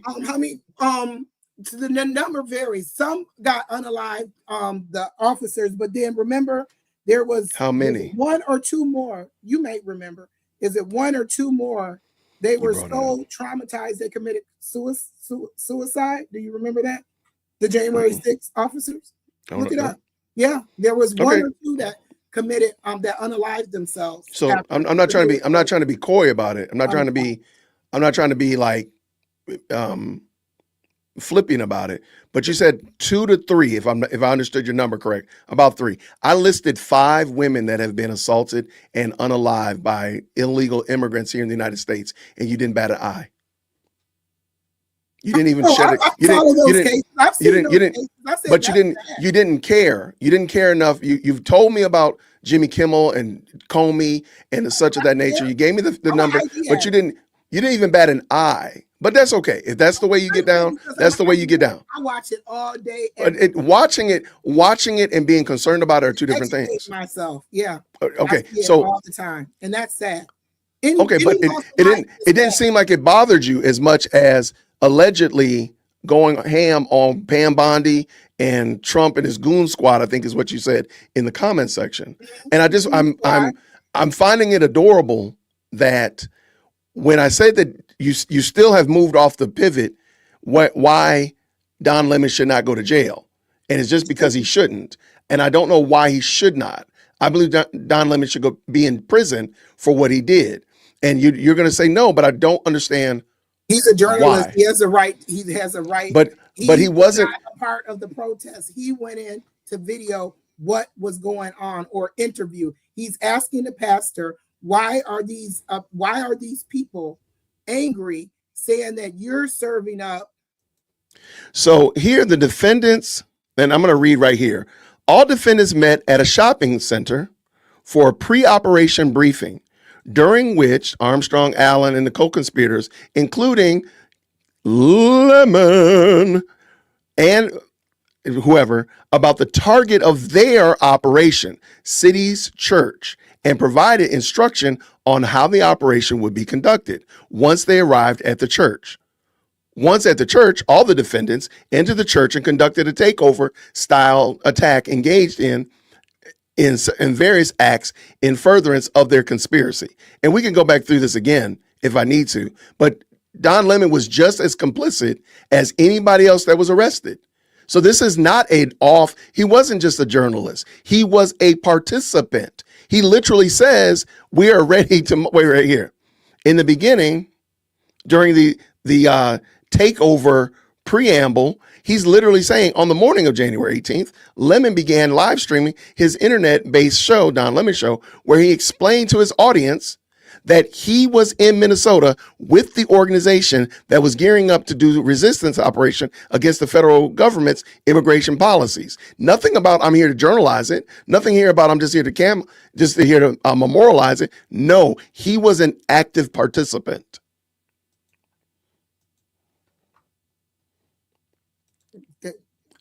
He was an active participant. He didn't say that. Okay, he did say it. He did say it because he didn't say that I am here to watch it. Well, watch this. Well, you said he was a journalist. So if he doesn't say he's a journalist, he doesn't say he's a journalist. You said it. You just said he did not say he was a journalist. So therefore, watch what I said in Act 6. During the discussion, the defendant Armstrong in the pre-op briefing, the defendant Lemon thanked the defendant Armstrong for what she was doing and assured her that he was not saying what's going on, i.e. was not disclosing the target of the operation. Defendant Armstrong explained Operation Pull-Up was a clandestine operation, and we see it right there. Don Lemon was just as complicit as the woman. Right. So what's the purpose of the law? So he did not. Okay, go ahead. What's the purpose of the law if we're not going to hold to it? I don't know what you saw in the video. I saw him clearly say he is recording this protest. He is there to investigate this protest. He's trying to ask the pastor who is mad why these people think that he is serving up attendees to a church. Oh yeah, and I meant to tell you that too.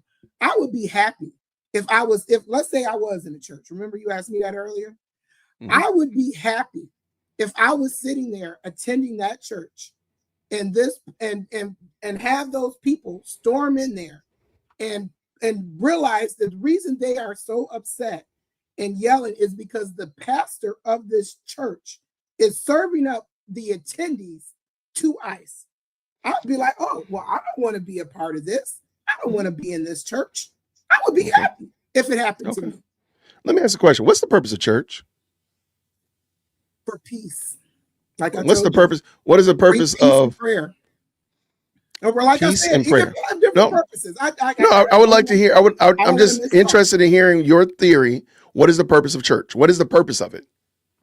I don't want to mistalk. I did say earlier, not everybody goes to church to worship. Some people go for a hot meal and some food. Okay, I mean, a warm place to be and food, or shelter, or it could be as simple as that. I mean, people. What were the people there? What were the people there that Sunday people for? go there to find a husband. What were the people there that Sunday for? Some go to find. People have all different type of reasons they go to church, dear. I got you. You say, Okay. I mean, I'm not being no. I mean, I think you're being deliberately obtuse. I think you're being deliberately obtuse. I don't think you're being deliberately. I'm sorry. You're not being honest. Respect. Wait, hold on. Let me say it again here. I'll big screen it. So I can say it. I'll big screen it so I can say it to your face. You're not being honest. I believe that you're lying. You know that the purpose of church is to gather to worship God. Whether you participate in it is not the argument that I'm making. You know good and well, because you already said that your children were raised Baptist by their grandparents. So you know more about church than you're letting on. And I do believe that you're being dishonest about it. And it's okay if you want to go ahead and move in that direction, then you're doing that. You're not being genuine. There's I know no a lot about church, and I told it to you, and you was like, I agree with you. You giving me this social contract. Oh, they're there for a hot meal and a warm biscuit, and they're there to find a love interest. You know good and well that's not, because my question was, what is the purpose of church? Not what are people using church for? Because you can say the same thing about LA Fitness, what you just said. You can say the exact same thing about Cub Foods. So stop it. Yeah, some people go to the gym to find them a man. And that's my point, but that's not the purpose of the gym. And you know that. I'm sorry. Respectfully, you know that that's not true. You know that. But people don't do it. You just said they do. You hear what I am saying? So you want to know the definition? No, I just want you to be honest and say, yeah, people go to, all you got to do is say, people go to church to hear it. People go to church to pray and to hear God's word preached. That was been fair. To answer the Webster's definition. What is a church? Okay, go ahead, do that then. But I know the foolishness that came out your mouth wasn't necessary. Dear, no, what you said was silly. You know that was silly. You just said your kids went to the Baptist church with their grandparents. You know, but you know more than what you said. And did your well, watch this. Let me ask you this question. Did your kids go to church? I seen. I just. Did your kids go to church for a warm meal and to find their husbands? No. Then stop acting ridiculous. Because the fact that you are okay with Don Lemon and that cadre of fools to bust up in somebody's church, and you gonna sit there and tell me something about Pam Bondi and Trump and all this other foolishness, you're smarter than that. I don't know you from a can of paint, but I know you're smarter than that. And you're just being silly. You're being silly. And you're too grown to be acting like this. I'm sorry. There's no other way I'm going to say it. I apologize if that hurts somebody's feelings, but you a whole grown woman. You grown. And you're acting like this. Sit there and say, oh, it's fine. And they came up in the church and blah, blah, blah, blah. I'd be happy if they did that. You would not. You're a liar and the truth is not in you. You're lying. And you need to stop. Just stop it. Say that Don Lemon is wrong. The other co-conspirators are wrong. And we good to go. You don't have to come up in here saying all that dumb stuff about, I don't even know what the dumb stuff you were saying because it was so doggone stupid. I'm very disappointed that you came in here saying that stuff. You could do better than that. You are better than that. I am so sorry. And if you don't think you're better than that, then I think more highly of you than you do. Sit there and tell me what the Webster definition of the Bible of church is. And you sitting here living in Detroit. Y'all got a church on every corner. Y'all got 4 churches stacked on top of each other. And you know what a church is. I ought to be ashamed of yourself coming here telling me that foolishness. That's a sin and a shame that you would even say that stuff. You ought to be ashamed of yourself. But you know what? I still believe better for you. I still believe better for you. You just don't want to be honest. You don't want to be honest. And I'm sorry. Just go on somewhere and kick rocks. I'm sorry. And if you want to stay in the green room, I'm gonna finish ranting and then I'll bring you back. If you don't want to stay, I am not mad at you. You got my email. Hit me up on the email. I'll give you all the details. I'm sitting there waste my time telling me that stupid stuff. You sat there and watched them desecrate somebody's church and you like, oh, it's okay because they did nothing nice. But if they had done it to a black church, you'd be out there rioting and acting a fool. It don't make no sense. Can I speak? No. I'm sorry, y'all. That don't make no sense.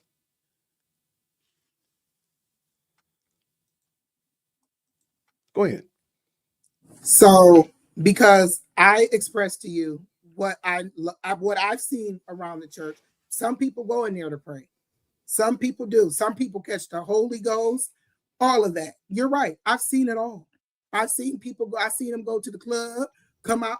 I'm telling you what I've seen, and you even know it's to be true.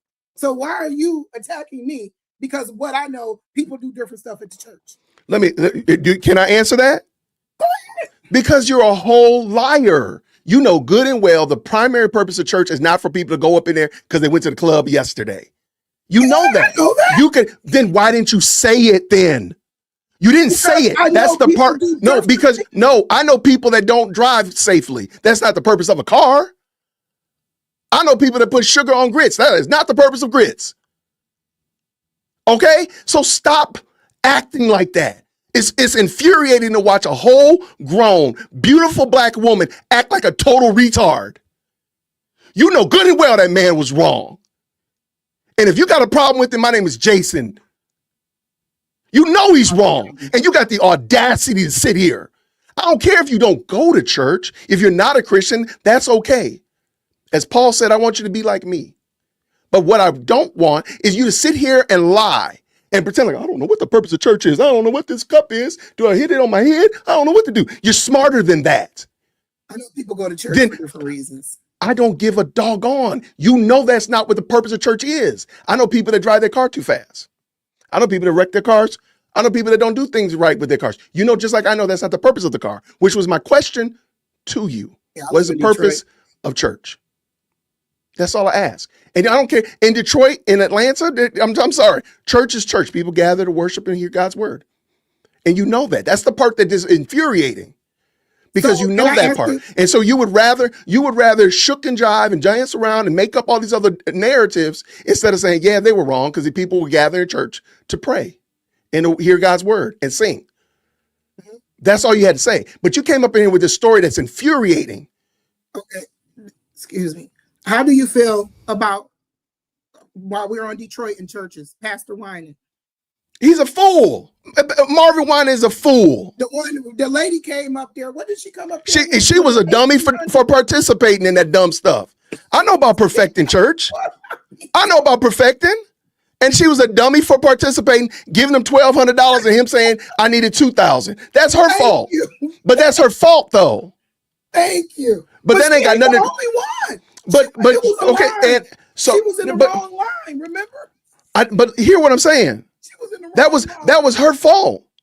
But you know what? She was not in the wrong line. She was in the wrong church.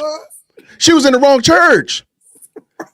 I agree. So so now we can see. But there was a line of people. She wasn't. But that's dumb. That's inappropriate already. That's wrong to start with. I'm not gonna. I'm gonna say already that's wrong. That different stuff is going on in church. That it's not church for that. No. Hear what I'm saying? But watch this. Would y'all go protest? Would y'all go protest in Marvin Winans' church? because y'all know that even what he's doing is not appropriate. That's all we're saying. I gotta check on that because didn't it turn? Maybe you looked at it more than I did. Wasn't like the next week it was like crickets. People didn't go back. I don't even. I don't know. I don't tend to spend a lot of time. Yeah. I attend a faithful church with a faithful pastor. I am a deacon there. I have a lot of responsibilities to concern myself with the congregation that God has saw fit for me to serve. So though I do pick with other churches and such of that nature, I don't have a lot of time to do this. I didn't go follow up with what happened the following week at Perfecting Church. I don't follow up with Marvin Sapp saying this dumb stuff or whatever like that. Even Jamal Bryant here in Atlanta, he's a pure fool. But my point is, because they do church wrong, that doesn't mean that what city's churches was doing wrong. And matter of fact, I don't really want people protesting at the churches that are wrong. I don't think it's appropriate if they did that at Marvin Winans church, which I just said Marvin Winan is wrong. I would not support them rolling up on Marvin Winans church, disrupting his service. That's inappropriate. They can stand outside. Now watch this. If they want to stand outside and hold signs, I think they should. There was a white pastor here in Atlanta who went to Jamal Bryant's church, Stillbirth, and he went into the lobby and he preached hellfire and brimstone. He preached he was very clear, very articulate that Jamal Bryant is out of order. I don't think he should have done that. As much as I thought he was on the nose, he was right. He was hitting. I don't think he should have done that. Even though because he usually stands outside their church and protests, holds up signs and a megaphone. He should have done that. I think going into their church was inappropriate and it was trespassing. You don't have to have a sign that says, don't come up in here raising Cain. You don't have to say that because, I mean, it's private property. If they don't want you coming up in here doing a rock concert in their foyer, you can't do it. You can't just say it's private. I got freedom of expression. You can't do that. So back to my point. He's not welcome at the church. He's not allowed to walk through the church doors. And do what? And nope, that's not it. Nope. If he wants to come in and if he wants to come in and be a participant, I'm sure they probably wouldn't have a problem with him. But he was not. He wasn't. Okay, go ahead. But he wasn't coming in to be a participant. He was coming in to, and again, I don't think that what he was doing was wrong. It depends on what his definition of participating is. If you feel this person is scamming these members or just out of order and you want to get up on stage and tell it to everybody, because like I said, I stand by what I said. If I was a member of that church and I did not know, like you just said, you have a great relationship with your pastor. I mean, you know what type of ethical person he is and this and that. Didn't you just say that? Mm-hmm. I do. I was going to this church, and this is what I'm getting here. Correct me if I'm wrong. They find out that this pastor is serving up members to the church, and I stand by what I said. I'm like, oh my God, I didn't know that. I mean, you're more closer with your pastor. You know better. You were like, oh, this is a great guy. This is this and that. You're going to this church and you're saying, what? You're giving these attendees to ICE? People that don't even not even supposed to be with ICE or not a target of ICE are coming up unalived. There's two. I'm going to be honest with you in case you ask. Who's coming up?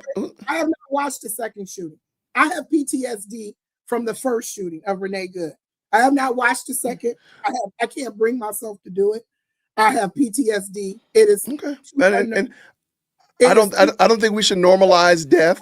I don't believe we should normalize death at all. I don't think we should make it something that we just go watch. Oh yeah, let me go watch it. No, I watched it only because I did commentary on it. But let me talk about the thing that you're discussing. Why is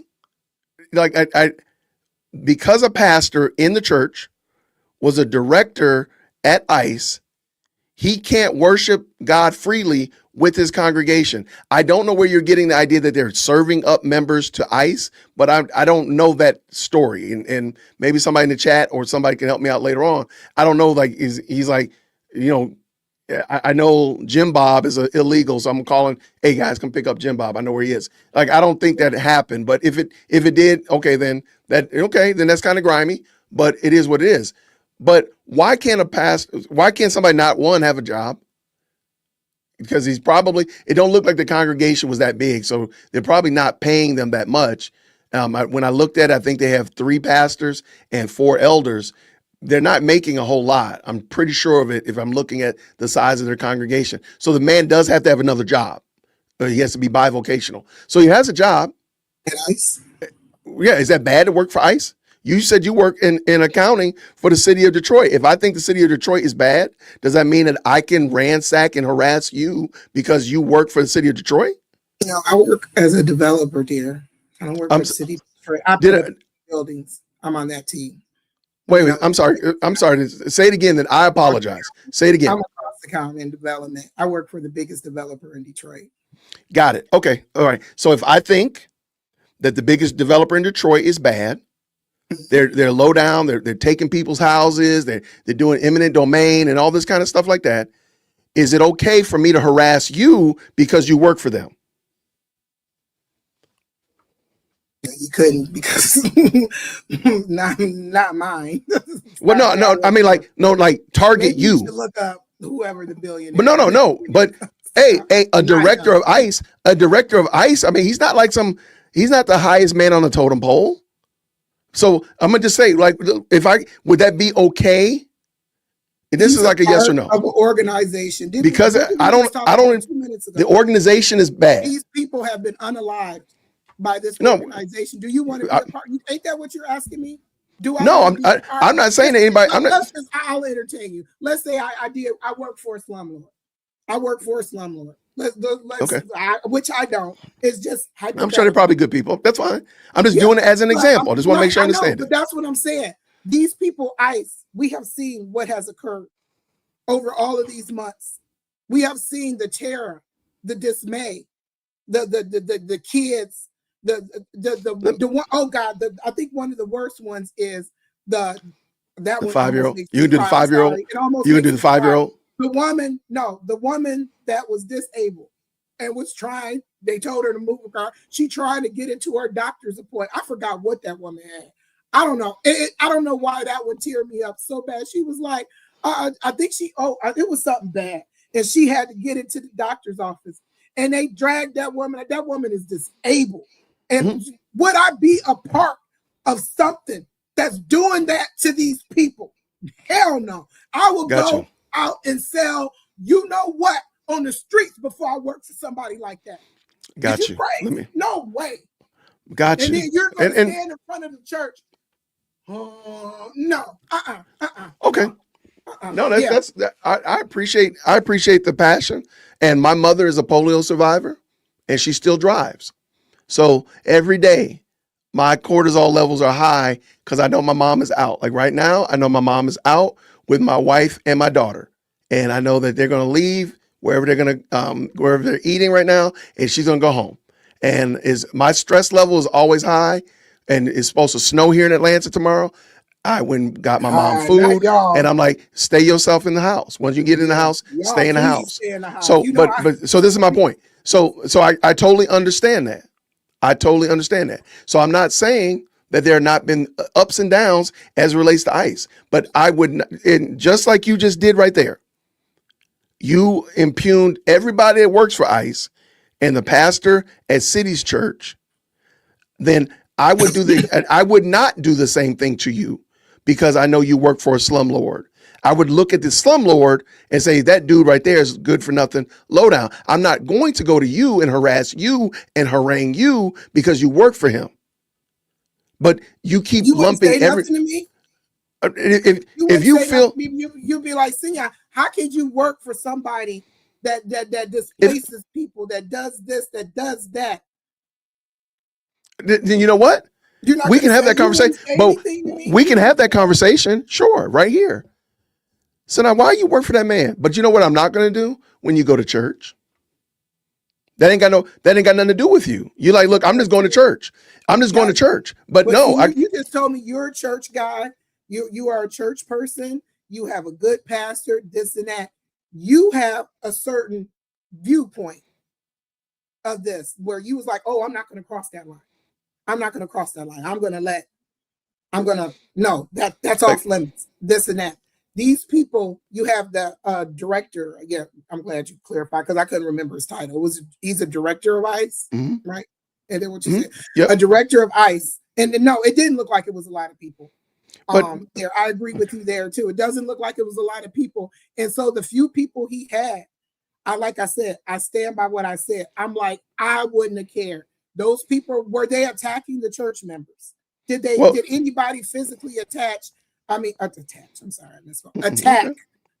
pastor?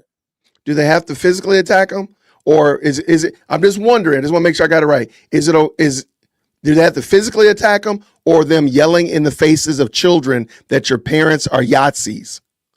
Which one is that? Is that bad enough to yell in the faces of children? No, I watched that white man that look all scraggly, look like the Lorax. He's yelling in the faces of children, your parents are Yahtzees. How does it feel that your parents are Yahtzees? I don't think you need to put your hands on a child to hurt a child like that. I'm saying Yahtzee because you're not supposed to say Nazi on YouTube. Okay. I'm just. So now you got me. Thank you. Now you're going to have to send me a cash app because you just got me. You didn't tank my whole channel. You didn't tank my whole channel because of it. Thanks, friend. I just didn't understand. I don't want to. No. I'm gonna read it here. I don't know. Okay, I got you. So, but he's yelling. Okay, here it is. So again, you said that it's okay to do this. This is not. This ain't God's house. This is the house of the devil. Here it is right here. This is the guy, the Kelly guy.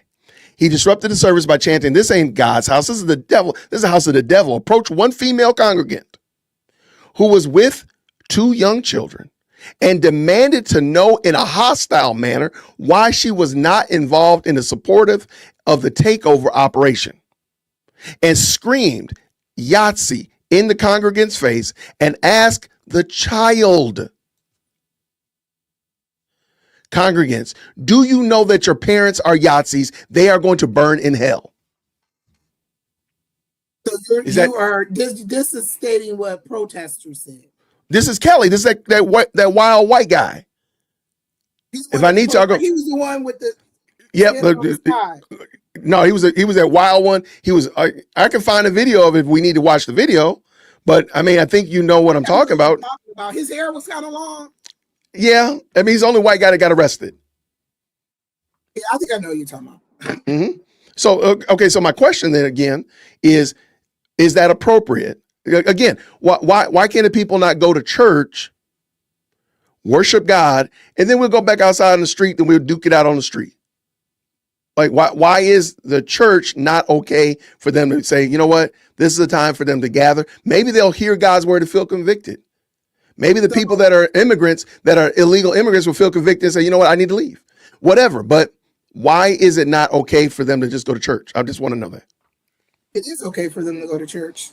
And so you're saying Don Lemon and all the rest of the people at the top of the page there. And I forgot. Oh my God, what is the other journalist name? The black lady. She's not a journalist. She's a lawyer. Lawyer. Armstrong. Yes, I'm sorry. Thank you. Mm-hmm. Yes. Her last name's Armstrong. She is a lawyer. Yeah. So it's yours. So this context that's being said is that they assembled this mob, Lennon, the people at the top of the page there, everyone listed. They assembled the mob, stormed the church. Is what you're saying. Mm-hmm. And then they made these people. Gathered up these people to go yell these things at these kids and parents or whatnot. Yeah, let me. So it's not just me saying it. Let me just go ahead. Let's let them say it, and then we can see if you feel like this is the right behavior. If somebody disagrees with where you work, the ideology and the philosophy of your employer. Okay. I messed it. Because that's what we came to do. Get your house in order. That part. Don't pretend to be a church while harboring evil. It's unacceptable. And it.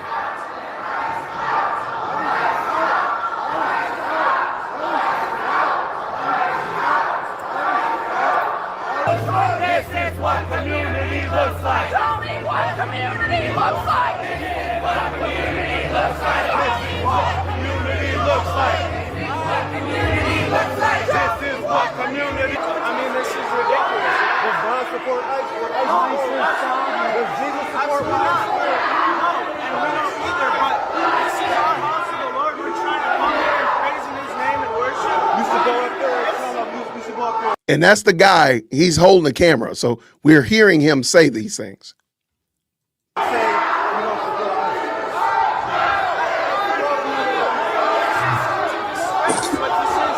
understand that what is happening is wrong, and I agree with that, but this can't happen. This can't. This is the house of the Lord. To do this is unjust.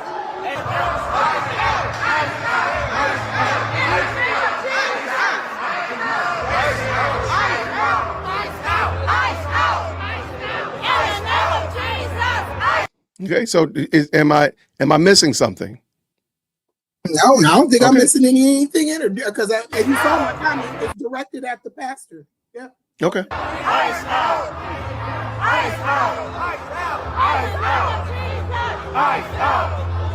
Ice out.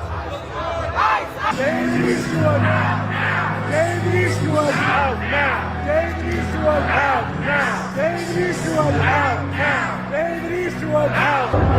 Your pastor is the ICE director. Your pastor is the ICE director. You're literally East African. They keep How do you their feel about identity that? secret. That's why they're mad. Find a better church, bro. Join the black church, bro. Jesus did not wear a tie. The black church was part of the civil rights movement. Black church is crazy. Your pastor's an ICE agent. Come join the black church, man. It's good. That's where you belong. Justice for! Justice for! And this one cut it. You can join whatever nationality church you want, But just because the pastor is an ICE agent, I don't agree. And let's be clear about that. I don't know. You can go join whatever you want. Got you. So where are we? Crazy.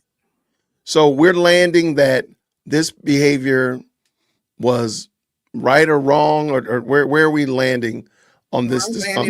You know, actually, I must have watched a different video than you because that's looked more peaceful than what I saw. Maybe I don't. You know how they get different angle, different videos. I'm trying to find. Yeah, because that one looked pretty. That one looked pretty peaceful to me. That is not a big deal to me. Yeah, I seen a worse one. I don't know. Maybe it's the angle or whatever. You know how you see different videos. Well, we've seen the ICE shootings, of course. Well, no, I haven't seen the second one. I take that back. The first one, and you know how we saw how many different angles of it, and it looked worse and worse every time. So, but the one you just paid, I don't have issue with it at all. And a judge, the magistrate, evidently agrees with me, and then the two judges ahead of that agreed. So basically, the state of Minnesota agrees. Got it. So this is the federal that disagrees. Got it. That disagrees. My thing is our freedom of speech and liberties and stuff being taken away when you don't like what someone says.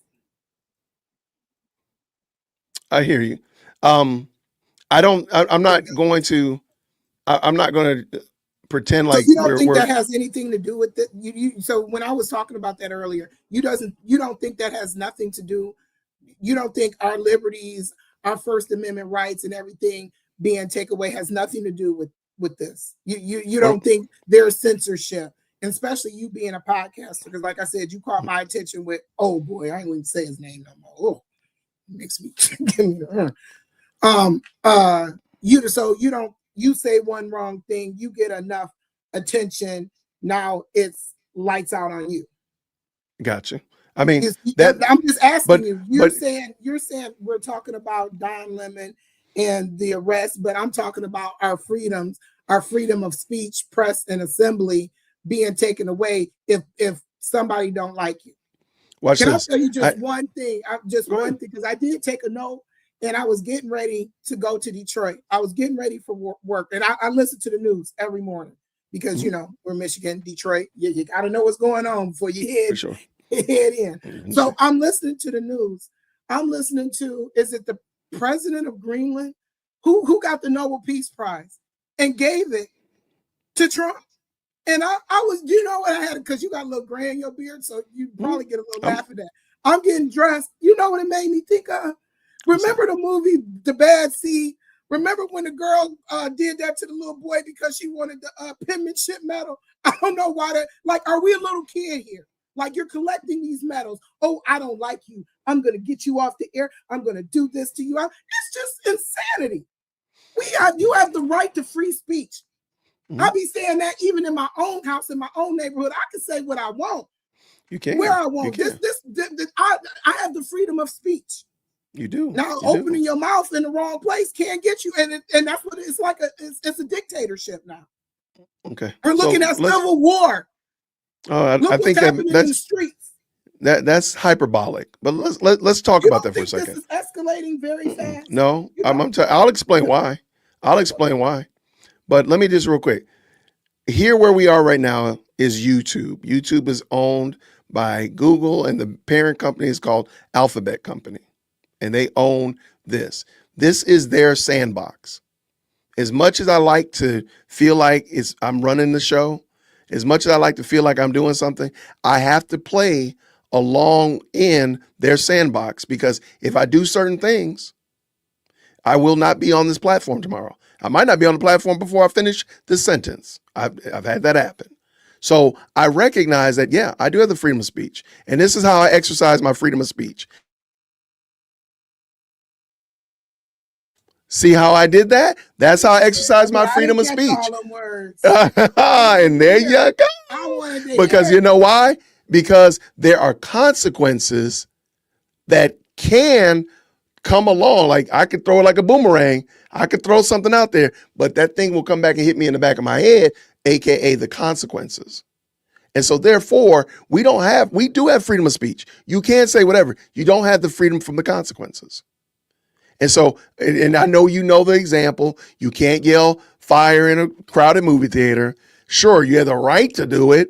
The problem is, if you do, you're going to find some negative consequences. And that's all it is. I don't believe that we're eking toward some kind of civil war or anything like that. I do believe that it's cachet. It's very, we're going to go to a civil war. No, we're not. We're not. I will hope not. And you do see that there are several Republican senators. People are starting to switch. A shift is coming where we're shedding. I saw we're heading for another government shutdown. Whatchamacallit? Oh God, what is her name? The senator. She's gonna be so mad at me. She said there is a resolution on the floor for, what did she say? Hillary and Bill Clinton's arrest next. Yeah, okay. For criminal charges. A resolution to criminally charge Hillary and Bill Clinton. I wrote it down. Okay. Well, I mean, okay. I don't know what the resolution is. I'm not here to argue that. Well, the resolution is it's on the floor to criminally charge Hillary and Bill. Oh, you're talking about what is they going to charge them for? Like, no, I'm not really. I hate to say it. I'm not. Sure, they might be. I don't know. But it's just it might be, but I want your medal. I don't like you. I don't like you. I want your country. I want your natural resources. It's me. I'm just like, my kids is grown, right? Yeah, I think my youngest is 20. Yeah, it sounds like a freaking 3-year-old. Oh, I want your toy. You know what, Jay Witt? I like that hat. I want your hat. You can have it if you can go to fourthwall.com/Jay Witt. No, I want the hat. Order it. You got. Oh, No, this one. I mean, you know what? Hey, that's fine. This was the sample one. This is the sample one. I'll pass it on to you. No doubt. No, it's a sample. I got. What's happening here? I want this. I want that. I don't like you. You can't be. Hey, there's some days I don't like me. At this moment, I don't think I like me. So I'm okay with the fact that I'm in good company. I'm in good company. Because I don't like me either. What he's doing. I mean, how does the office of the president get used like this? This is insanity. I always say, I remember when I was getting my house here, I was working on my house, and I was in a trailer, and I took the kids to ice cream, and I forget what it was, and I sat at the end of that table, and I said, I didn't seen it all yet. It was this old black couple at the table. They said, baby, how old are you?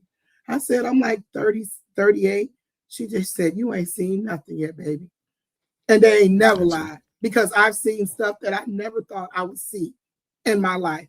And I'm ashamed and I'm hurt.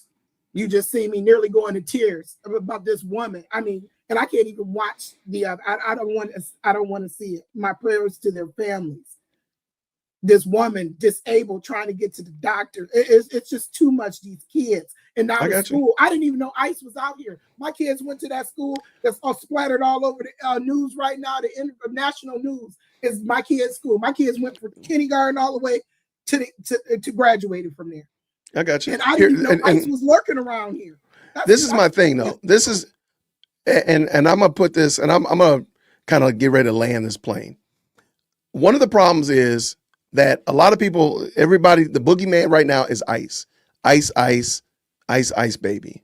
Okay, everybody's got a problem with ICE, and even in the most crime-ridden places in the United States, their big problem is ICE. And I'm like, but I'm not trying to be funny, but do you shed tears about the crime rate going on in Detroit or the other things that are more pressing? There are far greater and more pressing issues in Detroit, in Chicago, in LA, in these other places than ICE. Sure, getting rid of illegal immigrants is a thing, but you do realize if the government actually worked with them and helped with them, and once they were arrested, they would help deport them from there, ICE wouldn't be in the streets. The only reason ICE is in the streets is because these sanctuary cities refuse to participate and help with something as simple as getting rid of criminals. As we started this discussion off, if I broke into your house, it doesn't matter how much I participate, I'm still a criminal, unwanted in your house. So and do you think they're helping more than with everything that we've seen in Chicago? Because didn't they start like at Chicago? When you brought up Chicago, they started in Chicago. They've started they've been all over the place. I really have not been keeping track on all the places. But my point is, started in Chicago, right? I think so. Don't quote me on that. Okay, I'll let you have it. I'll let you have it. But I mean, Chicago's got Chicago has a lot of problems. A lot of problems. And I follow those cases. Did you see the one where I think they were the Obamas live like right next to it, the gang shooting right there by the Chicago. You know what case? Chicago stay brassed up. And I'm like, but you want me to lose sleep over ICE, which is basically law enforcement. But you want me to lose sleep over that, but you don't lose sleep. You're doing a good job. You have people unmasked. They said, did you see the application to apply for these people are untrained, anything. They said the application is like, probably me and you could write it up. Hey, you know what? No, because I'm retired. I'm not looking for another job. I'm not out here to be fighting with crazy people. I'm not out here to be fighting with crazy people at the Quickie Mart. But okay, I mean, okay, and so okay, if they don't, then maybe we should seek to train them properly. But fighting with them in the streets, if you're saying that they're untrained and you go fight with them in the streets or move your car toward them in the streets and then something goes left, you already told me you thought they were undertrained. Then why in the devil would you go out there blowing whistles, banging on pipes? People, you're trying to get it. You're trying. All they're trying to do is all they're doing is now crazy people to counter it. What they say? Why are you okay with them? You do realize if Renee Good was at the house or Preddy was at the crib, both of them would be alive right now. They didn't have to. They were not under. You ain't even got the. You just. No, I'm just saying, like they're not under mandate that they have to be outside fighting with the police. Right to go nowhere. Stay and go hide and cover in your house. Did you hear me say that? Is that what I said? Is that what I said? What did I say? What did I say? I said you're not under mandate because you started talking. I said you're not under mandate to go out there and fight with the police. Go to your job. Let the police do what they're doing. Like, go to your job. Go mind your business and let the police mind theirs. I don't understand why that's a quantum leap of logic to say, you know what? If the Preddy guy was not out there, whether he spit on the cop, whether he shoved the cop, whether he had the gun in his hand, whether it misfired, all that stuff would not have happened if he wasn't out there fighting with the police. Don't do it. I hate to say it, but it really is that simple. I disagree. So just like you said, like when you said the church is for prayer and worship, you said that correct? I did say prayer that. and worship. Okay. So these people cannot go and live their life. I'm supposed to walk by. I'm supposed to go out my door because I seen some sirens. I don't know what that, because this is a very quiet neighborhood. So I'm supposed to walk by and see some woman hollering, she's disabled. She's disabled. Help me, help me, help me. And just turn my head and keep on going to my office and sit down and do my cost account and type my numbers. 1 plus, and I'm a cost accountant. So I'm good at following. 1 plus 1 is 2. Oh well. Yep. Yeah. Yes. On your head. So while you're talking about Detroit, taking care of Detroit, all the cases and all the platforms that I'm in for the little girls being touched and unalived and this and that, London Thomas, Naziah Harris. Because you know what you can do? All these cases. You know what you can do? I reach out and I talk to people because I'm I am policing my own neighborhood. Yep. You know what you do? You know what you do? If you feel that that was wrong, then you can go ahead and support that lady and help her out. You know, they arrested Miss Bertha, and Miss Bertha don't need to be in jail. Hey, y'all, let's get our pennies together and get Miss Bertha out of jail. You can do that. Why interject yourself into a situation where now you are potentially going to lose your livelihood, your freedom, your life? Preddy didn't have to be there. There was no mandate that he had to be there. I did not say that he didn't have to go to work. I did not say he couldn't walk his dog or go to the Starbucks. I'm saying, why are you out there fighting with police officers, man? Like, that don't make no sense. And it clearly don't turn their head on everybody. Nope, you did. If you heard me say that, then let me know. And nobody heard me say that because I didn't say that. But I did say you don't need to be out here fighting with police officers, and that's where we that's how they got here. But it is what it is. In my soul to sit there. I'm walking down Woodward. And I see something like that. I'm not gonna just say, "Oh, not my problem." Maybe I'll find out. So you're going to okay. Then let us know if you don't mind. Just dial my number real quick and say, Jason, I'm about to jump in here and fight with the police real quick, and I'll make sure I can check check the various news outlets afterward. Like, oh, there she is. She fisticuffed with the police. Okay. So I mean, that's what Renee Good stuck her hand out the window and punched the ICE officer. She was punching and she was attacking the guy. What who's Renee Good? Who's Renee Good? The one that was in the Honda. It was that was trying to get away.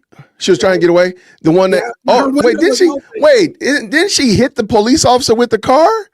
Oh man. So she didn't need to punch him. She hit him with the car. Come on. You knew better than that. You knew where I was going with that. Okay, but guess what? She did that. Nobody told her she had to be there. That was the problem. Told him to jump in front of a car. Hey, I guess. Well, then there we go. Then that'll be the culmination of it. Then. Thank you so much. Are you gonna go jump in front of a car? No, because I'm not a dang fool. I don't. My support of the criminal justice system is to stay out of it. That's how I support criminal justice. I want my tax dollars to be used properly. So I don't bother with my police officers here. I'm glad you said that. And I want my tax dollars to be used properly so that they get time to do those things like get rid of people that don't need to be here. They don't need to be worried about me. I'm driving at 44 miles per hour down my main drag. I ain't bothering y'all. And guess what? And guess what? 94. I'm so glad you said that. So you feel your tax dollars with the current administration, and that's up too for the I'm glad you said that. I'm just spinning a little bit. ICE is on there for the the shutdown. That's on the table too, along with Hillary. I don't at this point in the game. Tax dollars are being spent the way you feel they're being put to their best use. Yes. Okay. Yeah, I feel like they're being used. Yeah, I do. But there we go. I appreciate you, friend. Thank you so much for coming through. All right. It was nice meeting you. It was nice meeting you as well. Take care now. Bye-bye.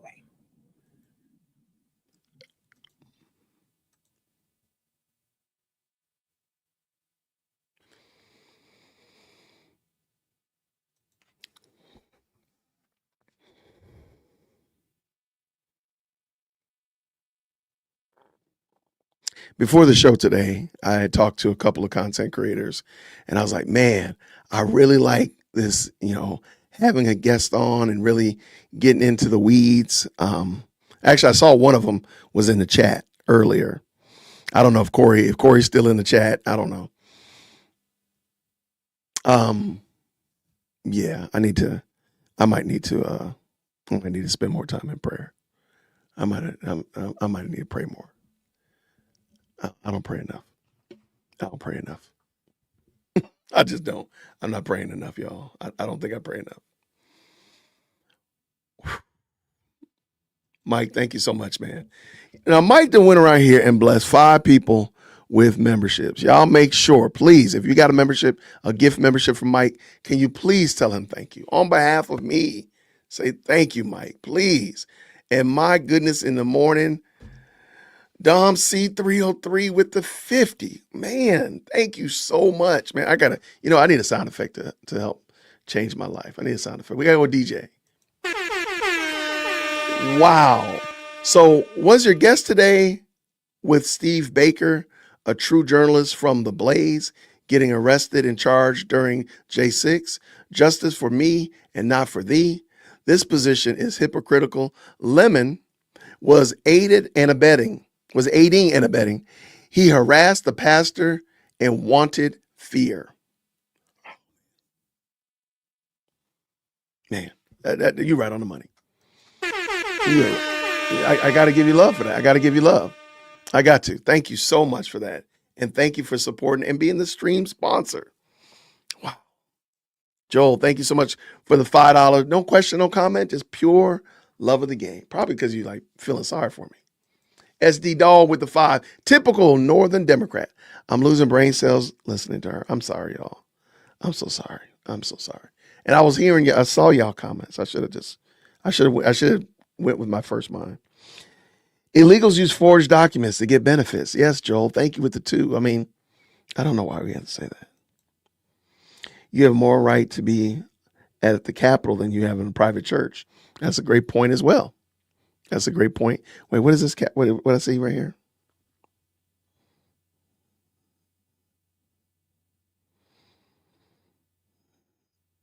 All right. Oh no, y'all don't do that to me. Oh man, don't do that to me, y'all. I'm sorry. I was not behaving properly.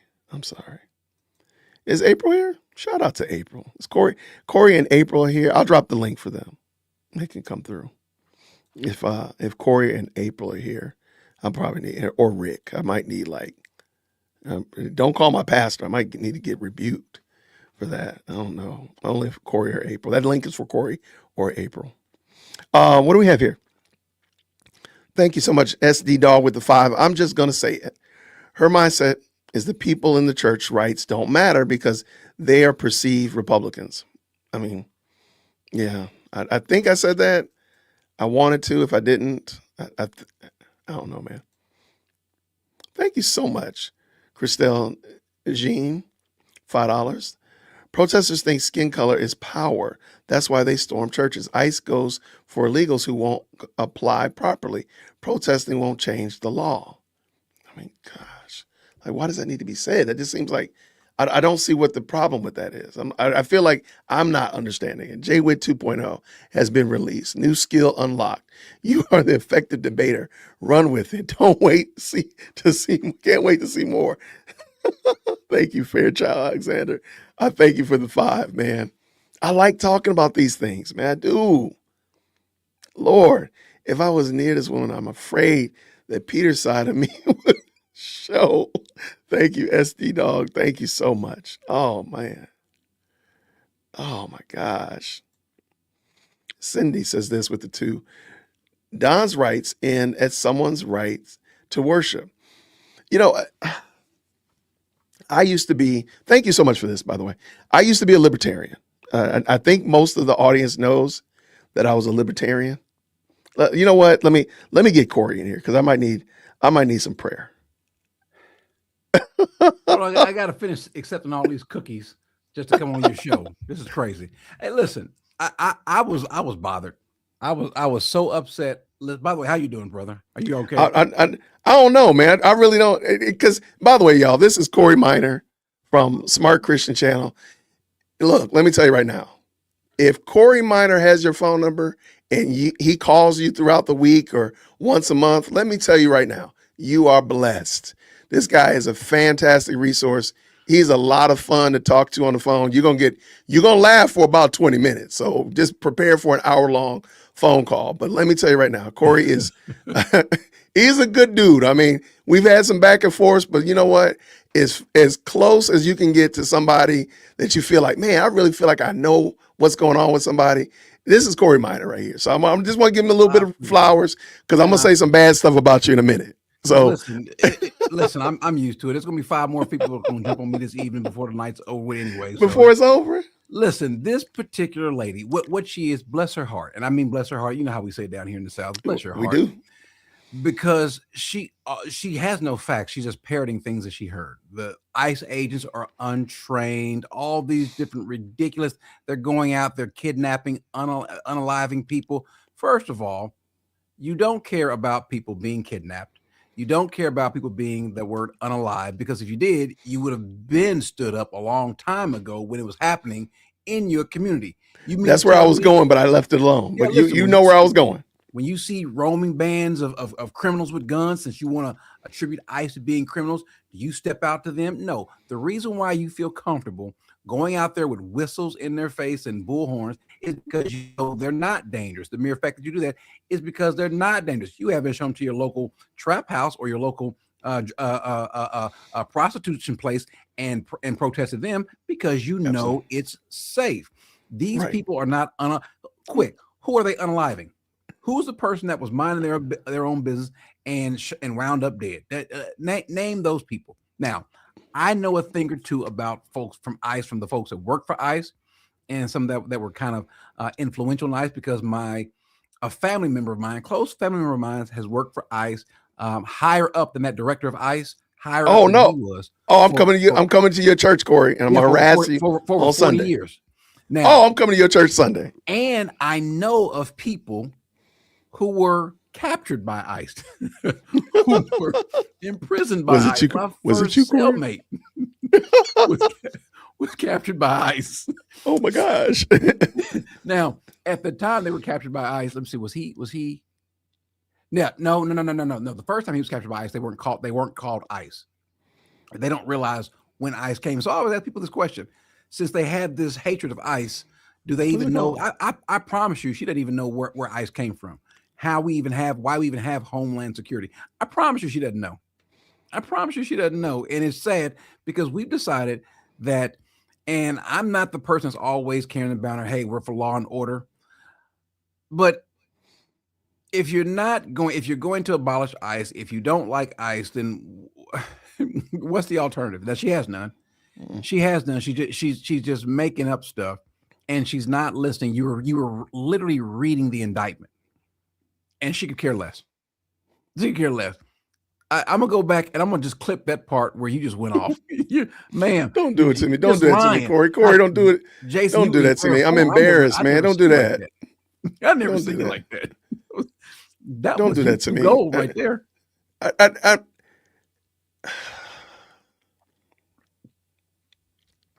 Is that what she made you in do? 2017? She made you sign. In 2017. God saved me. I was a sinner, and I was under the false belief that I was saved beforehand. And when I think about the reality that some of the dumb stuff that I was doing before God saved me, that at any moment he could have said, enough. And I would have opened my eyes in hell. And I told y'all this story. So y'all sitting there looking at me. I told y'all this story of, like, I despised the pastor of the church that I used to go to because he never told me that I was a sinner. He never told me that I was going to go to hell, and that I was lost in my sins. So hearing people treat church like it's a game, or church like, oh, we can just go storm up in the church and treat it like the Starbucks, or storming the church like we treat it like the industrial Amazon. It infuriates me because I'm like, what if one of those people there, they don't know that they're in their sins? Yep. And they left from that church, and that dummy talking about come to the black church or whatever. And what if they don't make it? It's snowy out there and it's icy, and he's driving and he dies and he goes to hell because these people treat church like you would treat anything else. So yeah, that was just inappropriate, man. And I don't care.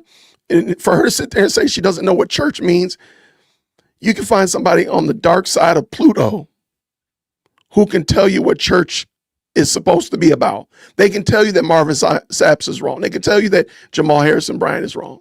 For her to sit there and tell me, I don't know what church is about. Some people go there to find a mate.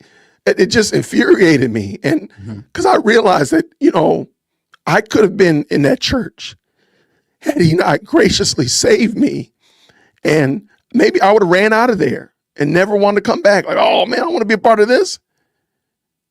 And this woman is okay with that. Yeah. So I wasn't. So that tells you really who was behind what they're doing. That gives you that idea, because again, like you said, I think you said this to her. They came in when they were reading the scriptures.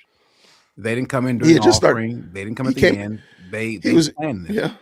He was starting a sermon. He was starting a sermon allegedly. So I say this, and I said this earlier. I'm not rooting for anyone to go to prison, especially federal prison, because I know what it's like. I'm not rooting for them to not go. What I am rooting for is for any and everything to be done to bring them to their knees and to bring them to repentance. And if that means prison, that means a jail cell, then amen. And if it also conveys a healthy respect for our houses of worship, then amen. Don Lemon and these people knew exactly what they were doing. They have no respect for the church, and more importantly, they have no respect for the people of God, because they have no respect for God. So if they have no respect for God, the people of God, and for the houses of God, then clearly then it's also evident they have no respect for this particular country or for laws. They have respect only for what appeases them. That's how they live. That's how they think. This is how this woman is speaking about. She's only talking about what interests her, or what she's been told, because she's only listening to what she likes to hear. She listens to one narrative, and that's it. She has no clue about how the government works. And again, the sad part is, here's the sad part: she's going to vote, and people like her. And here, you know what's also crazy, Jason? She might represent. Here's a scary thought: the more educated side of the people that vote like her. Yeah. I can promise you that you'll run into for every one of her, you'll run into 10 more people who believe the same thing that she believes, right? But has less information than she has, Right. and all of her information was twisted and deformed. And someone's going to make it out to be about race, or make it out to be about politics. This isn't about politics. It's about interrupting our worship, because that's our church. If these people are believers, those are brothers and sisters, and so we care about them. Secondly, I don't want people who are here in this country who are doing things illegally, who are committing crime. Well, Americans commit crimes, yeah, but they're supposed to be here. It's almost like, listen, if my child doesn't clean a room up, I don't want a guest coming over and dirtying up the house too. That's ridiculous.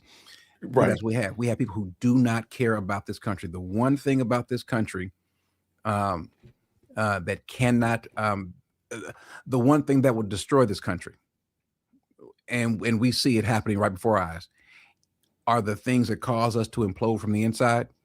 Mhm. You never would have thought in a million years, Jason. You almost, you getting up there. You're not quite as old. You look older than I am, but you're not as old. But you still remember how we used to have pride in this country, not an ungodly pride, but we, USA, we are a wonderful country, and we still are. We still are compared to other countries. But you never would have thought that you would see people in America tearing down this country, hating this country, and inviting people over into this country who also actively hate this country. Though that there are planes, trains, boats, automobiles leaving daily from this country, they won't find themselves on one. But they're quick to come here, condemn this country, denigrate this country, take from this country, steal from this country, steal from people that support this country, and then say we're the bad guys because we want some rules. No, we're wrong, because you can always go find a blethering idiot to get up and say what this woman said earlier. Like you told her, you know good and well what church is for, and you wanted to play the fool here. You are intentionally lying because you know you have no leg to stand on. Our country is literally falling apart right before our eyes, and no foreign power is doing it. China's not doing it. Russia's not doing it. No, people who were born and raised in this country are doing it. It is so sad. And I the one thing I fear is what this country is going to look like in 20 years, in 30 years, in 40 or 50 years. That I fear, because I used to think about us going outside and playing as kids, but now we can't because it's unsafe for our kids to go outside. I thought that would be the worst we'd have to worry about, how unsafe it would be for our kids. It's becoming unsafe for adults. This is a country that we no longer recognize. More and more, we are just like what the children of Israel wanted when Samuel was the prophet and leading them, and they said we don't want to be led by God. We want to be like the other nations. We want a king like the other nations. We want people come to this country, and people who are in this country want to be like other nations. We want to be Venezuela. We want to be the UK or France. No offense to folks from UK or France that's watching, but yeah, you ain't America. But pretty soon we'll be you. Pretty soon, and go to Denmark, go to Sweden, go to the UK. They hate the fact they rule the day that they allowed so many people in that country unvetted, and they are no longer what they used to be. This ain't your father's or your grandfather's America, and you got people like this woman that came on, who just wanted to yap and I don't know what she was. I don't know what she's on. You got people like her who are going to willingly, gleefully, cheerfully tear this country down. And did she say that she was a Christian? No, she's a Hebrew, a black Hebrew. She didn't say Hebrew Israelite, but she's a Hebrew Israel, something of that nature. I think Hebrew adjacent. Okay, so Hebrew adjacent. Even worse, because you're going to have a bunch of Christians also that are going to stand up for them. You're going to have that's the sad part. Have you met some Christians yet who have agreed with her? I have met some. Yes. Yeah, it's like but here's the funny part though, and we were talking about this earlier, that Don Lemon's in trouble. Don Lemon is as much in trouble as I was, and that's and listen, it didn't work out well for me. It did not work out well I became thoroughly familiar with the federal justice system. Don Lemon is dead to rights. They have him dead to rights on this indictment. It's pretty clear. The lady said that, I mean, you're going to hear this narrative, that the magistrate denied to offer to issue an arrest warrant, and so too did the district court judge, and so too did the appellate court. That's not what happened. The district court judge said, "Listen, I'm not going to overrule him, so you guys need to come back and just fix your argument." He didn't deny it. He just said, "I'm not," which happens a lot. Happens a lot. So now what they do is you appeal to the circuit court. The circuit court said we're not going to touch it. They didn't agree or disagree. We're just not going to touch it. So they said go and do what you're supposed to do, which is normally just convene a grand jury. Correct. And the grand jury, you lay out the facts of the case in a preliminary fashion, and the grand jury says yes, and which is what happened. And so now when they go before an actual judge, not a magistrate, because the magistrate was not federally appointed. When you go before a federal judge who is going to have to go by the rule of the law, or risk having his rule or his judgment questioned and overturned by the Eighth Circuit, which is not really a left leaning circuit. So there's a good chance if he rules incorrectly that it will be overturned. So you're going to have the merits put before him, and as you read it, just looking at it, he's in trouble, because conspiracy is the one thing no one in prison wants to have attached to them. And that's what he's looking at. He's looking at, I was wondering earlier what the charge was going to be. And then I thought, it's probably going to be conspiracy. And then when I saw it, yep, it's conspiracy. So, and people don't understand when you conspire, here's the way conspiracy works, ladies and gentlemen. When you conspire to do something, You don't even have to be involved. If Jason and I, let's say Jason and I and 5 of you guys got together and we were talking about doing something, what we were talking about doing and planning to do something, we don't even have to know it's illegal. That's number one. As long as it is illegal. We plan to do something, whether you knew it was illegal or not is not the point. But then I decide I'm not going to take part in it. I let Jason and the other 5 of you guys go and do whatever we plan to do, or we talked about doing. I let them do it. Guess what? I'm still guilty. That's why conspiracy, that's why people in prison, that's why there are a lot of guys in prison because of conspiracy. I wasn't in on it. Wow. Yeah, but you were on that phone call. Yeah, but you told them where to go. I know a guy right now, well, he's out now, who was in prison. He had a 12-year drug conviction because somebody asked him to hook him up with somebody else. He says, I'm out of the game. I don't do this anymore. Call Charlie. Oh, he called Charlie, and the feds were listening. So guess who gets picked up? Charlie, the guy, and the guy who told him to call Charlie. That's how this works, ladies and gentlemen. And it has never failed in the courts. This conspiracy issue is ironclad. I shouldn't say ironclad, but it's pretty tight. Don Lemon is in trouble. When I saw, and then they confirmed that it's going to be conspiracy. Yeah, Don is in trouble. He's in a lot of trouble. Yeah, I agree 100%. And then of course I still don't understand how somebody can look at and they just kind of like shoehorn the last one in there, the count 2, the FACE Act. Which one is worse? Which one is worse, the FACE Act or conspiracy? Well, you throw these in there because it's a little bit different than the state court. So sometimes the overcharging can get you in trouble, but not so much at the federal court, because this is not going to be a jury trial. 9 times out of 10, it's not going to be a jury trial. It could be, but it's not, more likely. But they could be using these in some sort of way to they might take it out. They may even bring up what's called a superseding indictment and bring in more charges. Because all of these are there, these are conspiracies. So this right here, which one? What page? What we're looking at right now, this 248 A2B subsection 2A. I think the subsection 2. I think this is the one where this is the. I thought this was the FACE Act. Which one is this? I thought this was the FACE Act. Because it was conspiracy and FACE Act, and we just read through conspiracy, and then they just kind of like shoved it at the end. Okay, so they're charging him with both. They're charging with conspiracy of the first, and they're also charging him with this. So he can be charged with these 2 particular counts.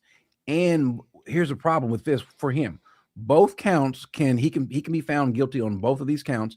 And now it would suck for him if they run him if he is convicted, that they can then turn around and run those 2 consecutively. They'll run them concurrently if he's convicted on both of them.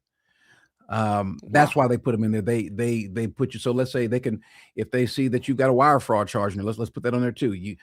The standard to meet the first count is also the same standard to meet the second count. So it's not an add-on. That's why it says the allegations set forth above paragraph 1 through 8 of this indictment are real, alleged and incorporated herein. So all they're saying is what you saw in the first count, we're applying to the second count. Exactly. So we're not going to waste the ink in the paper. This is all part of the same thing. So all those different numbers that you saw, the first part, A, B, and C, that also applies there.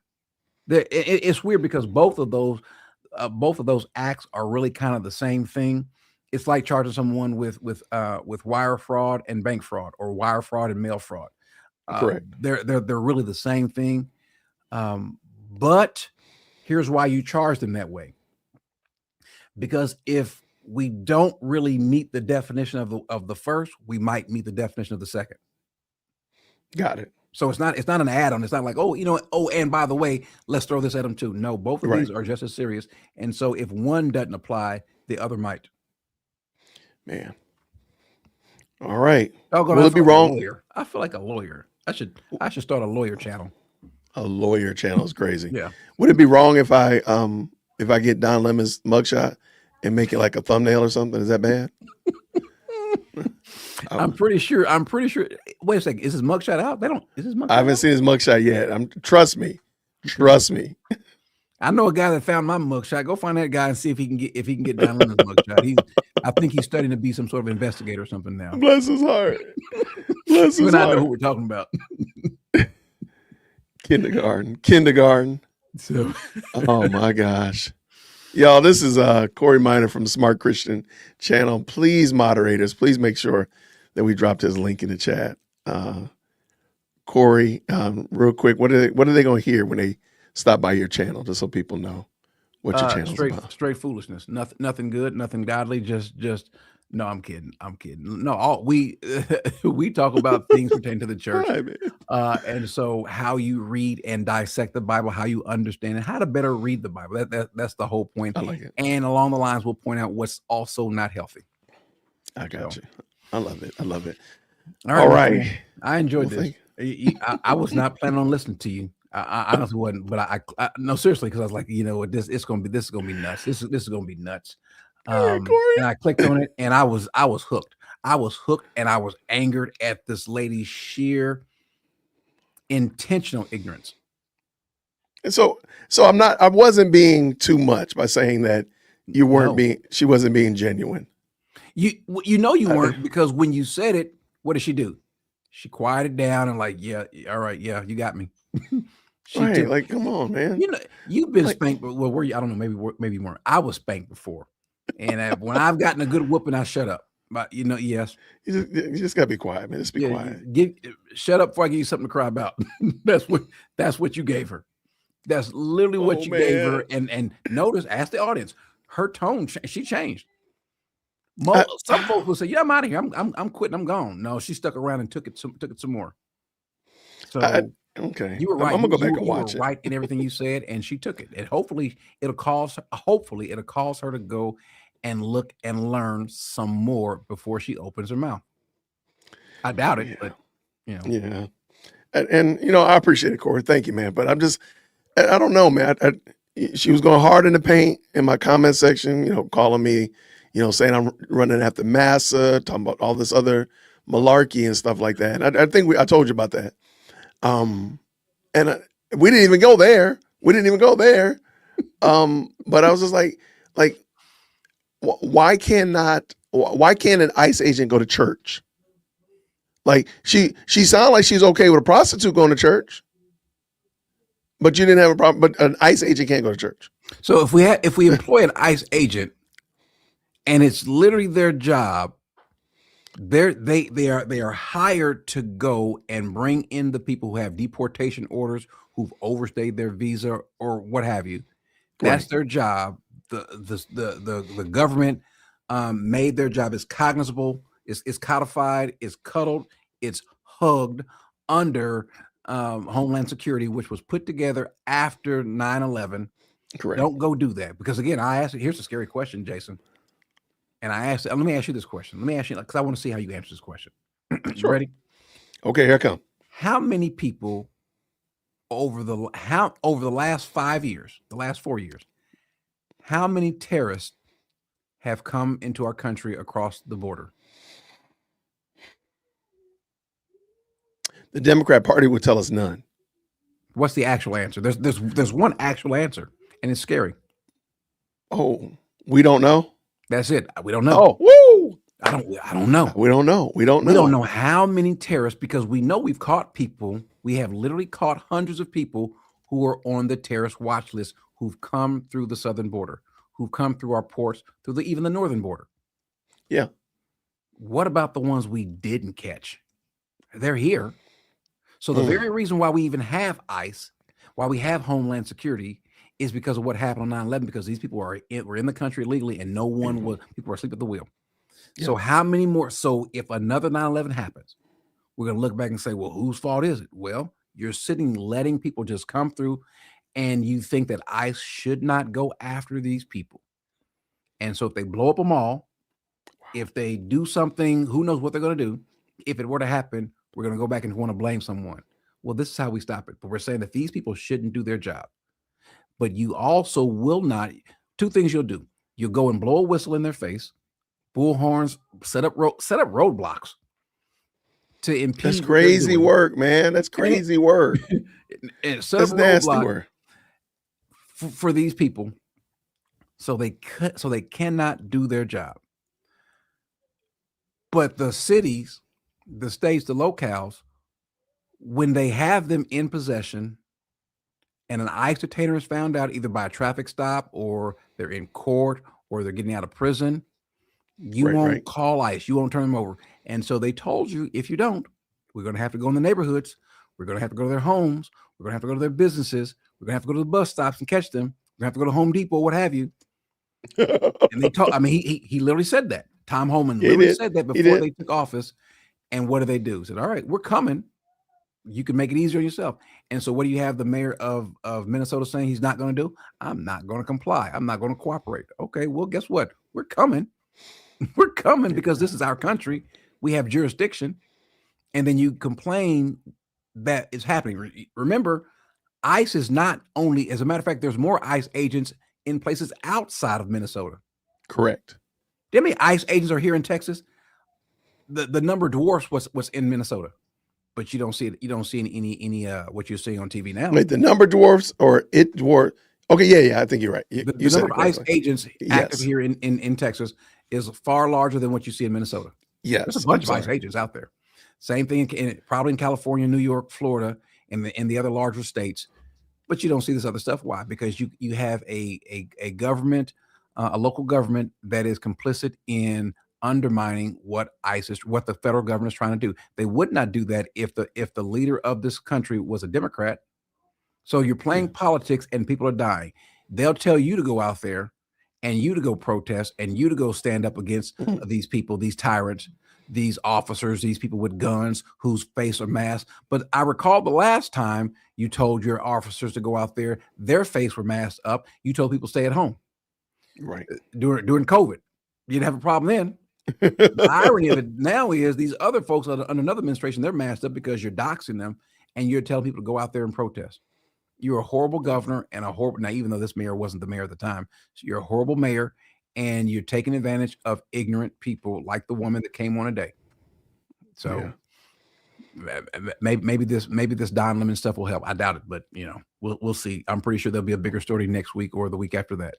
So anyway, I'm getting ready to go eat my dinner, which is a smoothie from Smoothie King. So, well, cool. Smoothie on, my brother. Smoothie on. Yeah. And listen, if you ever want to learn how to look smooth without a beard, let me know. Hey, let me show you exactly how to look smooth without a beard. There you go. That's how you do it. You don't even see. Corey is ashamed that he doesn't have a beard. That's why he don't have the lights on. See, he's ashamed. He's ashamed. Bruh, let the beard go. Let it go. Ask your chat. Let it grow. You know what? I'll ask your chat for you. Ladies and gentlemen, ask Jason, please. What is he hiding? What's he hiding? You just let your hair just go willy-nilly. You let your hair take over like Minnesota let Minnesota let the illegals take over. That's you well done. Those hairs, okay. You let them grow too. Just shave it. Be clear. Okay. Not a problem. Not a problem. Chat, ask Corey why he's not hiding what he needs to be hiding. Man, just I'm going to let right. You go. You see how I did that? You see how I did that? I caught that. I'm slow. I that slow though. I caught it though. Listen. I love you, brother. At least you bald. Love you too, man. You don't show it. At least you bald though. So. Well, the only way I'm gonna market my stuff, man, my merch, because I know you have. I'm gonna send you the link so you can go buy you a hoodie or something like that. I gotta keep it in your mind. Send me a link. I will buy a hoodie. I'm not gonna wear a hat. I don't wear hats. I don't need to. Send you the link right now. Why would I carry? Why would I? A man, according to the Bible, should not have his head. Oh gosh. Yeah. Oh, Corey. Hey. You gotta control, Corey. Let me get out here. Go eat your smoothie, Corey. Go eat your smoothie. Drink my smoothie. They eat their smoothie in Atlanta. We drink our smoothies in Texas. Yeah, that. I did mess that up. You're right. Yeah. All right, y'all. God bless y'all. Y'all take care. Bless you, man. Stay out of trouble, Corey. Ask Corey, why is he hiding it? Why is he not hiding it? I guess that should be a better question. Why is he not hiding it? Y'all, thank y'all so much for hanging out with us. Rick, I dropped the link if you want to hop in real quick. I sent it in the group chat if you want to. I know we have to wait. We got to wait for April. We can't have April come tonight, apparently. But I just want to say thank y'all. I really appreciate you not only hanging out for the earlier session, listening to Candace, and then we had our guests come on. And I really appreciate y'all because I'm first of all, I do this because I know you all are gonna tap in. So I just want to say thank y'all so much to all of you all who jump into the live chat, who are a part of the best live chat on the internet, the most electrifying comment section. Thank you. Yeah, and I just like engaging with you all. I like hearing thoughts and such of that nature. And hopefully I won't be getting a call from my pastor. Let me just say it like that. I'm just hoping I don't get a call from Joel. I do not want to call. I do not want to get. Oh, I do not want to be on church discipline on Sunday. But thank y'all so much, everybody. Hold on one second. It's mine. All right. Okay. All right. I appreciate it. But thank all of y'all. Let me just real quick. There have been some very kind supers. So let me just real quick. All of you all have been a blessing. Thank you so much. Don's right, Cindy said, in at somebody else's right to worship. And you know what? Thank you. I was literally going to talk about this. One of the things, and I've told y'all before, I used to be a libertarian. I was a libertarian initially. Libertarianism really has a firm grasp on you have all of these rights as long as they don't bump into somebody else's rights. You go do your rights. You go do your life. And as long as your life doing doesn't run into somebody else's life doing, you're good to go.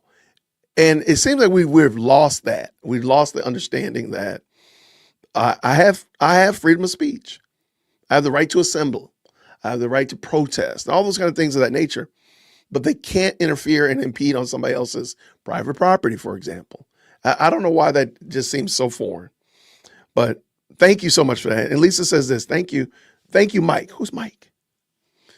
Shout out to Mike. Shout out to Mike. Thank you so much. I appreciate this very kind 10. Thank you, Melanie. Thanks, Jason. Well, thank you, love. I appreciate it, friend. Thank you. And here she is. I'm talking bad about her. Here's April. Thank you. Unshakable with April Chapman. Thank you so much for the very kind 30. She says this, Jason, women who don't men to restrain their foolishness jump into dangerous situations. See? Like my wife ain't jumping into no craziness like that. You know, Robert would have told me to go on somewhere and sit my tail down. Thank you so much. Yeah, our guest was saying, like, she sees somebody getting accosted, she would interfere. Like that makes no sense. Like that makes absolutely no sense whatsoever. Thank you, April. And I know Robert would do the right thing, and I know that's the right thing to do. Like, no, mind your business. Now, if you feel so inclined, and this is what I mentioned before, I'm like, you do realize if you feel so inclined that the ICE picking up people off the street is wrong, then why don't you pull your money together and hire some lawyers to defend the situation? We know they picked up Jose. We know they picked up Mario, and we want them to get out. Why don't you hire some lawyers instead of interfering with them? Because you're not going to stop them. You're not going to stop them. They're not going to just like, oh, you pushed me. I'm not going to arrest Mario. I'm not going to arrest Jose. No, they're going to arrest them, and they're going to probably put you in the back with them. If you are so convinced that you're right, why don't you just hire a lawyer, pull your money together, hire lawyers to defend those people? The reason they won't do it is because they know that they're wrong. Shout out. Thank you so much. What did you say here, Wings fan? Thank you for the 2. You have patience of a saint. I don't know. I feel like I didn't do a good job, y'all. But I appreciate y'all for sure. Thank you so much. Mrs. Layden with the 10. I know I'm off track right now. Still catching up on yesterday's watch party. Just hopped on to ask, did you and Chris Roseborough from Fighting for the Faith ever do a video together? Could have sworn you did. We did. I just don't know where it is. I haven't. Yes, we did. To answer your question, Mrs. Landon, we did do a project together, and I don't know when it's going to show up.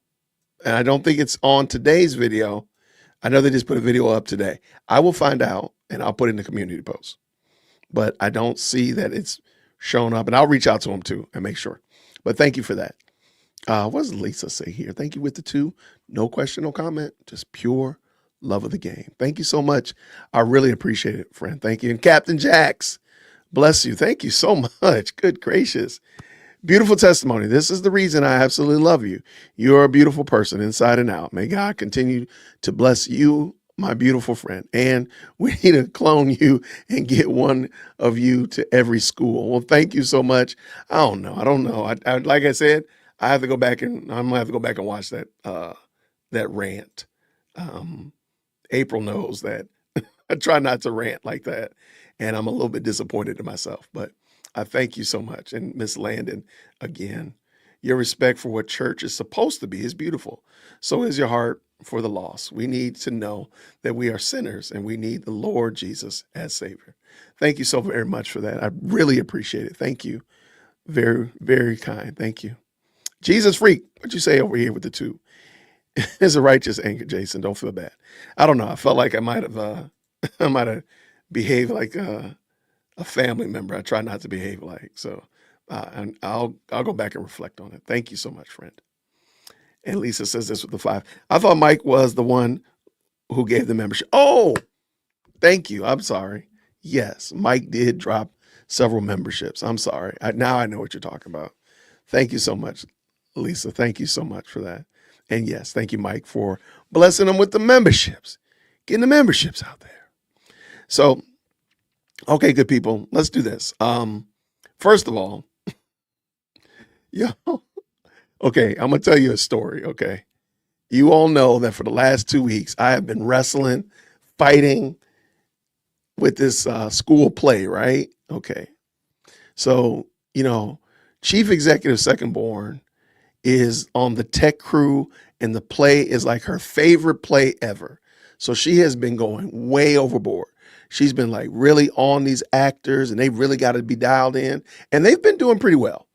Let me tell you, Monday they didn't have school because of the ice storm, right?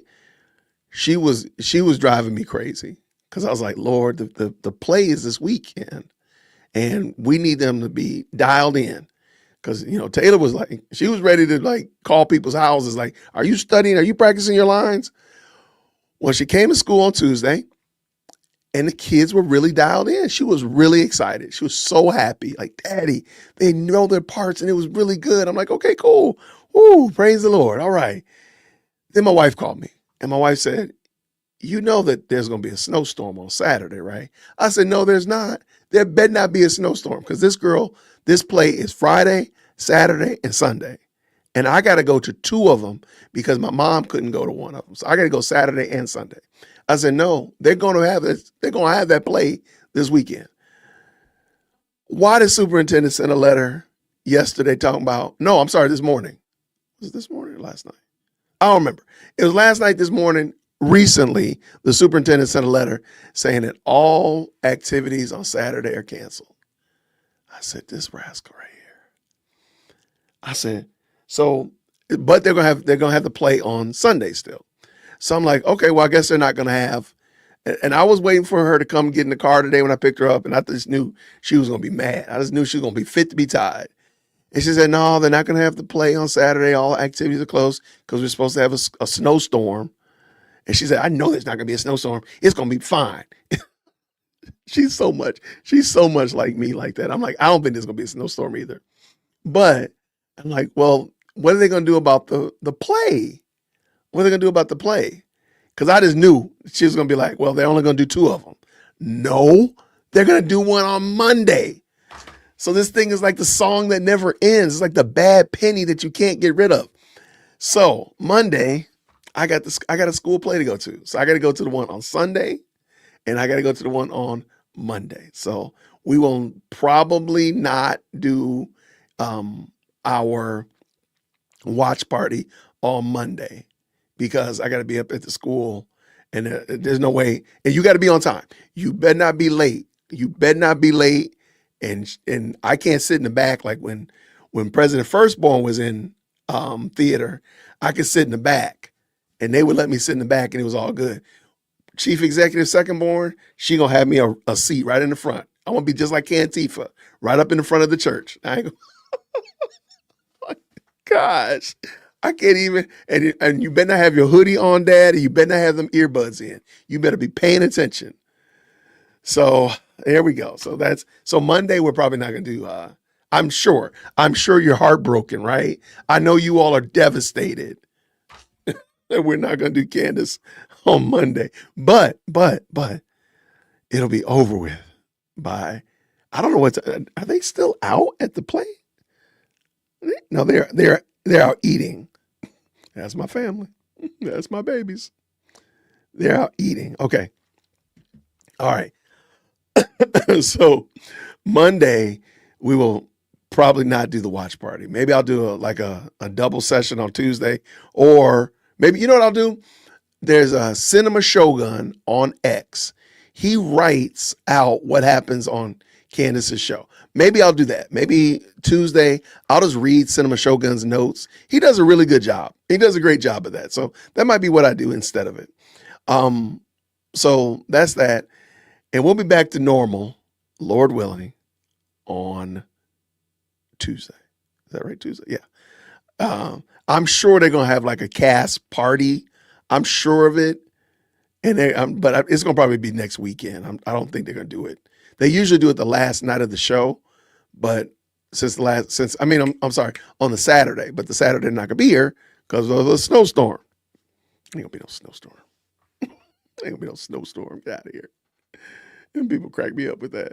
I mean, Georgia loves its dramatic weather. I love Georgia, but boy, we be making up our own weather events. We just be trying. We want to be weather important here. Bless their hearts. So everybody, so that's what's going on. Tomorrow is Saturday, and I don't think I have to worry about it, but I'll probably do a live stream tomorrow night, and we'll just do some catch up. Maybe we'll do some, we might just do some body cam decompression. Just do some body cam relaxation. Body cam relaxation is crazy. Well, apparently my daughter's school does. Apparently they do. Well, they only do it on Monday because they would have done it Friday. They did it tonight. They would have done it tomorrow, but it's supposed to be a snowstorm tomorrow, and then Sunday. And so I'm supposed to go to two of them because my wife can't go and my mom can't go. So I really wish President Firstborn was here. I'd send her to go, but it is what it is. It is what it is, y'all. I want to say thank y'all so much. I really do appreciate y'all rocking with me. Thank you so much to the moderators. Thank you to the very kind and very gracious super chats. Thank you to everybody who's in the best live chat on the internet. Thank you to my guests, and I appreciate her coming through. I really do. Thank you to Corey. Corey came through as well. It's good to see good people like Corey. I really appreciate him stopping through. Of course, I saw April, and I think Rick is in the comment section as well. Keisha is there. I believe Edie was in there at one time as well. Shout out to all of the content creators that fell through. I really do appreciate it. And of course, our stream sponsor, Captain Jax, as well as CDOM 303. Thank y'all both for being so kind and gracious, well above what anything I would need, I would deserve. So thank y'all so much for that. I feel like I might have missed something right here. Oh, there was a comment. Thank you again. If you're worried about ICE arresting innocent people, then don't obstruct ICE. Let them do their job without adding confusion. I don't think, and I said this last night or the other night when I was on Paramount Tactical, I don't think they want, I do think they want confusion. And they want chaos. They want problems. They want that. That's why the lady was packing up. You know what? Here, let me show you that these people want chaos. They want something to go bad. I hate to say it. I think they would be sad if it didn't go bad. I'm gonna bring this in and show you what I mean by that. You probably have seen this video.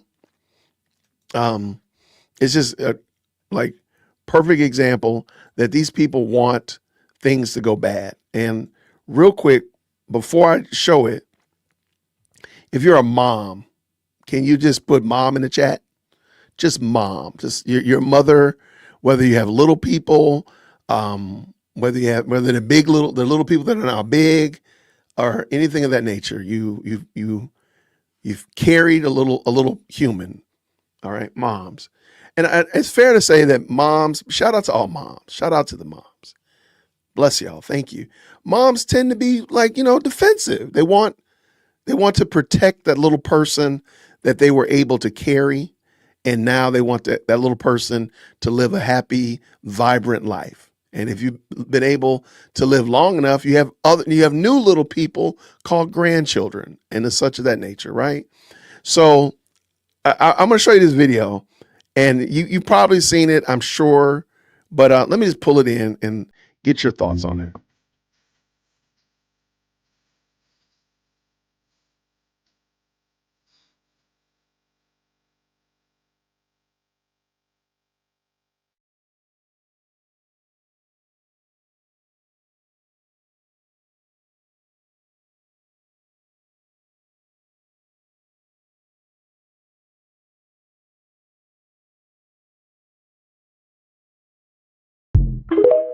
All right.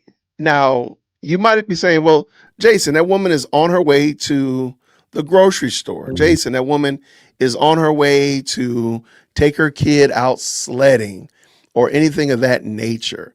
No, what this says here is it says gearing up to do ICE patrol in my neighborhood.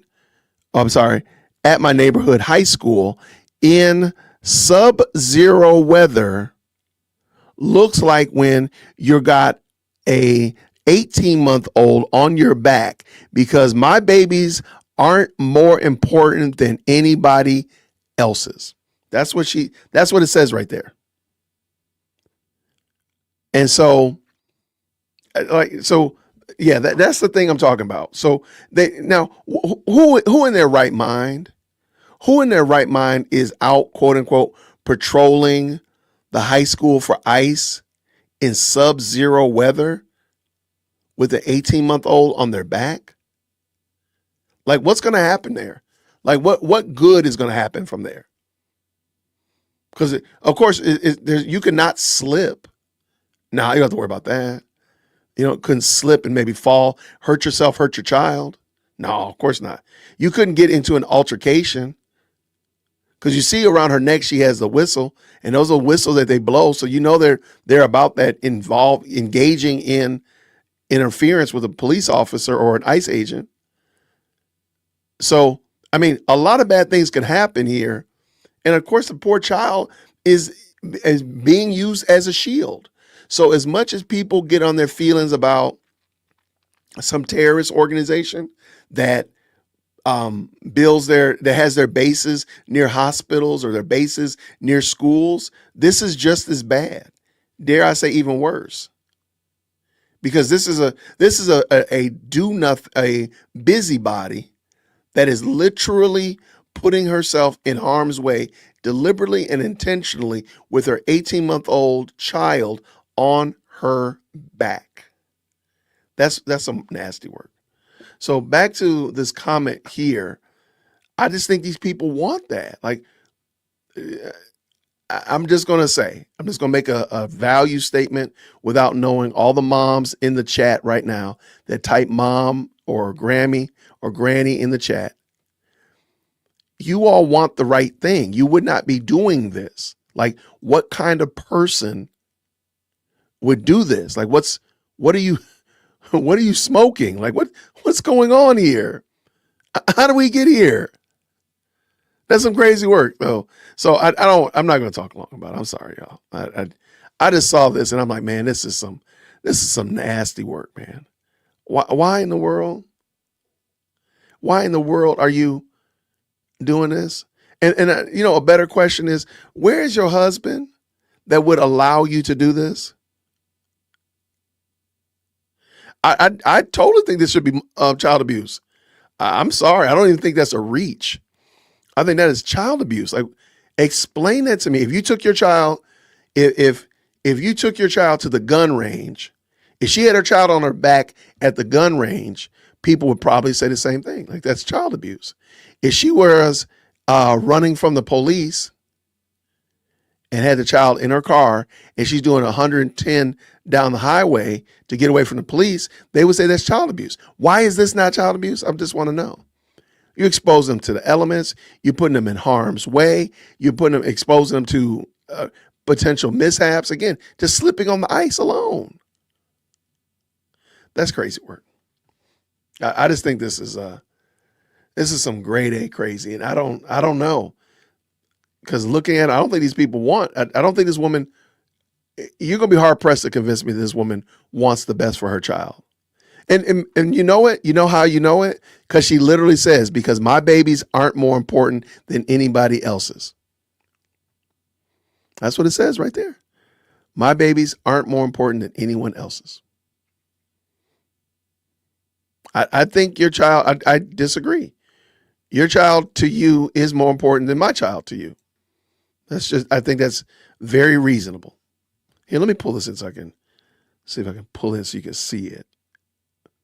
But I don't think that that's a lap too far or saying too much to say, nah, it's okay. I totally get with that. Man, remove this and put this in. It's still not really that big. Yeah, it's not. Let me see if I can make it a little bit bigger. It's not letting me do it. Thought I made it as big as I can. I cannot make it any bigger. Okay. Yeah. But anyway, that was it. So yeah, I just want to say that. And I don't think these people want what's good for their kids. So anyway, good people. Thank you so much for rocking with me. I really appreciate it. It's been a long day, so please enjoy your family. If you're here in Georgia, stay warm. You know what? I'm going to go look. As far as I know, it could be snowing right now. I don't know. Maybe that's why. Maybe I need to check. Maybe my wife and kid are stuck at the Waffle House. They're at the Waffle House. Okay, so maybe that's what they're doing. The kids might have went to Waffle House today because they usually go for the cast dinner. Maybe they went to cast dinner tonight. Maybe that's what they're doing. Anyway, think warm thoughts for us. We're freezing out over here. But I appreciate y'all. Thank you so much. Every last one of you. I really do appreciate it.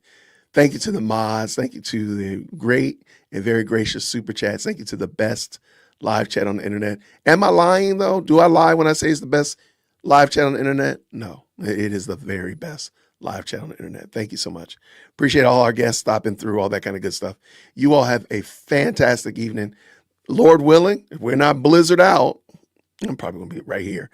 I'll be back tomorrow. Everybody have a great night. I'll see you real soon. Grace and peace. Thank you so much for tuning in to another episode of the Jay Witt Podcast. If you enjoyed today's show, please do me a favor and hit me up with that 3-piece special. Like the video, subscribe, and of course, share it with somebody who would also enjoy this type of content. And make sure you leave a comment because I do pin the best comments to the top. So thank you so much for tuning in today. And until next time, everybody, grace and peace.